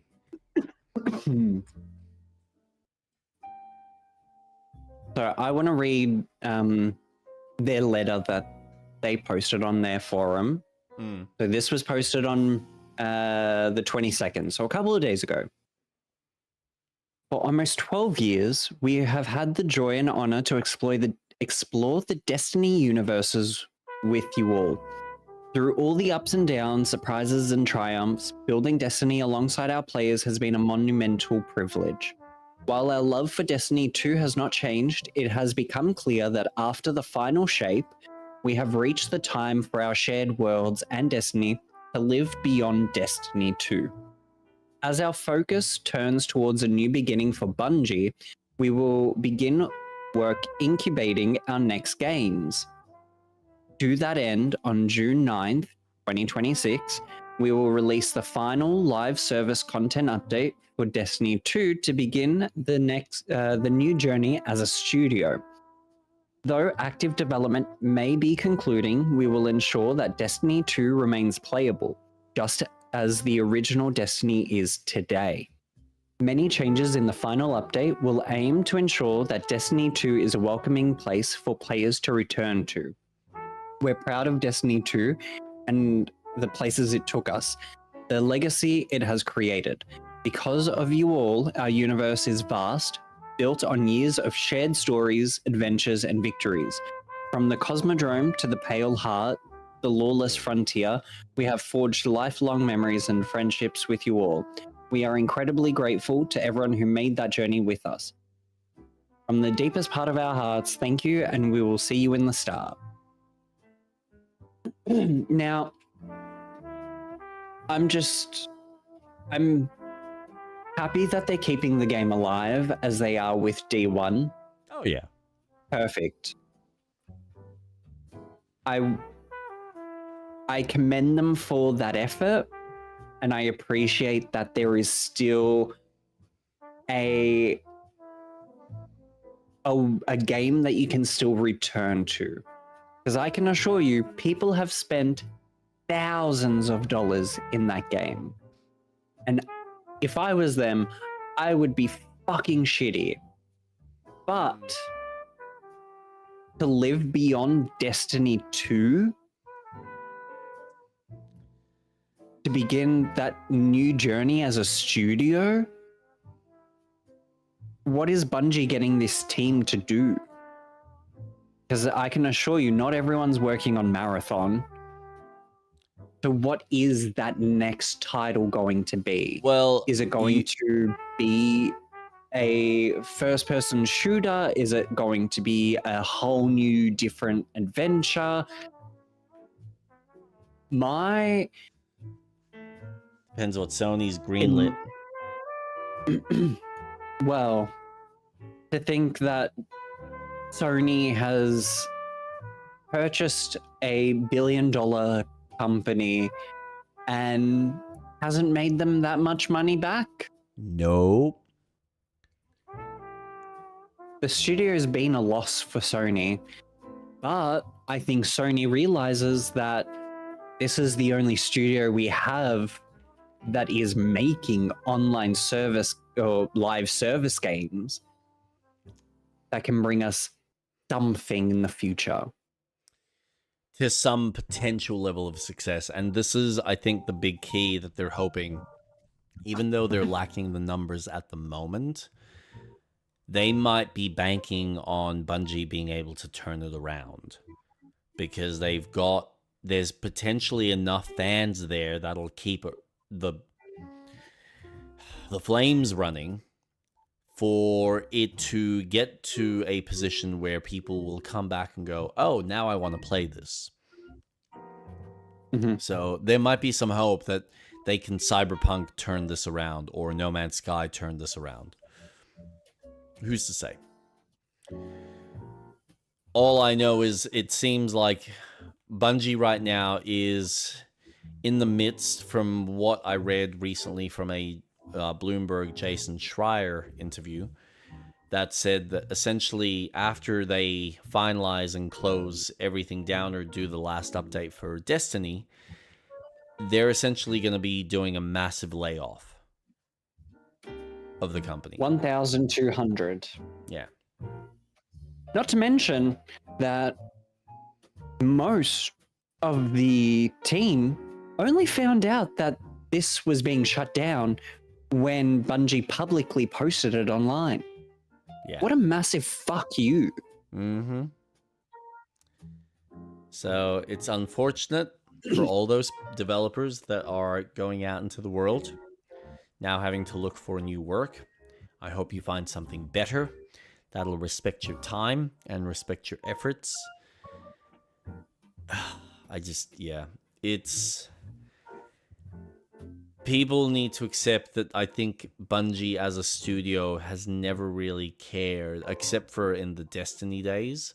The Halo days. I don't think they really cared too much about the storytelling as a focus for narrative and delivery of narrative.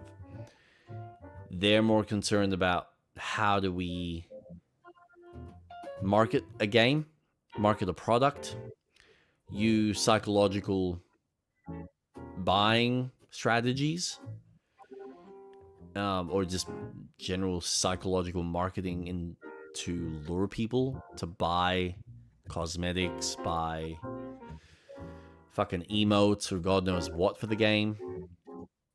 I mean, this is the thing that always drove me nuts. The expansions alone cost like almost a full price game, and I never felt that they were worth the amount.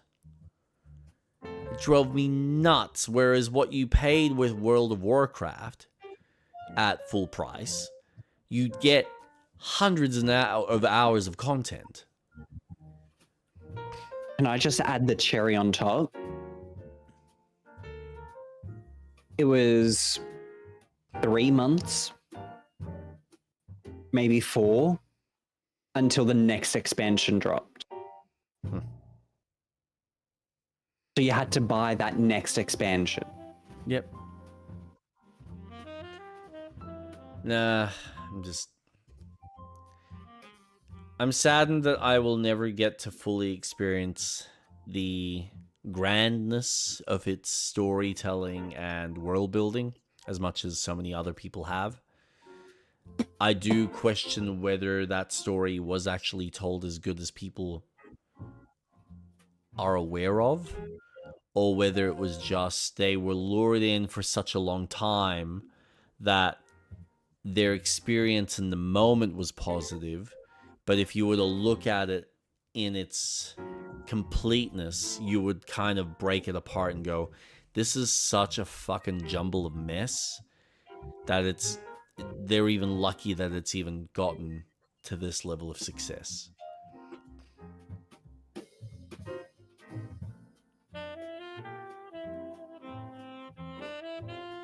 So, yeah.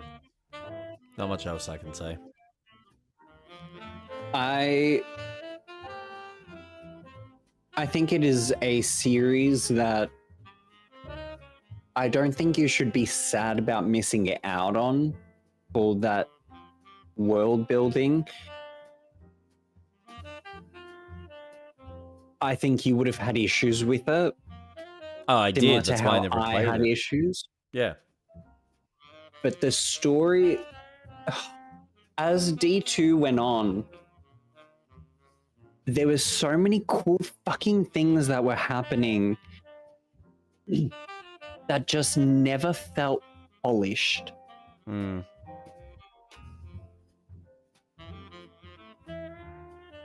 Okay. My issue with online games is if you give me a threat that, okay, Savathun, so in Destiny, there is a sister called Savathun. She is the daughter of the Taken King. There's a whole family dynamic where she wants to become a god, and she manipulates you so that she can essentially create her own guardian. Yep. And going through that, she is my favorite villain out of all of Destiny. She's such a standout. And because the expansion is told in parts, you get this threat of Savathun who's manipulating you and creating an army and able to create really odd guardians from their ghost shell. And then it kind of just... Okay, well, now you've reached the end of that story, but you'll get more in the next 2 expansions. Oh, so what's the next expansion about? Oh, something completely different. Yep. But you're telling me a story about this fucking alien who's trying to be a god and essentially become the Traveler. And you just leave me now, oh no, you have to go on Neptune and there's like some aliens there. And it's like, what? Well, because The we haven't urgency finished. isn't there. Well, we haven't finished writing the script for that stuff yet. So it's like this really bad manga that's coming out where it's going, okay, so we're not done with that story arc, but here's a tangential thing that's happening. Go deal with that while we finish off this this amazing script that we're trying to still figure out. Because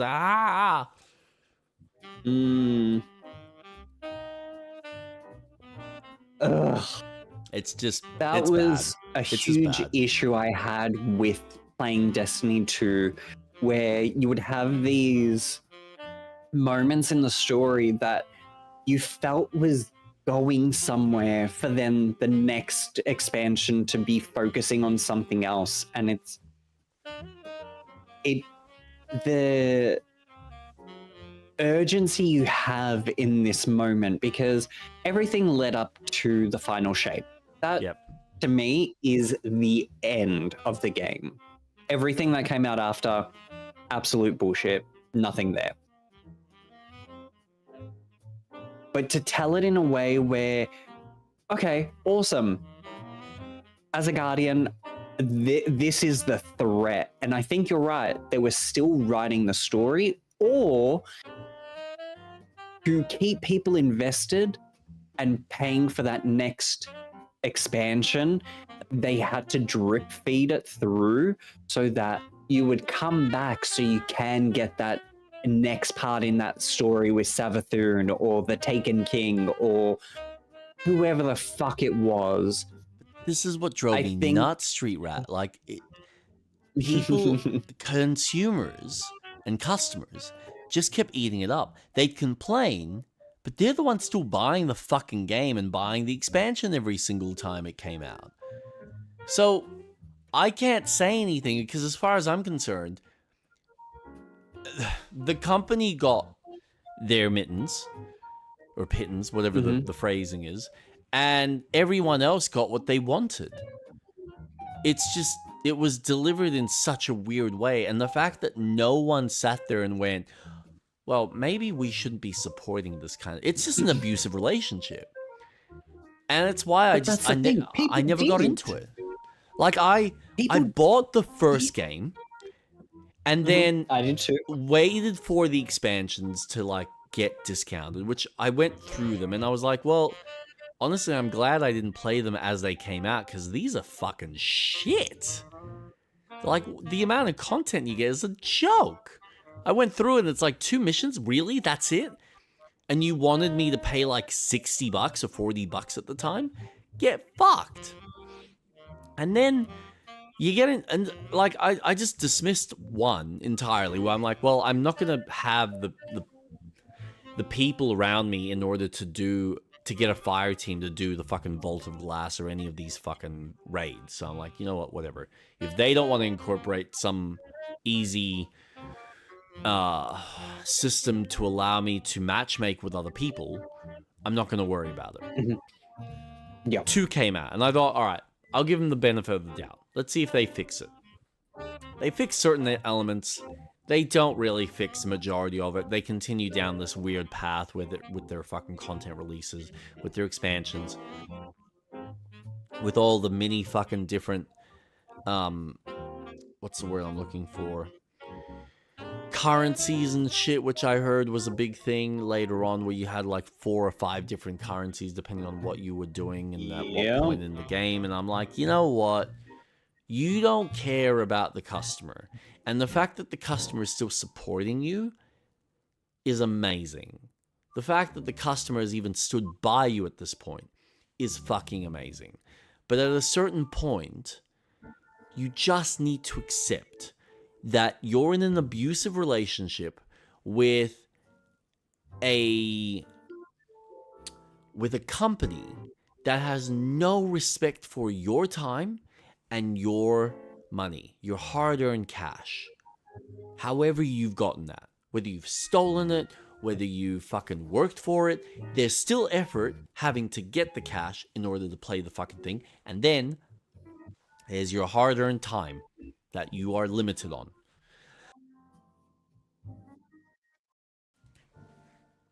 And people are just okay with it because, you know what? I believe in them so much. They won't let me down. They'll deliver an interesting story. Yeah. The religious nuts have been trying to deliver God to us for so many years.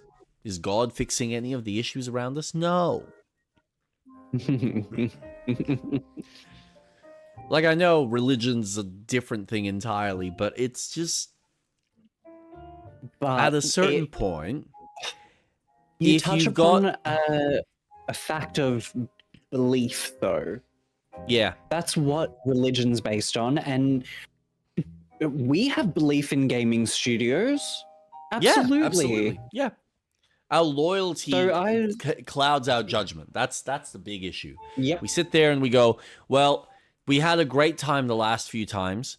Clearly, they're going to work on it. It's going to be great. Like, we need to give them a chance. We need to give them a chance. Just give them a chance. Just give them a chance. Okay, they fucked up, but they'll fix it. Don't worry. I'm sure they will. And it's just like you're constantly just bullshitting yourself. And I mean, we've talked about this. I did this with, what was it? Colonial Marines, I think it was. The Alien game, where I'm just like, it's fine. Yeah. It's not that bad. It's all right. No, okay. It was bad. It was fucking shit. Yeah, and you're like, yeah. Okay, Jake. Whatever you tell yourself, all right? Oh. Sure, buddy. However you want to sugar the bullshit before you eat it.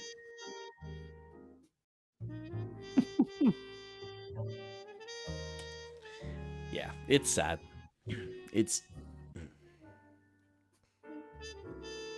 I wish people were more aware, and they probably are. Maybe that's why Marathon right now is in the state it's going to be, because as far as people are concerned, they've given them a chance. They probably spent the $60 and they went, I don't see it. Bye-bye. And at the end of the day, time will tell. Either Sony will continue to invest and allow Bungie to get the game into a more suitable state that more people will enjoy and more people will get hooked and suckered into the experience. Or they'll turn around and go, well, we're just going to cut our losses because fuck this, it's just not working. It's not worth our time and effort when we can work on a fucking multiplayer Horizon game instead of the next single player game and finish off that story, because Guerrilla also doesn't respect its fans, the people that have stuck by and have been waiting for the next line in the story, because now we gotta wait for Guerrilla to sit there and test out, oh, we're gonna make a multiplayer game. Yeah, we're gonna make money. Yeah, we don't worry about the fans. The fans can wait another 6 years for that story, because we're making a multiplayer game. Make money, and maybe we spend that money to make the next Horizon game. No, that's not how that works. You are making multiplayer game to service Sony, and maybe they'll give you the green light to go, all right, make Horizon 3.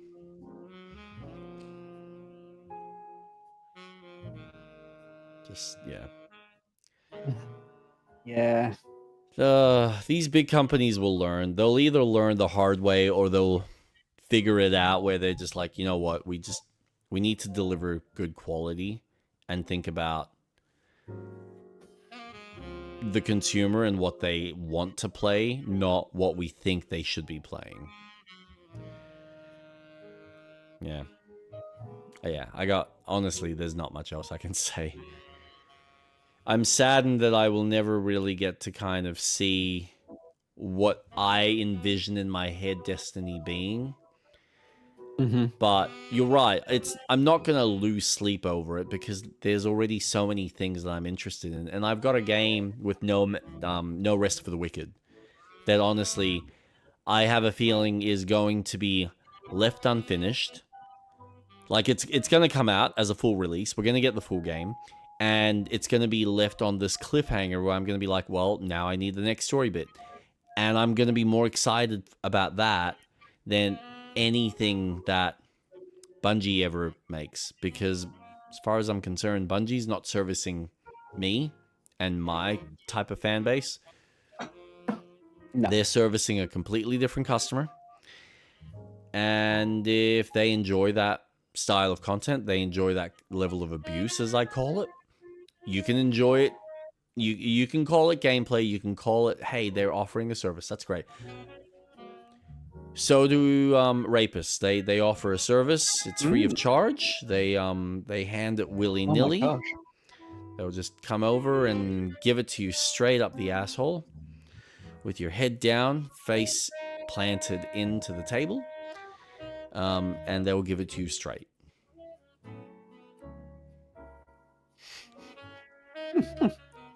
But hey, it's a service. They offer it. You can have a 2-for-1 special if you like. You can get his maiden. Have him spit in your face while and watch you from the corner. Yeah. Anyway, enough with the vulgarity. Those are my thoughts on Bungie. And though I like the premise of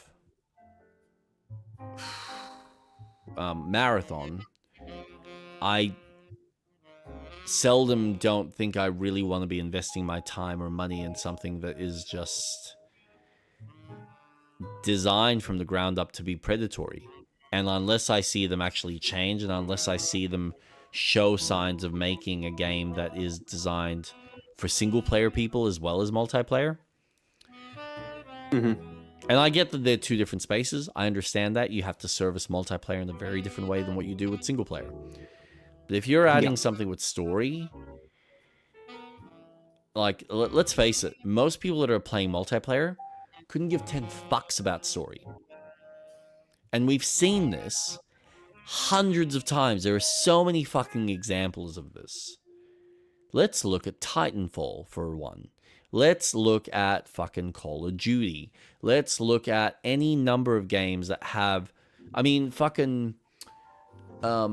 David Jaffe tried making a multiplayer game with a story. Nobody cared about the story. Nobody cared that the game that he made had this underlying tone of this depressed kid that was doodling and drawing like figures on the page, and those characters that you're playing as were the characters he was creating as a means to deal with his real life. Nobody cared. Was the multiplayer game good or not? Yes? Awesome. Then we keep playing. Is it bad? Nah, we stop playing.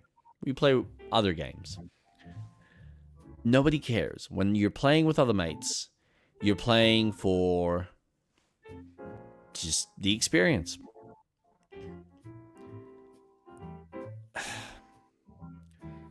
And I think this is where Bungie's really going to struggle.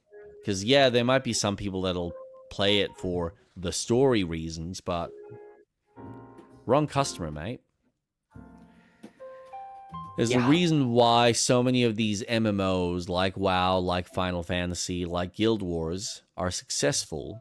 Hell, even Warframe. Because it's focused around a single-player PvE element where a player can engage with the story and enjoy the game. And they can do it with their mates.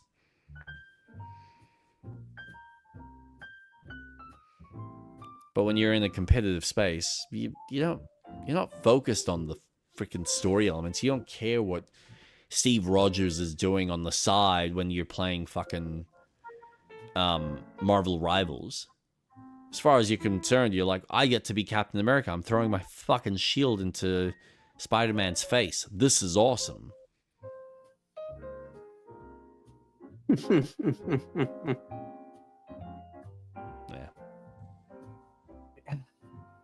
Live service is in such an interesting state in this market. And I think there is going to be a big shift more so towards single player and cooperative games. Well, I think about something like Fortnite because I feel like Fortnite was the poster child for this, where they were the pioneers of going, we're making a multiplayer, we're going to start offering like these quote-unquote story moments. So every season you get some new change into the world, which adds to the story. And they did that for what? A couple of years, and then that just dropped the ball because as far as they're concerned, it's like, well, who cares about the story? People just play this so they can play as random characters. Now we're going to put Thanos in here. Now we're going to put Darth Vader. Now we're going to put Spider-Man. We're going to have Kakarot and Goku and Vegeta. We're going to have... And they fucking rape the IPs. Goku and Kakarot are the same person. Just so everyone's aware. They're the same person. No, they're different. Kakarot! No, so... Again... It's just... It's tiring. We've spoken about this. We have been sold on the concept. Yeah, but like we've been sold on this concept by these companies that, oh, this is a new way of storytelling. We're going to deliver these stories to you. No. A story is when you go to a library or you watch a movie or you rent a TV show and you have a beginning and a middle and an end. And it's usually told to you in one continuous completed cycle. It's not necessarily piecemeal, but we've tried to turn this comic book style of storytelling. Now, even comic books have enough respect. They will typically release a 4-season arc, like a 4-issue arc, or they'll release a 6-issue arc. Whatever it is, there's still a story, and it might be building towards something, but they're also better, like, I don't know, priced a little bit more on the friendly nature, as opposed to these video games that are offering you what for like 30 to 50 bucks? Come on. Don't. Again, all you have to do is look at the fact that you're paying 110 bucks, which is, all right, that's a new standard, whatever you want to call it.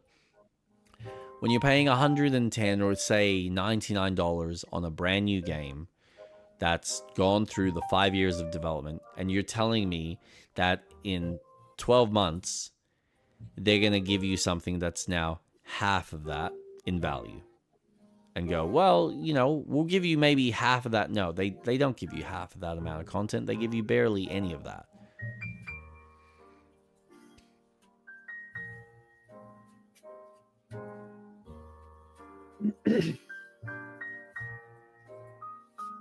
It's such a predatory practice.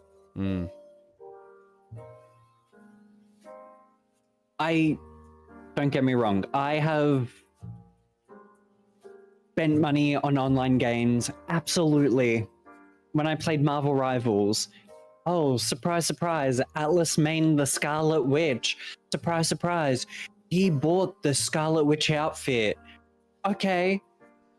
But I then said to myself, how long am I going to play this game that will outweigh how much I've just spent on this outfit that has no benefits to the game whatsoever other than, I look like the Scarlet Witch from the movies. Oh. And then once I met my goal of, how long did I play for? I want to give an accurate amount of time.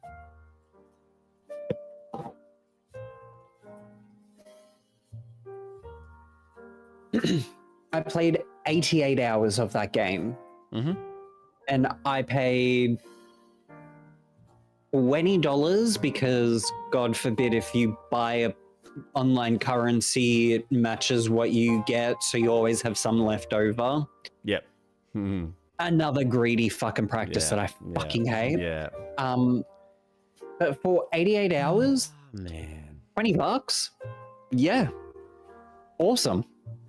Yeah, I did it, but I reached a point where I was now playing the game where, I need to go in tomorrow so I can get my dailies done, and I stopped myself because I was getting into that. Oh no, they're trapping me. No, break away from this. Uninstall. I'm done. I've spent enough time playing. Let's stop. Yeah. It's FOMO. Fortnite does the same thing. It's, and we have spoken about this. Live service games are treated like a job, where you finish your full-time job, your casual job, part-time job. Don't give a shit. You've spent time doing your actual job to get an income, to then spend your time that, I'm sorry, you're not getting back. It's one and done. Minutes that go by, you're not getting back. So when you go into a game, just be aware that you're not locked in.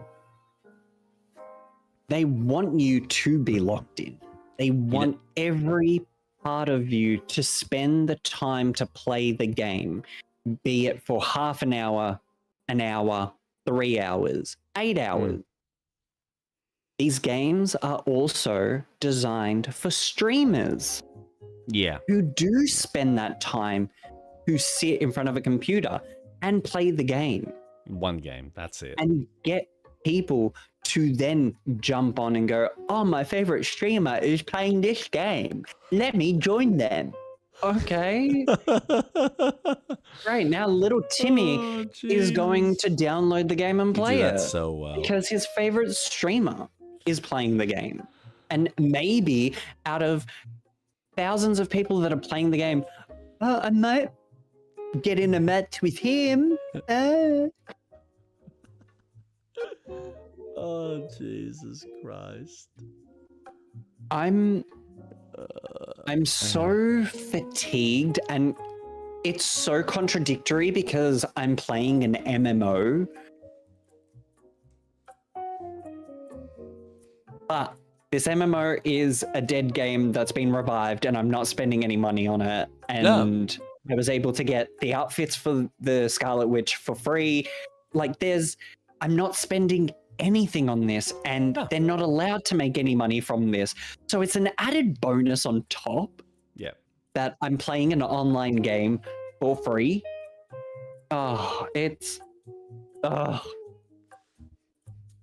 I don't like where Sony is going. I hate this fucking direction. And it disheartens me because I was a Sony fan for such a long time. And I loved, probably talking nostalgia here, but I loved when I played Tomb Raider, Crash Bandicoot, Spyro, then getting into Jak and Dexter 1, 2, and 3, Ratchet and Clank fucking blew my mind that I was playing a sci-fi game. Sly Cooper, all these fantastic first-party games.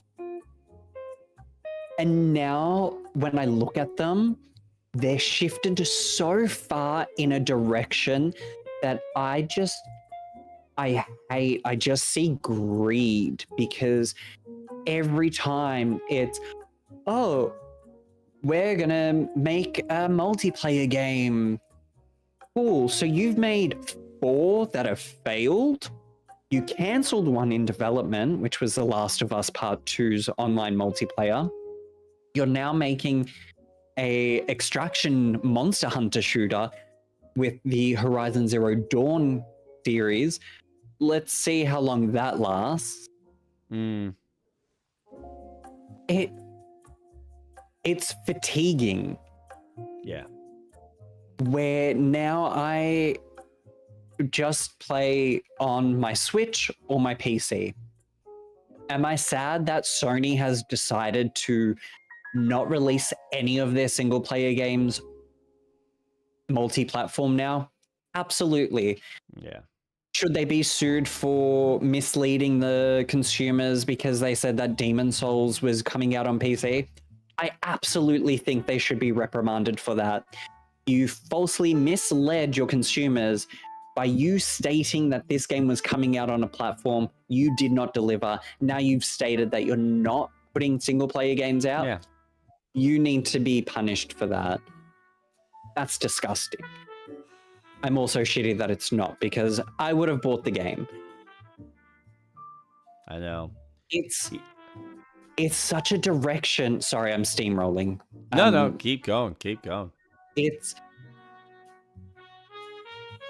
almost this wave of indie games that are just filling the gaps that these studios just cannot meet today. Yep. AAA games are not to the standard that they used to be, where they were just video games or an art piece.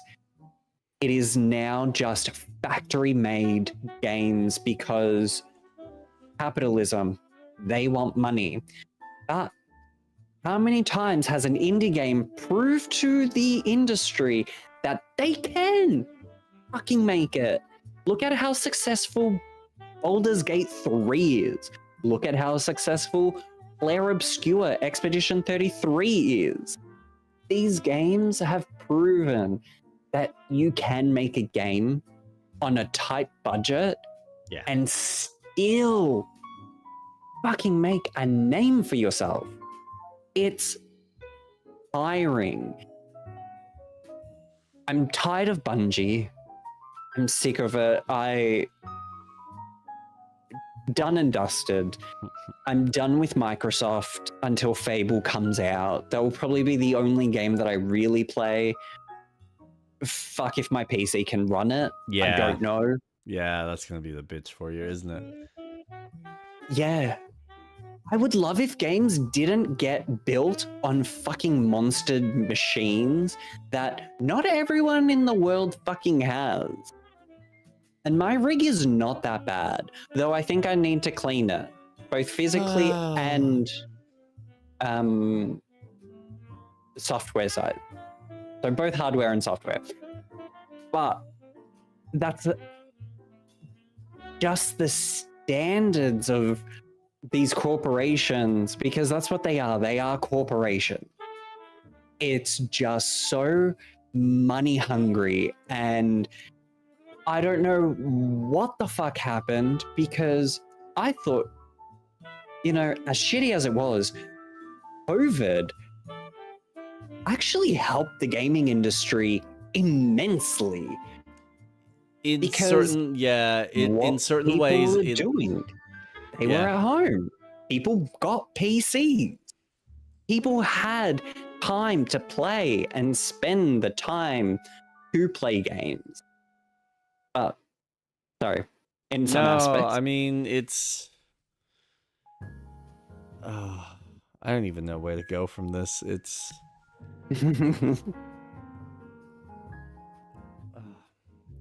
COVID was such a unique situation where, yes, everyone was indoors, everyone was locked up. So their only option was to find pieces of entertainment that would entertain them while, well, as entertainment is named, keep them busy indoors. And of course, gaming just happened to be the go-to. But obviously, now people are outdoors doing all the crazy stuff that they used to. Golfing is apparently like the new done thing that everyone seems to be talking about because it's cheap and easy to, go out there and hit a couple of balls. Yeah, I just, maybe it's just all the people that are around me. Maybe it's because of where I live as well. It just all feels like that's what exists. You literally live around a golf course. Yeah. No, but like even I go to work and some of the guys at work are talking about golf. I'm like, for fuck, seriously? What is this? When did golf suddenly become this big fucking thing? Who cares?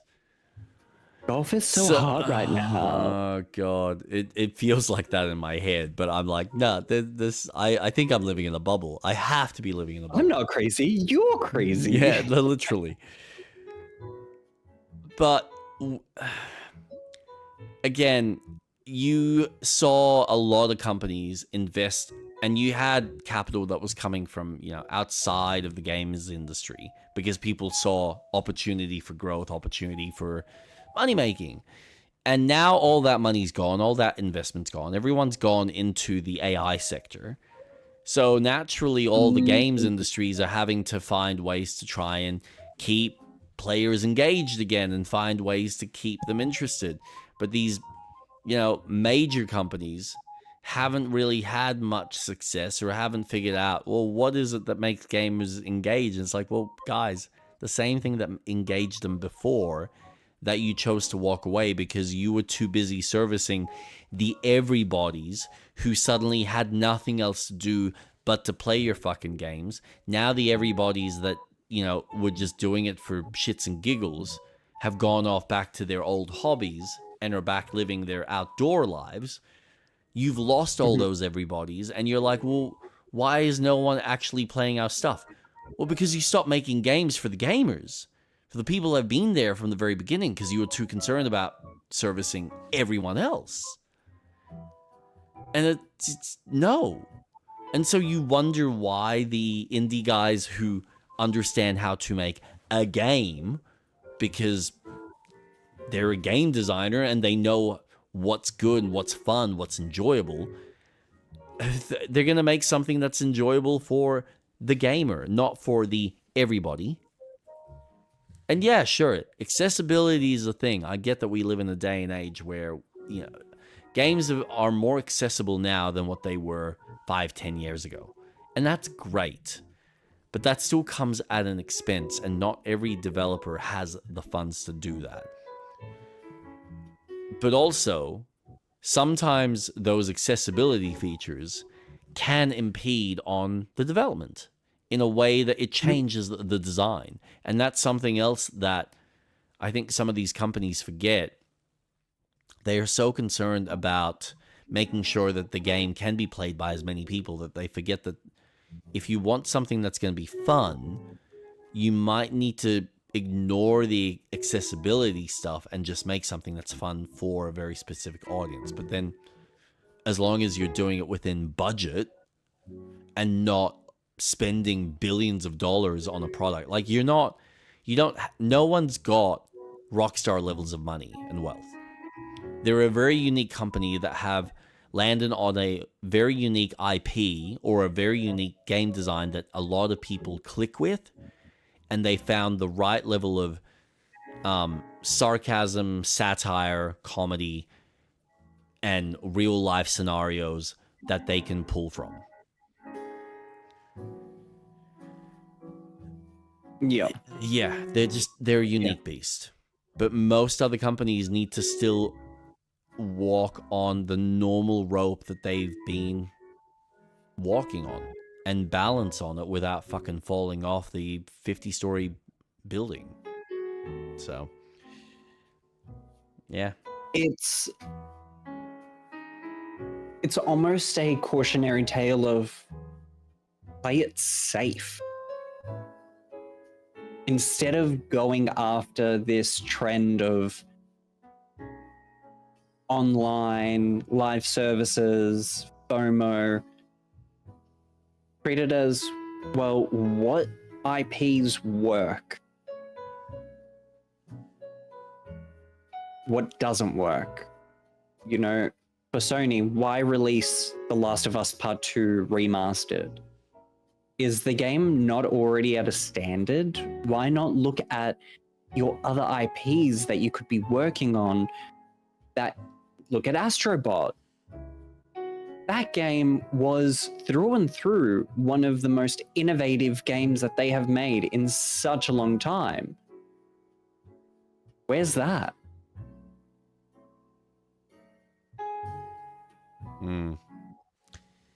Yeah,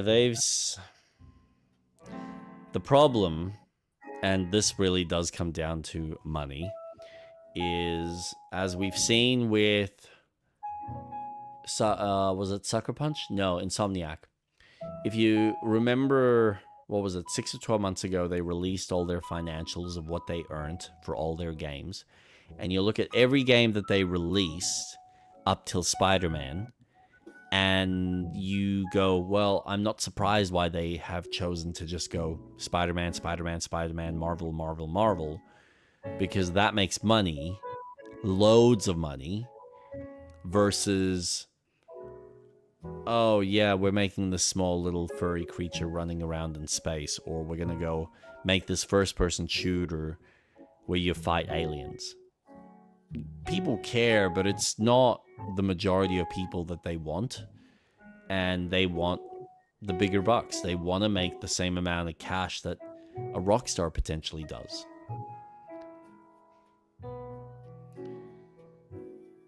But how long did it take Rockstar to get to that? Again, Decade. It's taken them decades. They've done it slowly. They built the fan base. Consistency. Yep. But at the They same have time, remained consistent. yes, but at the same time, because again, we can look at Nintendo being consistent, but Nintendo doesn't get anywhere near the sales as a Rockstar does, because the difference is Rockstar just happened to land on the right level of, here's an interesting design around a genre with really good satire and comedy and political relevance that people can relate to. You don't get more relatable than, hey, you're running around in an open world that's a recreation of LA or a New York and cause havoc. Like, it doesn't get any more Hollywood than that. Yeah. And then they just put their little sprinkle on it. So they landed on something that just works for so many people, and it's also had its fair share of controversy that's just lured people directly to it.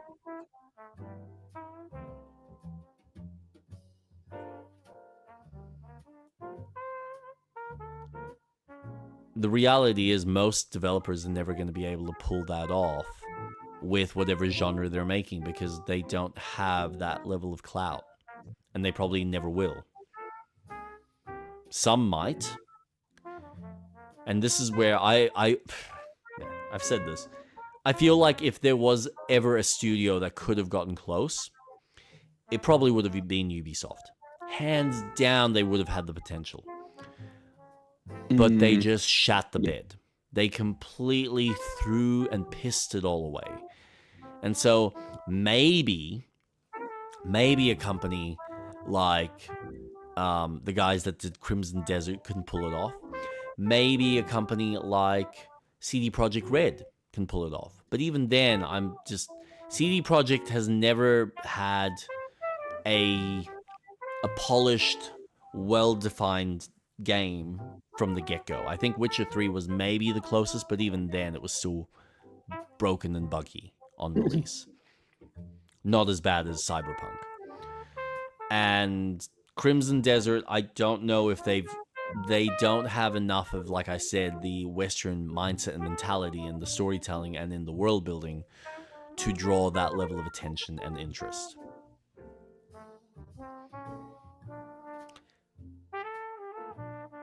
Not without seriously rewriting the story. And even then, with how anime it is, maybe a younger generation, but I don't know about the older generation being sold on it.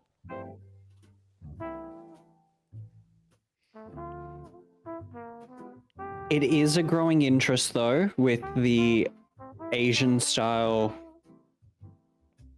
gaming that we're getting.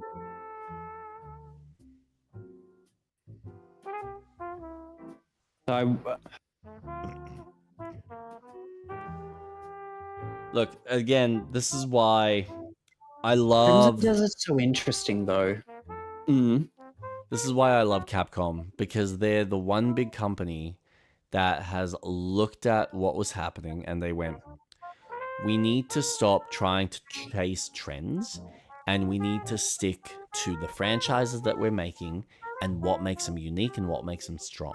And so they leaned into Resident Evil in a way that is indicative of that franchise, and they built that loyalty so much so that they've made, honestly, a genre that most people would have considered too niche, that most people don't really want to spend the money on. They've made it likable and approachable enough that more people have bought into it. Mm-hmm. And the more they do that, and again, it's what you were saying, that consistency, the more of a fan base you build in, the more likely you're going to see people come back for the next iteration, provided you do it justice the next time. And it's not about spending more money. It's not about investing more time and making this bigger open world. It's just about make it work, tell the next story. If you want to remake it. But just do it properly. And people will come. Mm-hmm. It's not always guaranteed. Price it accordingly as well, but ideally, if you do it right, they'll come. So.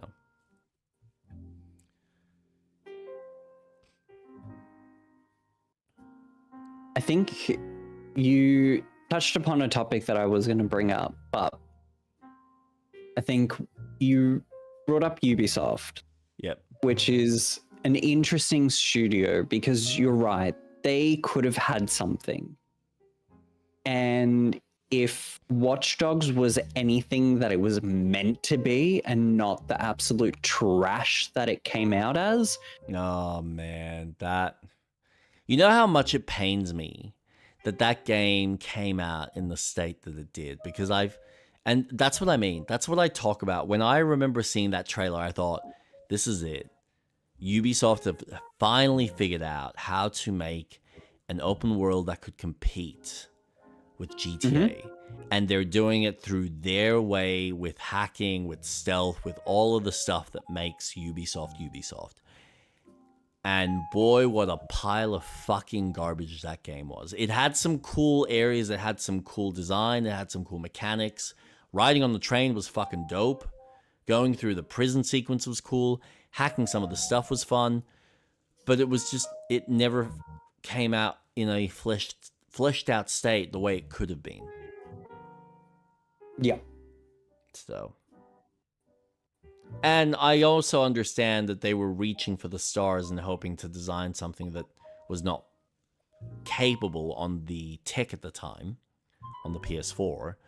But, boy, what a kick in the teeth to show that sick of a demo and then we play the game and nothing operates like that. Like the traffic system doesn't handle the way it did in that tech demo. The cars don't dynamically fucking drive into each other, or people don't just randomly do the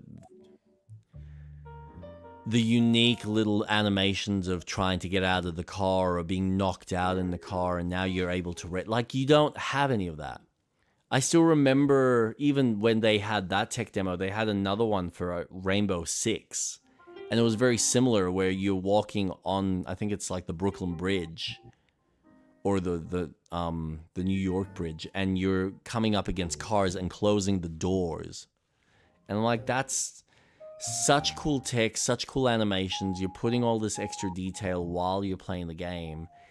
And then they just scrapped that whole project, and they gave us the Rainbow Six that we got, which was a multiplayer game that I know a lot of people love, and I've been playing it to death. Mm-hmm.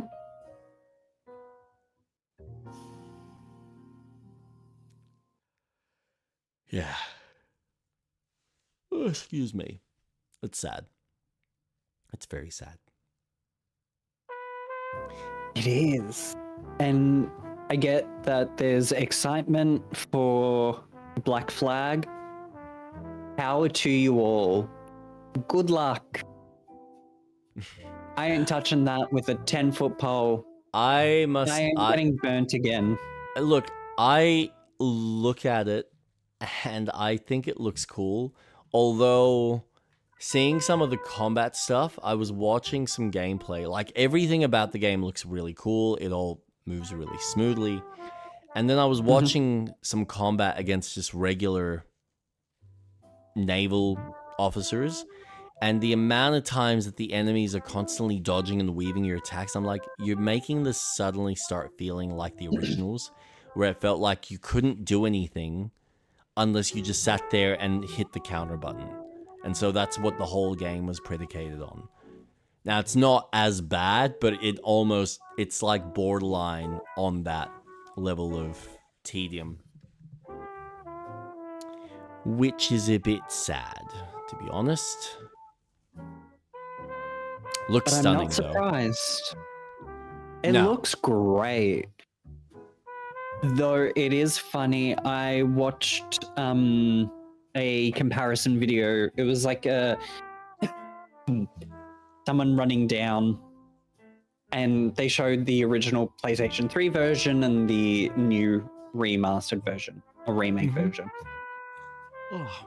And they were running on sand dunes, shallow water, sand dunes, you're running. The remake, now there's ferns and palm trees. And I looked at the remake and I thought, would there be fauna and flora that far into the shallow water? Wouldn't you just have sands and have small banks? I almost appreciate the original in that sense. I don't know if this is leading me into a thought of maybe they're just doing such a flourish with the game, because we know that they're struggling. They're still going through layoffs. We know that it's a company that has how many projects, and not many have succeeded to the standard that they expect. Even their ex-Ubisoft stuff, well, they made a better game than what you have ever produced in the last decade, even more. Yeah. Thanks, Sandfall, because Clair Obscur is a phenomenal game.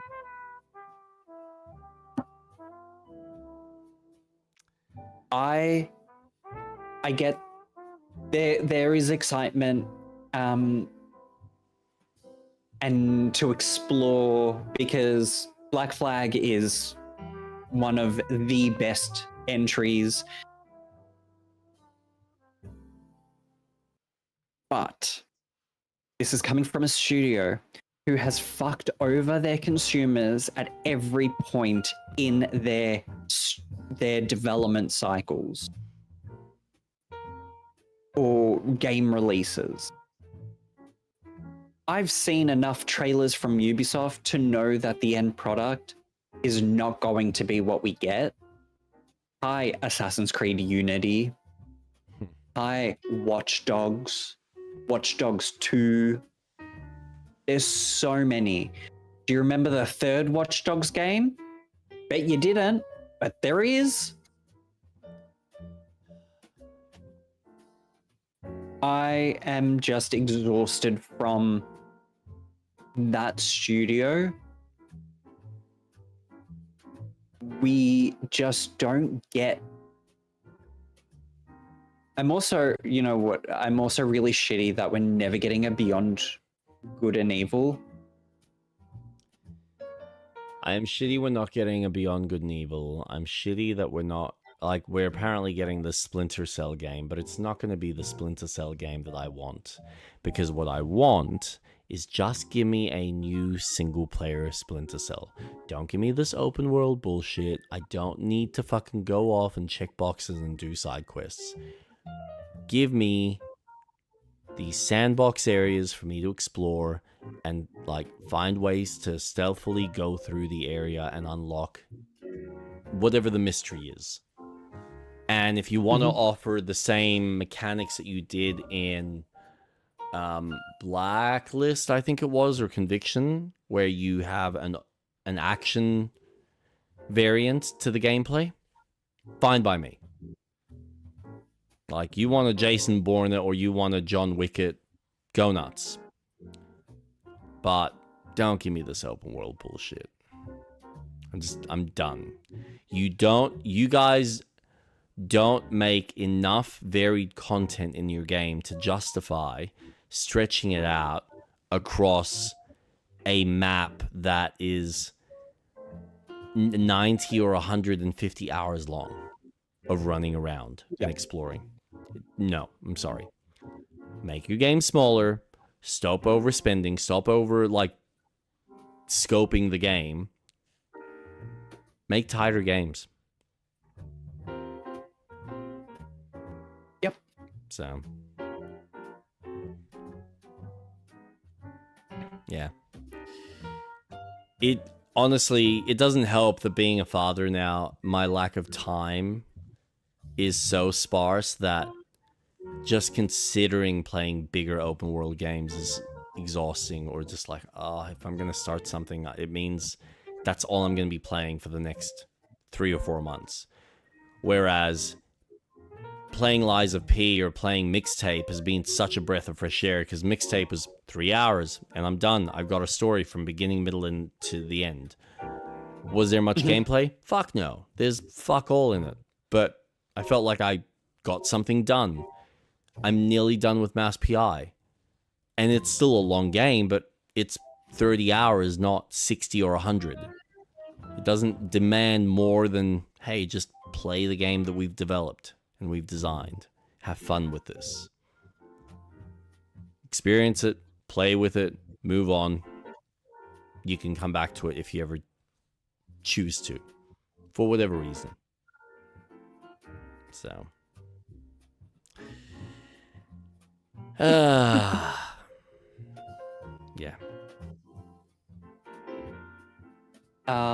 Video games. They're fun. Oh, Ubisoft. We love them. Man. What else did you want to talk about?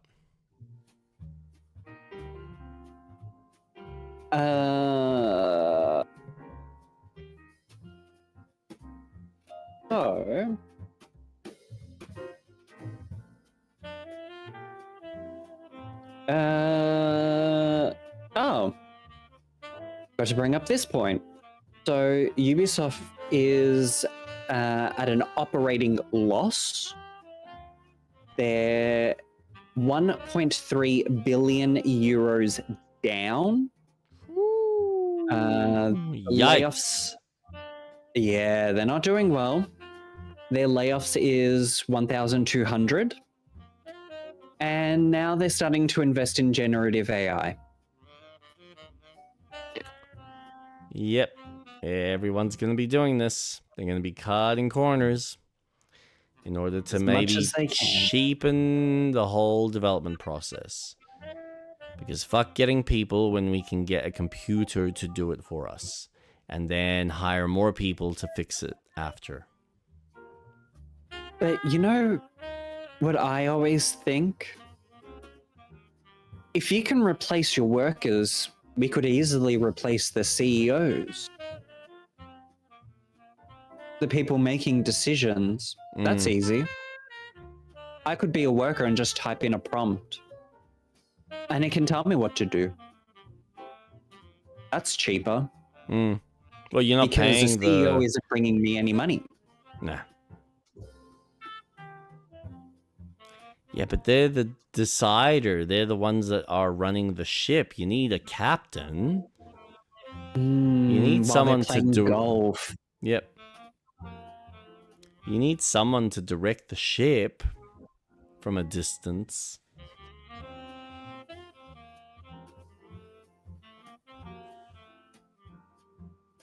Oh, fucking hell. This annoys me. It's a clear upgrade. Why 007 First Light will look and play best on PS5 Pro. It is driving me bonkers how much Sony is trying to push their PS5 Pro to the fact that they've even released their little ad, which I chose not to watch it. I'm like, I'm not engaging in this. I'm not engaging in this predatory manipulation of, and it's the same thing that you've talked about where why do I have to go out of my way to spend copious amounts of money just so I can have the newest tech, just so I can play these games, because these developers now are looking at the ray tracing capabilities and going, well, why should I bake the lighting when I can just let the fucking computer do it and it's all automatic? And then I don't have to worry about any of the rendering technique because the graphics card can do it. Okay, now you just limited your customer bases unless you can guarantee that everyone's going to go out and buy a 40 or a 50 series card or a brand new console. Just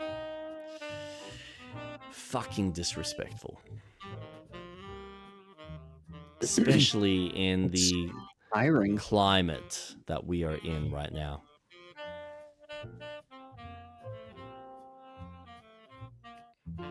And then to like the real kick in the teeth beside that is you then get PlayStation increasing the price of their PlayStation Plus. PlayStation Plus. Yeah. Which, man, when I read that, I haven't checked what it's at the moment. I think last time I checked it was about $99 for the year, which in the grand scheme of things with what you get monthly, it's fine.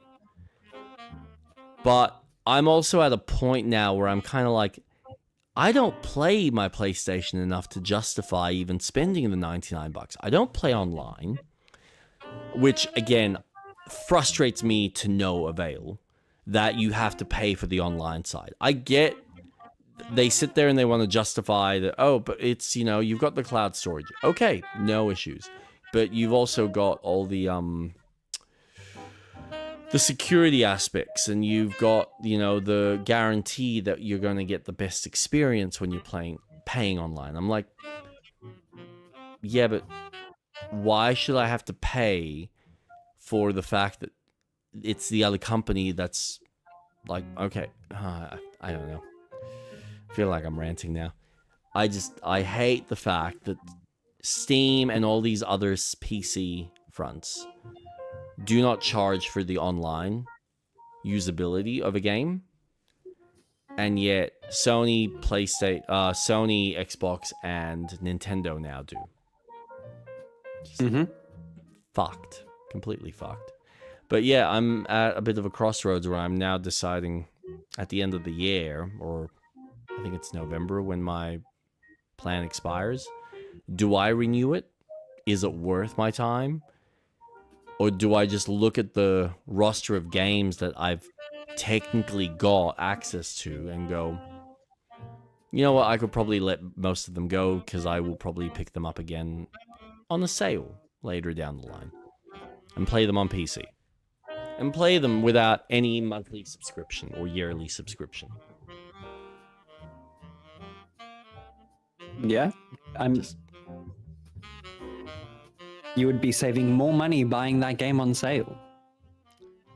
Yeah.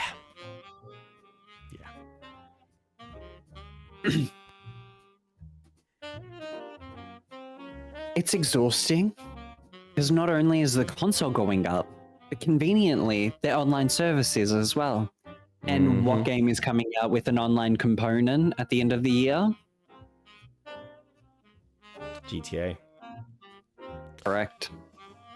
Yep. Which Seems they're awfully banking. convenient.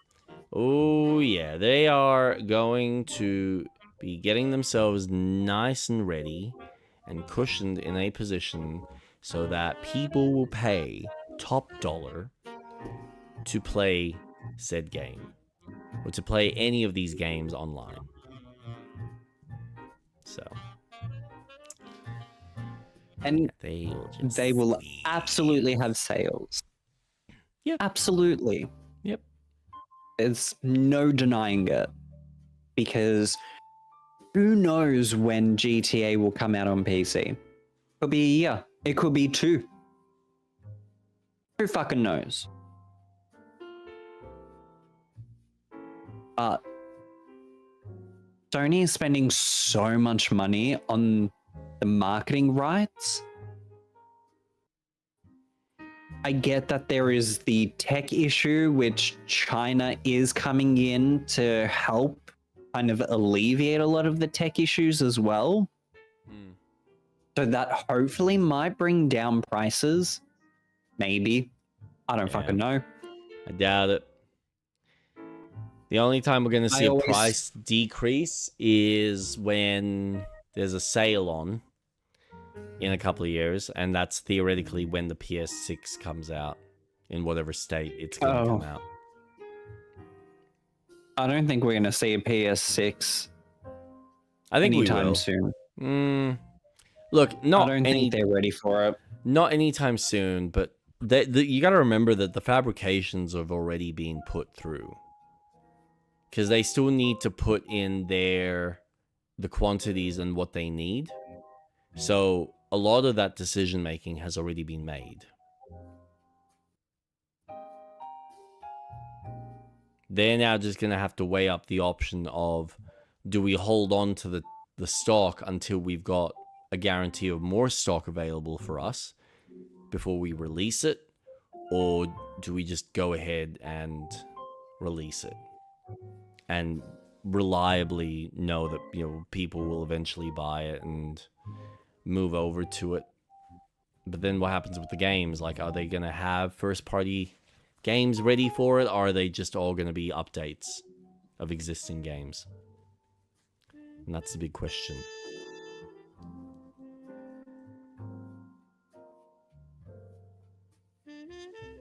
It's funny because look at what Nintendo's done. A console that you can't play or access anymore. I can't play my Mario Galaxy on the Wii anymore. I can't play Gale of Darkness on my Wii U. Well, we'll re-release them. And we'll add in a little extra. We'll optimize it for the console. If Sony goes down that route, where it is a appreciated kind of approach to re-releasing a game, even though theoretically the game should be backward compatible on their hardware. And if they moved away from backward compatibility, I think that would be a detriment to their sales, because no one would buy a PS6 if there isn't games you can already play. Because I can play all my Switch 1 games on my Switch 2. Yeah. If I, hypothetically in an alternate dimension, I had a PS5 Pro PS6 was coming up, no backward compatibility. And there's one launch title, Horizon third game. And we're re-releasing The Last of Us Part 2. Look, I'm going to stick with my PS5 Pro. They're going to bank on... I guarantee you that the next system has to be backwards compatible. Because they know if they don't, they risk the potential loss of a whole bunch of people that will literally just buy the console for the exclusives, which they don't have. And Sony has said that all their multiplayer live service games will be multi-platform. So if people are not willing to pick up a console, what's the point of the console existing? Which now means that Sony's not making as much money from the sales of each of the individual games sold. They're not getting their 30% cut. Mm-hmm. Cool. Well, that's kind of an issue for Sony or even Microsoft, which is why they're all trying to find ways to try and entice people with these exclusives and bring people back to even owning the console in the first place. The question really comes down to, is there anything there that's going to entice people where they're going to feel the need to want to pick up a system for $900 or $1,000 just to play one of 5 games that they will release over the course of 5 years or 6 years or 7 years, however long it takes, as well as paying for the subscription and everything else, as opposed to what you get on PC. And for the most part, if you wait, maybe you'll get it. No guarantee. But then there's other avenues that people will take advantage.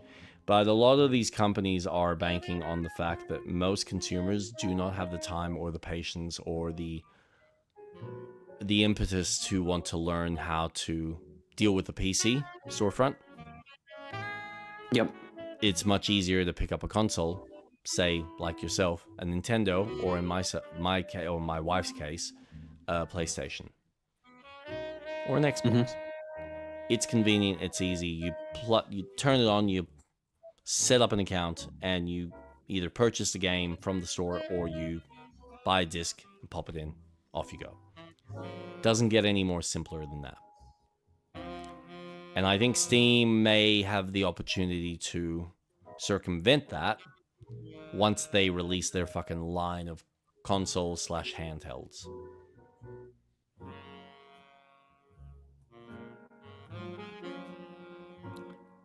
So, potential there for a competitor to the big three. Yeah, it's funny because the console wars that we live through is so interesting to see it now and the evolution it's gone through, to have that era where exclusive titles are now being shared on every console. Never thought I'd see the day. But now it's backtracking and, oh no, exclusivity is back. Microsoft is going back to exclusivity. It's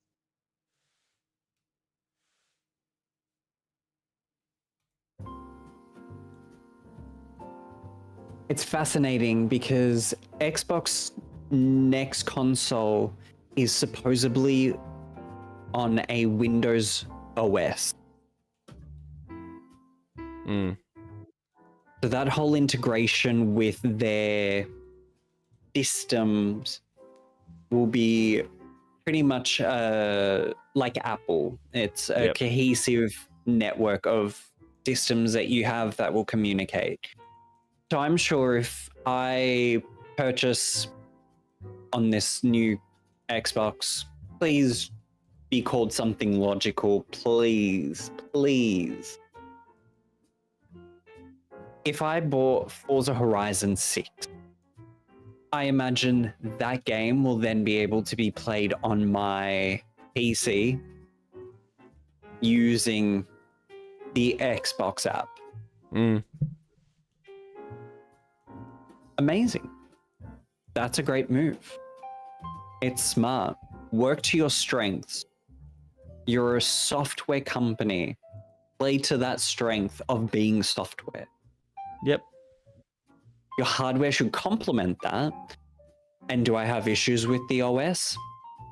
1000%. Yes, absolutely I do.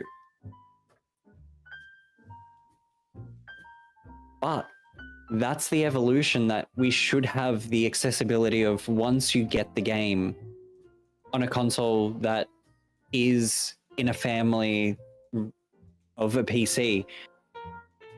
Allow me to have that flexibility of, sweet, Xbox is being used to, I don't know, watch a Blu-ray. Sure. I can jump on my PC, tuck my headphones in, and just play. And just continue playing. I'm still really upset that Sony has decided to go through this direction of exclusivity when they've been really successful with it. And I get that it's loss of sales for their consoles. That's a lot of money that they're losing. But that's the corporation. The studios and the company itself is still making money. You would have more people buying your games.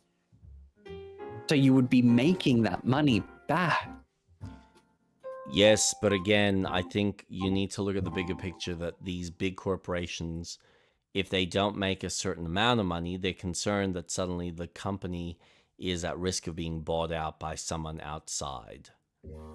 And that's what they're concerned at when they're looking at a lot of these Chinese companies that are now standing in and kind of buying bits of Sony, or buying, you know, or these Arab countries that are buying bits of Sony, bits of Nintendo, bits of everyone. And yeah, they're doing it for their own purpose, for their government. But all of those purchases are now a new investor who's in the tangles of the company's decision making and their cultural beliefs and standings. That's the unfortunate reality when you're a company that's on the global exchange, on the stock market. It's true. So you are beholden to whoever decides to purchase shares in your company, and you're beholden to how many shares they do decide to buy and how much leverage they then have over those shares. So that is a good point. Yeah, it is the bigger picture. This is the thing. Look at Nintendo and look at how quickly the shareholders turned around to Nintendo and said, "You're raising the price. Your console is too cheap."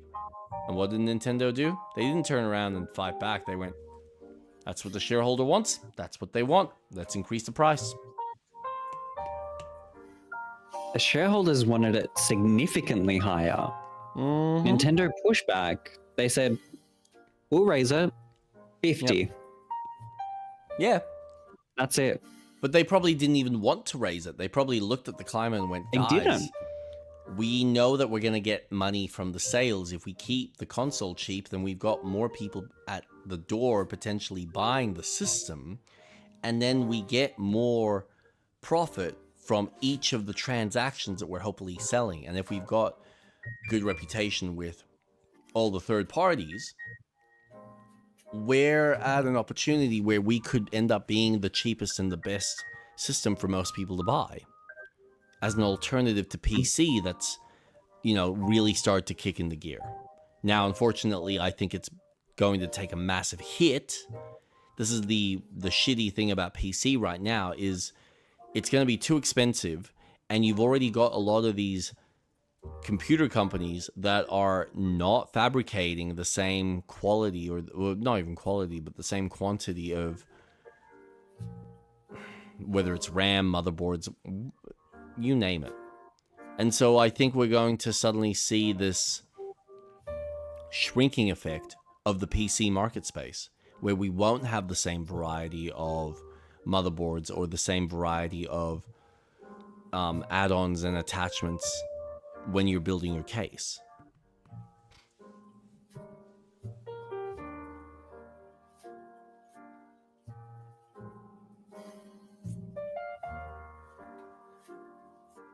You've gone quiet. There will be an aspect for the everyday consumer, but there will still be a requirement for... You're right, it is going to shrink. You're absolutely right.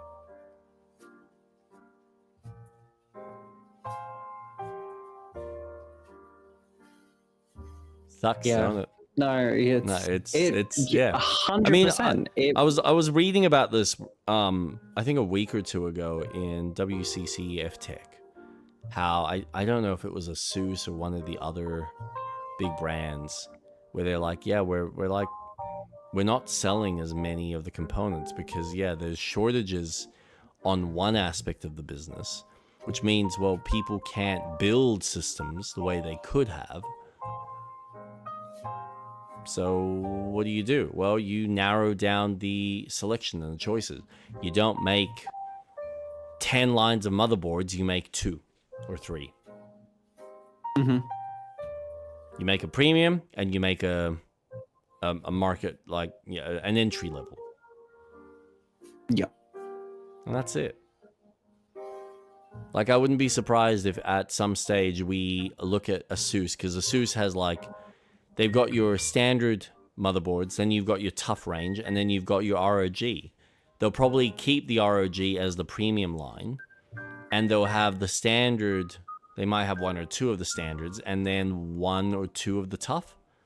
But that'll be it. You won't have 5 or 6 motherboards from each line coming out every year or every time there's a new CPU. Because there won't be any demand. So the supply will drop. It happened with cars. Same thing happened with cars.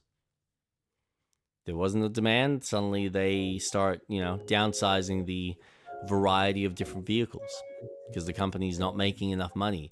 There's no point in having, 10 different models of, various sedans and hatchbacks and whatnot. So we're just going to have 1 of each.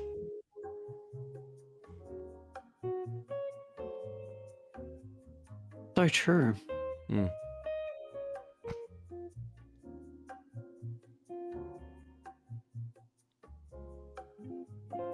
And in one aspect, it's good because it means at least you're buying something that is going to what you're going to be buying, and theoretically, if they're making larger quantities of the minimal amount of stock, you at least know that there's going to be parts and components to some degree.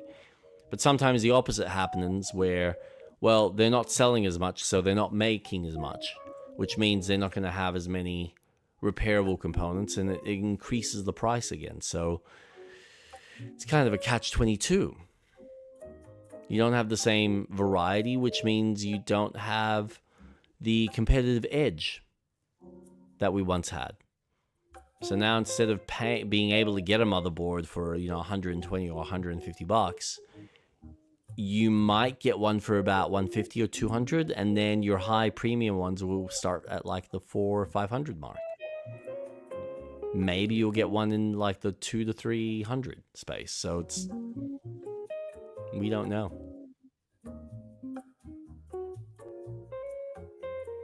But at the end of the day, these companies will turn around, look at the books, and they will decide, all right, how much are we shrinking? How much are we downsizing? What are we taking out? What are we keeping?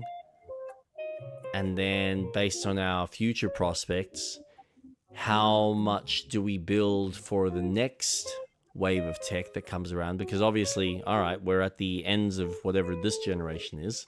We've got new CPUs and new graphics cards down the pipeline.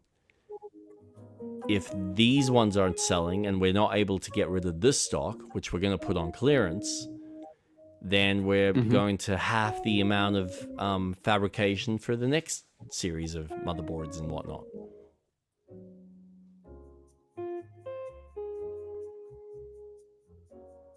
And that in turn increases the price because they now don't have the same buying power.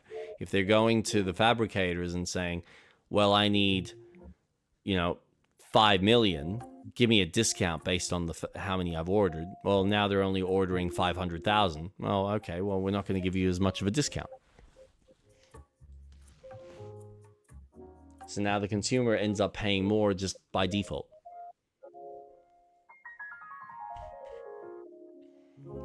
It's a slippery slope. It is. Consumerism. Capitalism. Manufacturing. Yep. It's so many moving parts. Yep.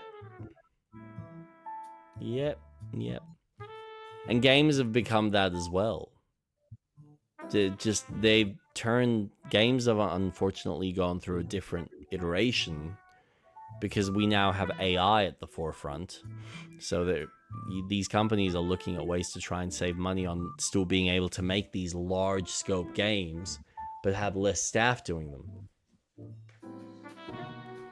But we'll see what the difference is in about 5 or 10 years when the next GTA comes out or the next series of games come out that all use AI. Case in point, Lies of P2. And we'll compare it to GTA 6 that we know has had, close to $1 billion worth of actual live assets. And then we could sit there and compare chalk and cheese. But it'll still be up to the company whether they feel what's worth investing. We can either invest 1 billion or we can cut the budget back and spend about 400 million. Use AI to make all the fucking pieces of furniture, bits of the city that we need. Just get an artist to go in and fucking touch it up and do other little details. And then we can get the proper artists to work on things that we consider more important, more viable, more worth our time.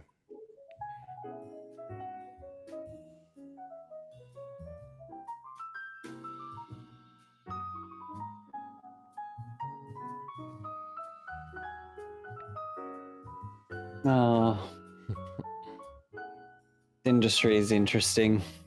Yeah. Was there anything else you wanted to add?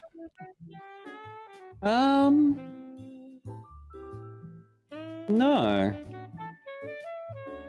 It was a pretty good chat. Yes. Oh, there was. Dusk Blood. Okay. Did you hear about the rumor that there's apparently a Pirate FromSoft game coming out? Yes. Okay. I did hear that. I'm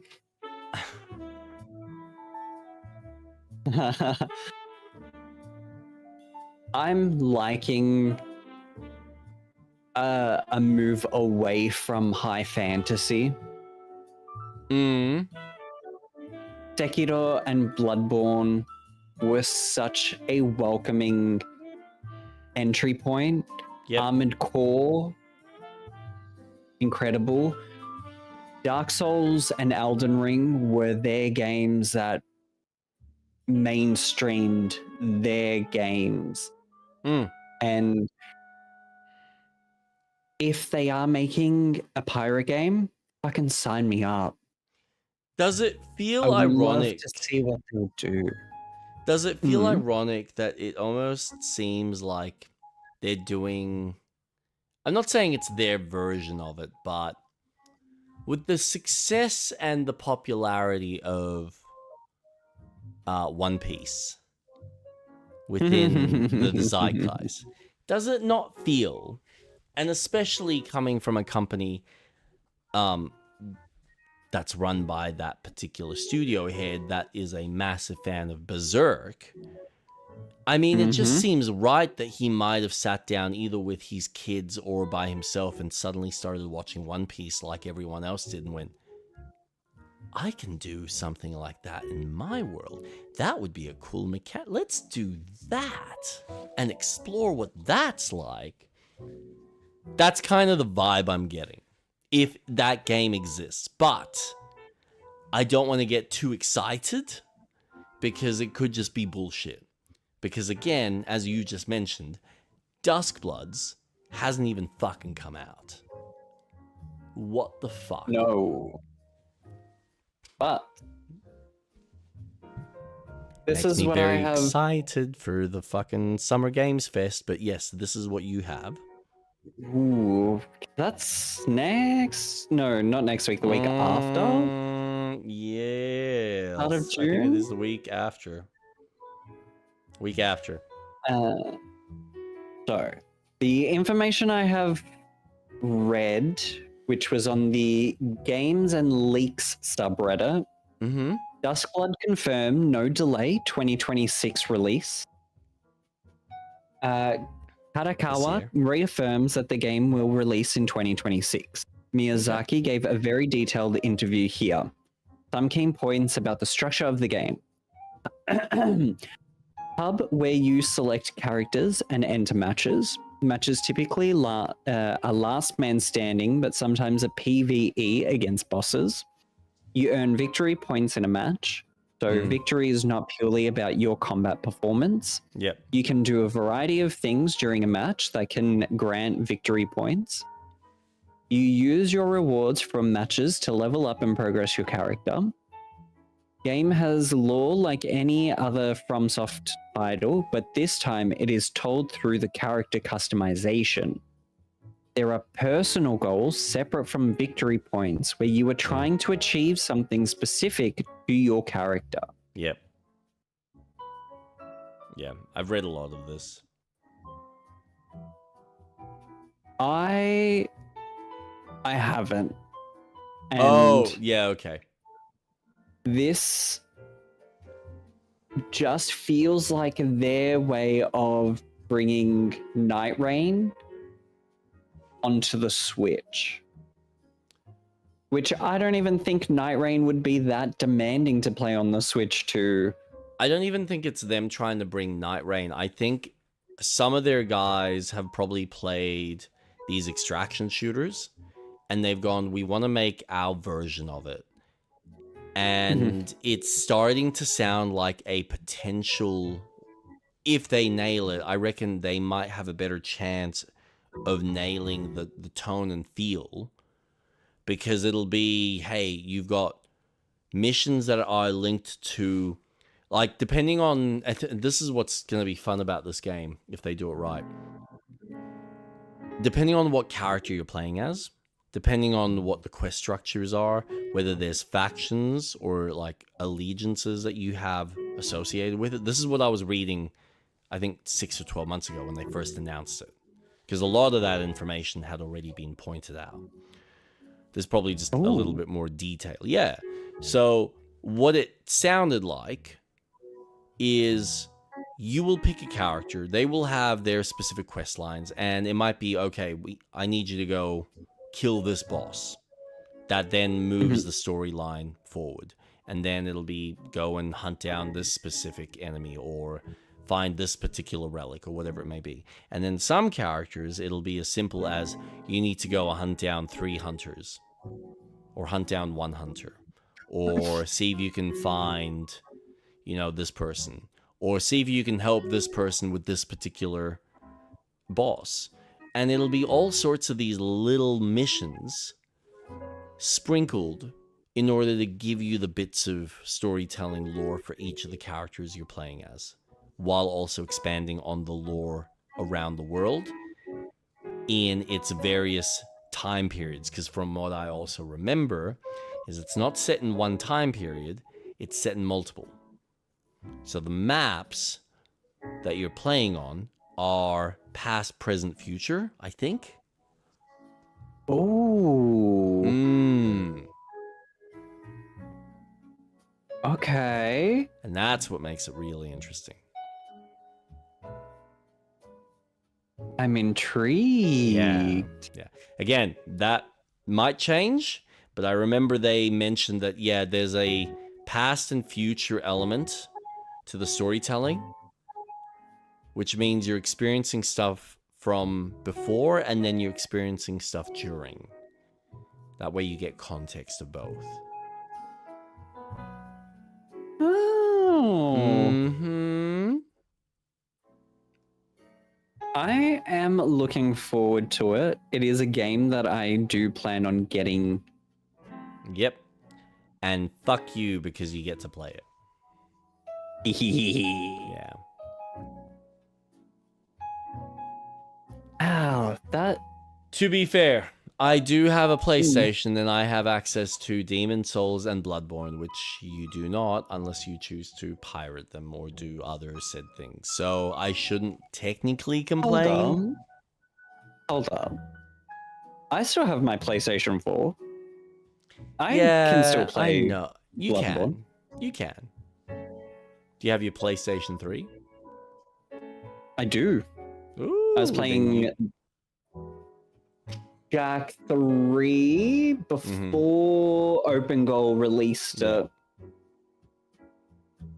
Then I guess you I've can still got the technically, you can technically play Demon Souls, should you choose to, if you can find a copy.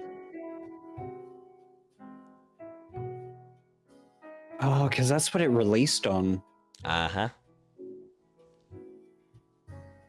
Mm. Or you just come and join the dark side and buy a PS5. And then you got access to both. With the pretty graphics. Absolutely fucking not. Yeah, come on. Come on. We got exclusives. And then I can join Spider-Man. I got And Saros. Yeah. Yeah, there you go. There's another exclusive Saros. that you're going to have for about 12 months. Oh, I can't wait to play Saros. Such a hot in-demand game. You know the biggest mistake they made? I don't know if I mentioned this last week with Saros. That game, or the last time we chatted, that game should not had been priced at that point.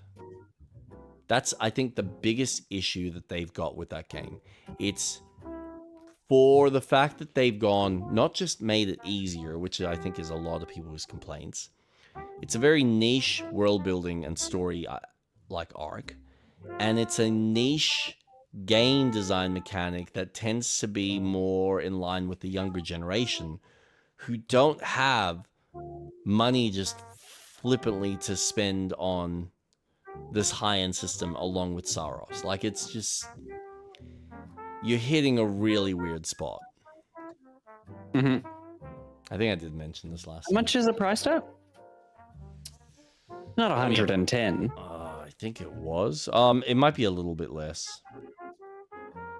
I'll tell you in just a sec.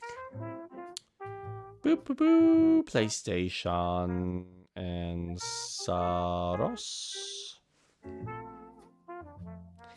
$124.95 if you want to purchase it on the Sony. That's unfair. She made those. I need to calm down.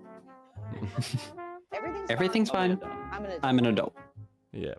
Are you serious? Yep. Yep. And they're wondering why That it didn't is sell. Ridiculous. Yeah. You're making an art house style game with roguelike elements. Sure, it's sci-fi, but it's like a weird horror thriller sci-fi. So now you're dealing with a very small niche audience. and you're selling it at full price, and you wonder why no one's buying it. When around the corner, people only have to save a little bit of money and they get a James Bond game, which is way more marketable.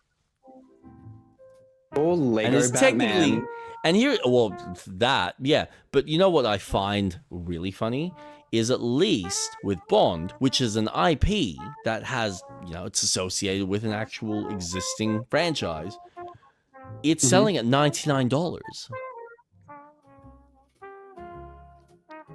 Oh. Yeah, $99.95, even on the PlayStation storefront. So, as a consumer, I'm going to go out of my way and spend an extra $25 for a single-player roguelite that, yeah, sure, probably plays great, but there's, apart from a really good game, there's fuck all to do in it, versus a cinematic storytelling set piece of, like, you know, an adventure that I get to go through. Are you smoking pot? So that's, yeah. They priced themselves out. That's really what it comes down to. They priced themselves out. They didn't account for the audience that they were making their style of game for. So instead of selling it for like 60, 70 bucks and going, this is a premium version of this style of game, which, yeah, okay, 124, that's premium. But for 124, I want fucking James Bond or GTA levels of variety and content and everything else, bells and whistles. Not just, oh, I run around and shoot shit, and if I die, I have to restart again. It doesn't sound appealing at all. We had a fucking samurai game with a full campaign and a like story and open world. You want people to spend $124 on a roguelite? Come on. Come on. Even Remnant had more, and it was like half the price. Like, fuck off.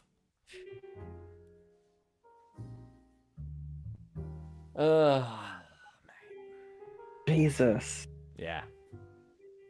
124. Yeah. Yeah. That's like premium. That's insanity. Yep. Yep. I mean, I know it's cheaper. Hold on, because, and again, this is all Australian pricing. JB Hi-Fi. But I think even, yeah, 109. The Nintendo 109. Charge more for physical. Charge less for digital.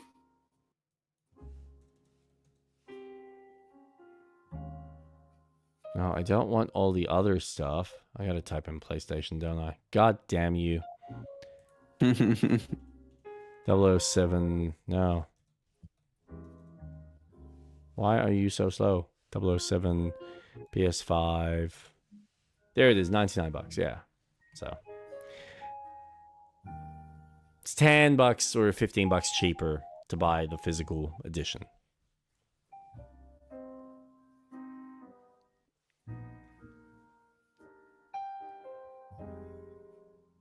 Yeah. How much is it digital? For Bond? Yeah. Oh, this is what's fun. Bond is exactly the same price, whether you're buying it digitally or whether you're buying... Yeah, I think that's awesome. I don't know why they don't do that, because they really should be competing with a storefront like this, at least for my purchasing kind of habits, because I find it frustrating that they can just get away, and people are obviously happy to pay it, but I look at that and I go, I have to pay an extra 20 bucks to lock myself to your storefront, and then what happens if my account gets locked? I mean, look, that's levels of paranoia that it's not necessarily realistic. But still, at least with a physical copy, should I choose to give it away, I can. Yeah. Whereas with the digital, you're kind of, all right, I'm paying more and I'm not getting anything extra for it. No. No, thank you. Sorry. I'll pay that on Steam, because at least I've got cloud storage for free. At least for now. Yeah. That's so true. The 99 makes sense for a game. 124? You could buy a drug for that. I think this is what Sony is misunderstanding. And I don't think they've gone up to the developers and gone, guys, if you want this game to sell, we need to drop it by like 20, 30 bucks, because this ain't moving. It's not moving the needle. I mean, hell, Crimson Desert. What's that at? 109. But you know what? I can justify 109 for Crimson Desert. It's not perfect, but I can justify it. Pragmata, 92.95.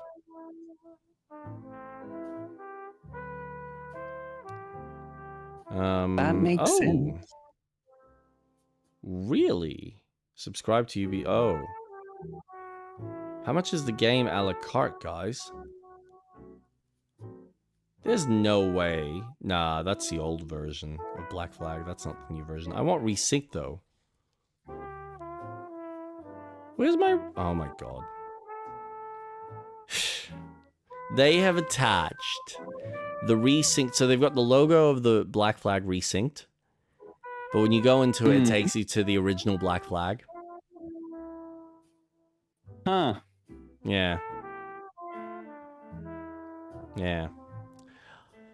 Silly Billy. Anything else you want to chat about?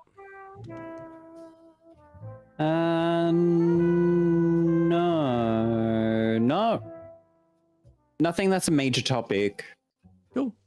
But on Steam, Lego Batman Legacy of the Dark Knight is at overwhelmingly positive in reviews. That's good. Because I know there's been some mixed opinions about it from the reviewers. So I'm glad people are having fun with it.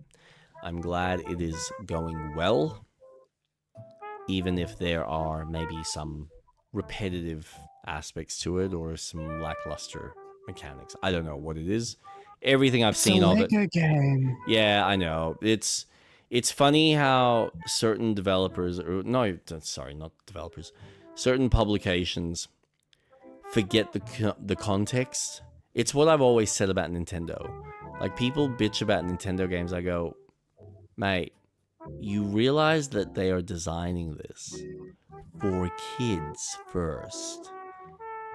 Forget the fact that you're an adult and you have nostalgia towards this and you get a boner every time Mario shows his fucking face in the ads. Everything about the game is designed for kids. And then they go, well, now we've got some more challenging stuff that'll maybe entice the kids to get better, but also for mommy and daddy.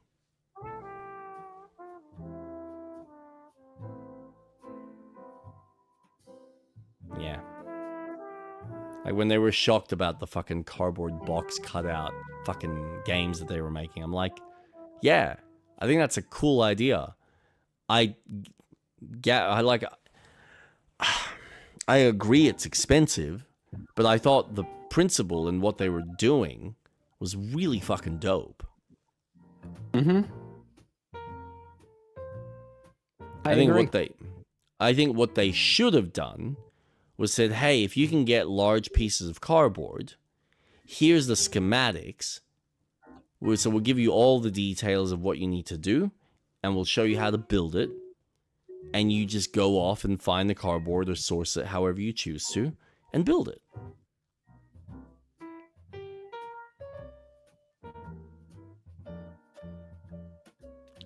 That would have actually been a really good incentive for creativity for people. Yeah. Yep. The problem is, would it actually have sold? And even in the case in point where they gave you the cardboard, didn't do as well as they probably hoped, which is why it was a scrapped idea. But the principle behind it, fucking golden. Honestly, I would have even done it as an app. I would have gone in the Nintendo app. We're releasing this like little mini game type thing.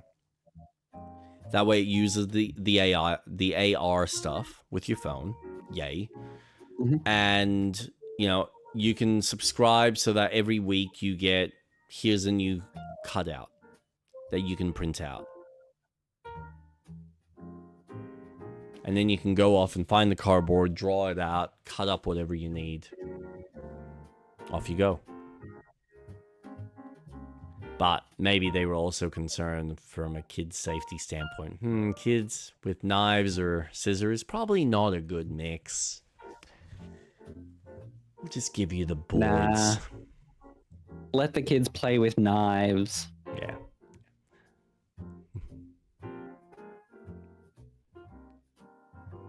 Yeah. Was there anything else that you wanted to bring up? Nope. Oh, I honestly didn't really have much. I'm actually surprised we got as much as we did, because really it was just a Destiny thing that picked up. I know Warhammer had their recent little showcase, which I'm not the biggest RTS guy, but man, Warhammer 4, fucking Dawn of War 4, sorry, looks amazing. And that new, I forgot what it's called, but the Space Marine game where it's pixel art looks dope. Like the Doom boomer shooter looks really fucking cool. But yeah, other than that, I think they've got a sale running at the moment. If anyone's interested, I think you can pick up, what is it, Space Marine 2 for like $25 or $24, whatever it is. So look into that. I'm tempted. I'm actually considering it, because apparently it's a good co-op game as well. But you, sir, need to fix up your PC before we go jumping into anything with that amount of NPCs, because I'm not playing a multiplayer game where you're constantly disappearing on me and I'm like, street rat. The Zergs come. They're all here. Or they're not Zergs. I think they've got a different name. Tyranids? I think that's what they're called. And I'm getting swarmed, and you're like, yeah, hold on, I just gotta, like, wait for the system to restart. Sorry. Overloaded. It's too many NPCs on the screen. I saw, like, 20. PC's on fire. Yeah, oh, God. Yeah, you're like that meme with the dog, and he's like, everything is all right, and everything's just burning around him. This is fine. Yeah, this is fine. It's all good. This is what's meant to happen. No. Should not be having this many crashes. Although it's weird, like, you get one, and then we're fine usually for the rest of the night. So it's... Yeah. I don't know how consistent it is for you when you're playing. It only happens primarily on Baldur's Gate 3. And it primarily happens in Act 3.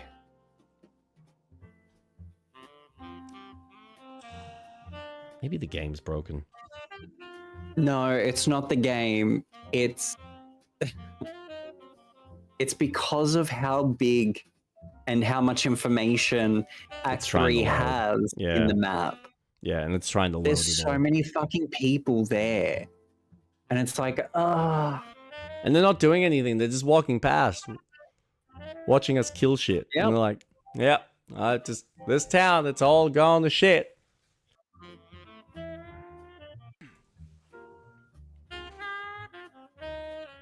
Yeah, that's the only real issue. Yeah, well. Oh, wow. Let's leave Space it there. Marines 2 is cooperative? Yeah. You didn't know? $27? Mm-hmm.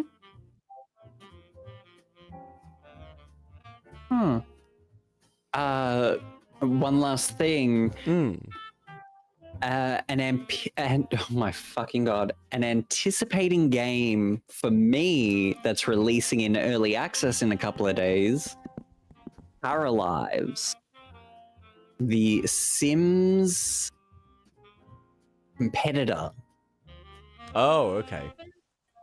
That'll be an interesting one. It is, yeah. I've seen some videos. They released a 45-minute video of it, and it has such a charm. So it starts off like Animal Crossing New Leaf on the 3DS, where you start on a train and you create your character on the train. Or you can pick a pre-made character. And you get a train ride into the town you're moving into. Sims really needed a competitor like this, and I know this is probably the second one that's coming out, but fuck me, it's about time, because EA's not doing anything. No. I'm very excited to look into this game. This is so cute. Oh, it's burning. Yeah. No, this looks good. This does look good. So, and again, like this will have so much potential for growth. Select household. That is right. So that's such a cool, engaging way to But I'm assuming. Oh, yeah. There you go. You can create your own. Awesome. Mm-hmm. Oh man, yeah. And you've got the ages, which I'm assuming you can turn that off. At least I'm hoping they allow you to turn that off. Aging, yes. Yeah, yeah. Because that was a feature. Like, I get the concept, but I always want to just level up my character and just keep playing as them. I think you can extend.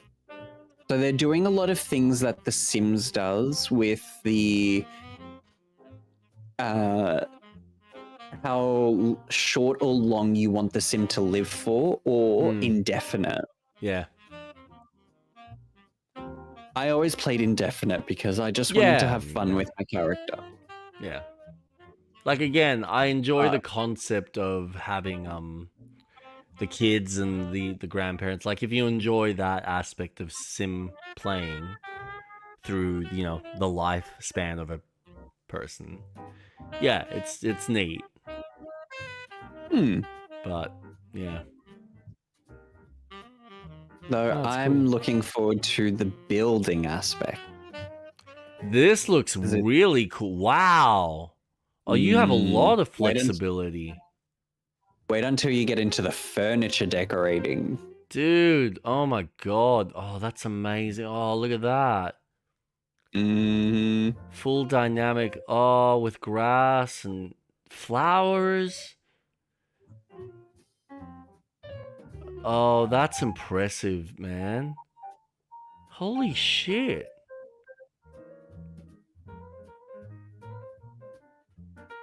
Holy crap. Oh, no shit.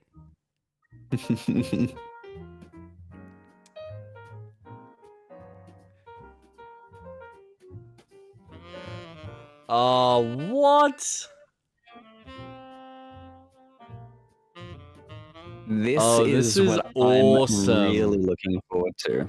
This is gonna piss off EA so badly.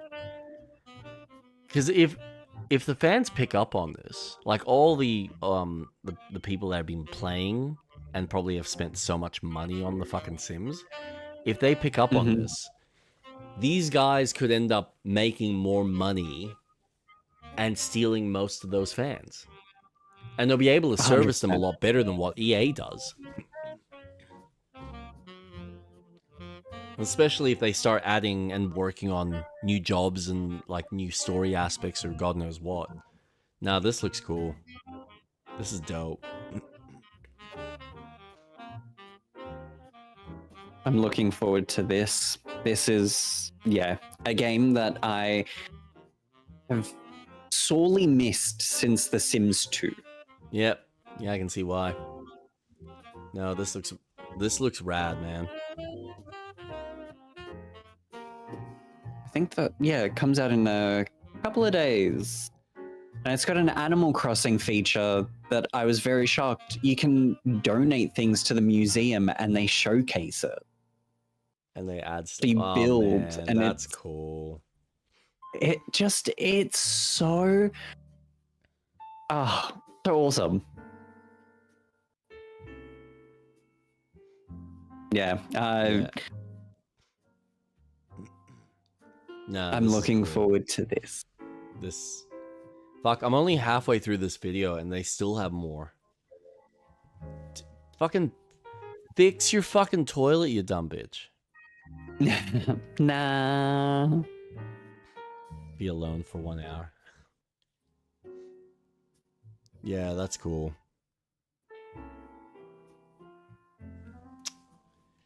To have time for this stuff. Like, I used to love these kinds of games. It's just the amount of time that is required to sink in just to get the most out of it is ridiculous. But one day, I'll get my time back. When Missy's a bit older. Anyway, maybe Street she'll Rats. be playing this. Oh, maybe. God, I don't even know what she's going to get into, whether she's even going to get into gaming. She might not be interested in gaming at all. And that'll be slightly sad, but I gotta let her spread her wings and be the person that she wants to be and find the hobbies that she enjoys. It's not my decision to dictate what she should be doing with her life. That'll be her choice. Her choices to make. I think that's what a responsible parent does, as long as my wife and I do our best to raise her so that she's a fully independent adult and is providing some form of benefit to society and to herself, obviously. Then we've done our job right. Everything else, how she does it, is entirely up to her. And if she can not, have me, do something that could potentially lose my success in life or God knows what, shame us or degrade us in any way, that would also be a nice bonus. I found this unique little game called Schrodinger's Cat Burglar. I don't know if you saw this. Have you heard about this? No. It's... You play as this cat and you've got... you can play as 1 player or 2 player. But it's like this little isometric puzzle game.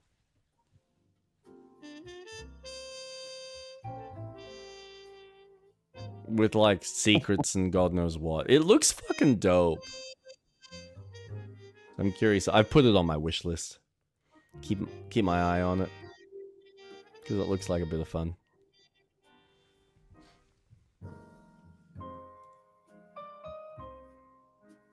Oh, it's out.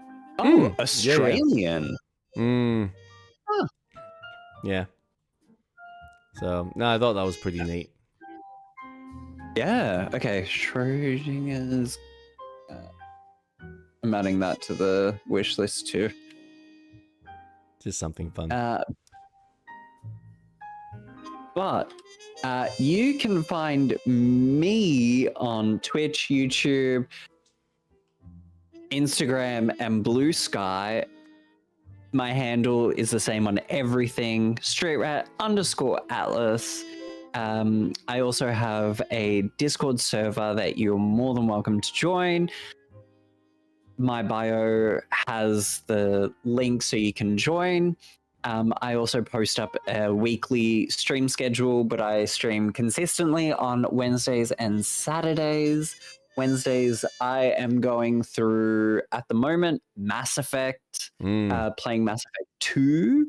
And on Saturdays, I co-stream with yours, with your lovely face, Jake, playing cooperative games and doing a podcast. Yes. And you can find Where can me, we find you? myself, on Jake_Starvik on Twitch and on YouTube. You can find me streaming and playing my games, or with Street Rat Atlas, on Wednesdays and Saturdays at 7:30 Eastern Australian time. I am still going through Crimson Desert. It'll probably be the last session I do for Crimson. Don't know how far we're going to get. Probably won't finish the game because there's still quite a bit of it left from a story aspect, and whether I have the strength in the character to get through that content, who's to say. But the following week we'll probably be starting Bond, because that'll be out, so we'll be doing a PlayStation run of that. And of course, with Street Rat Atlas on the Saturdays, we are doing our Baldur's Gate and chatting gaming as per usual. So we'll probably have quite a bit to talk about next week with the PlayStation Showcase, which I think is out then, if I'm not mistaken. Yes.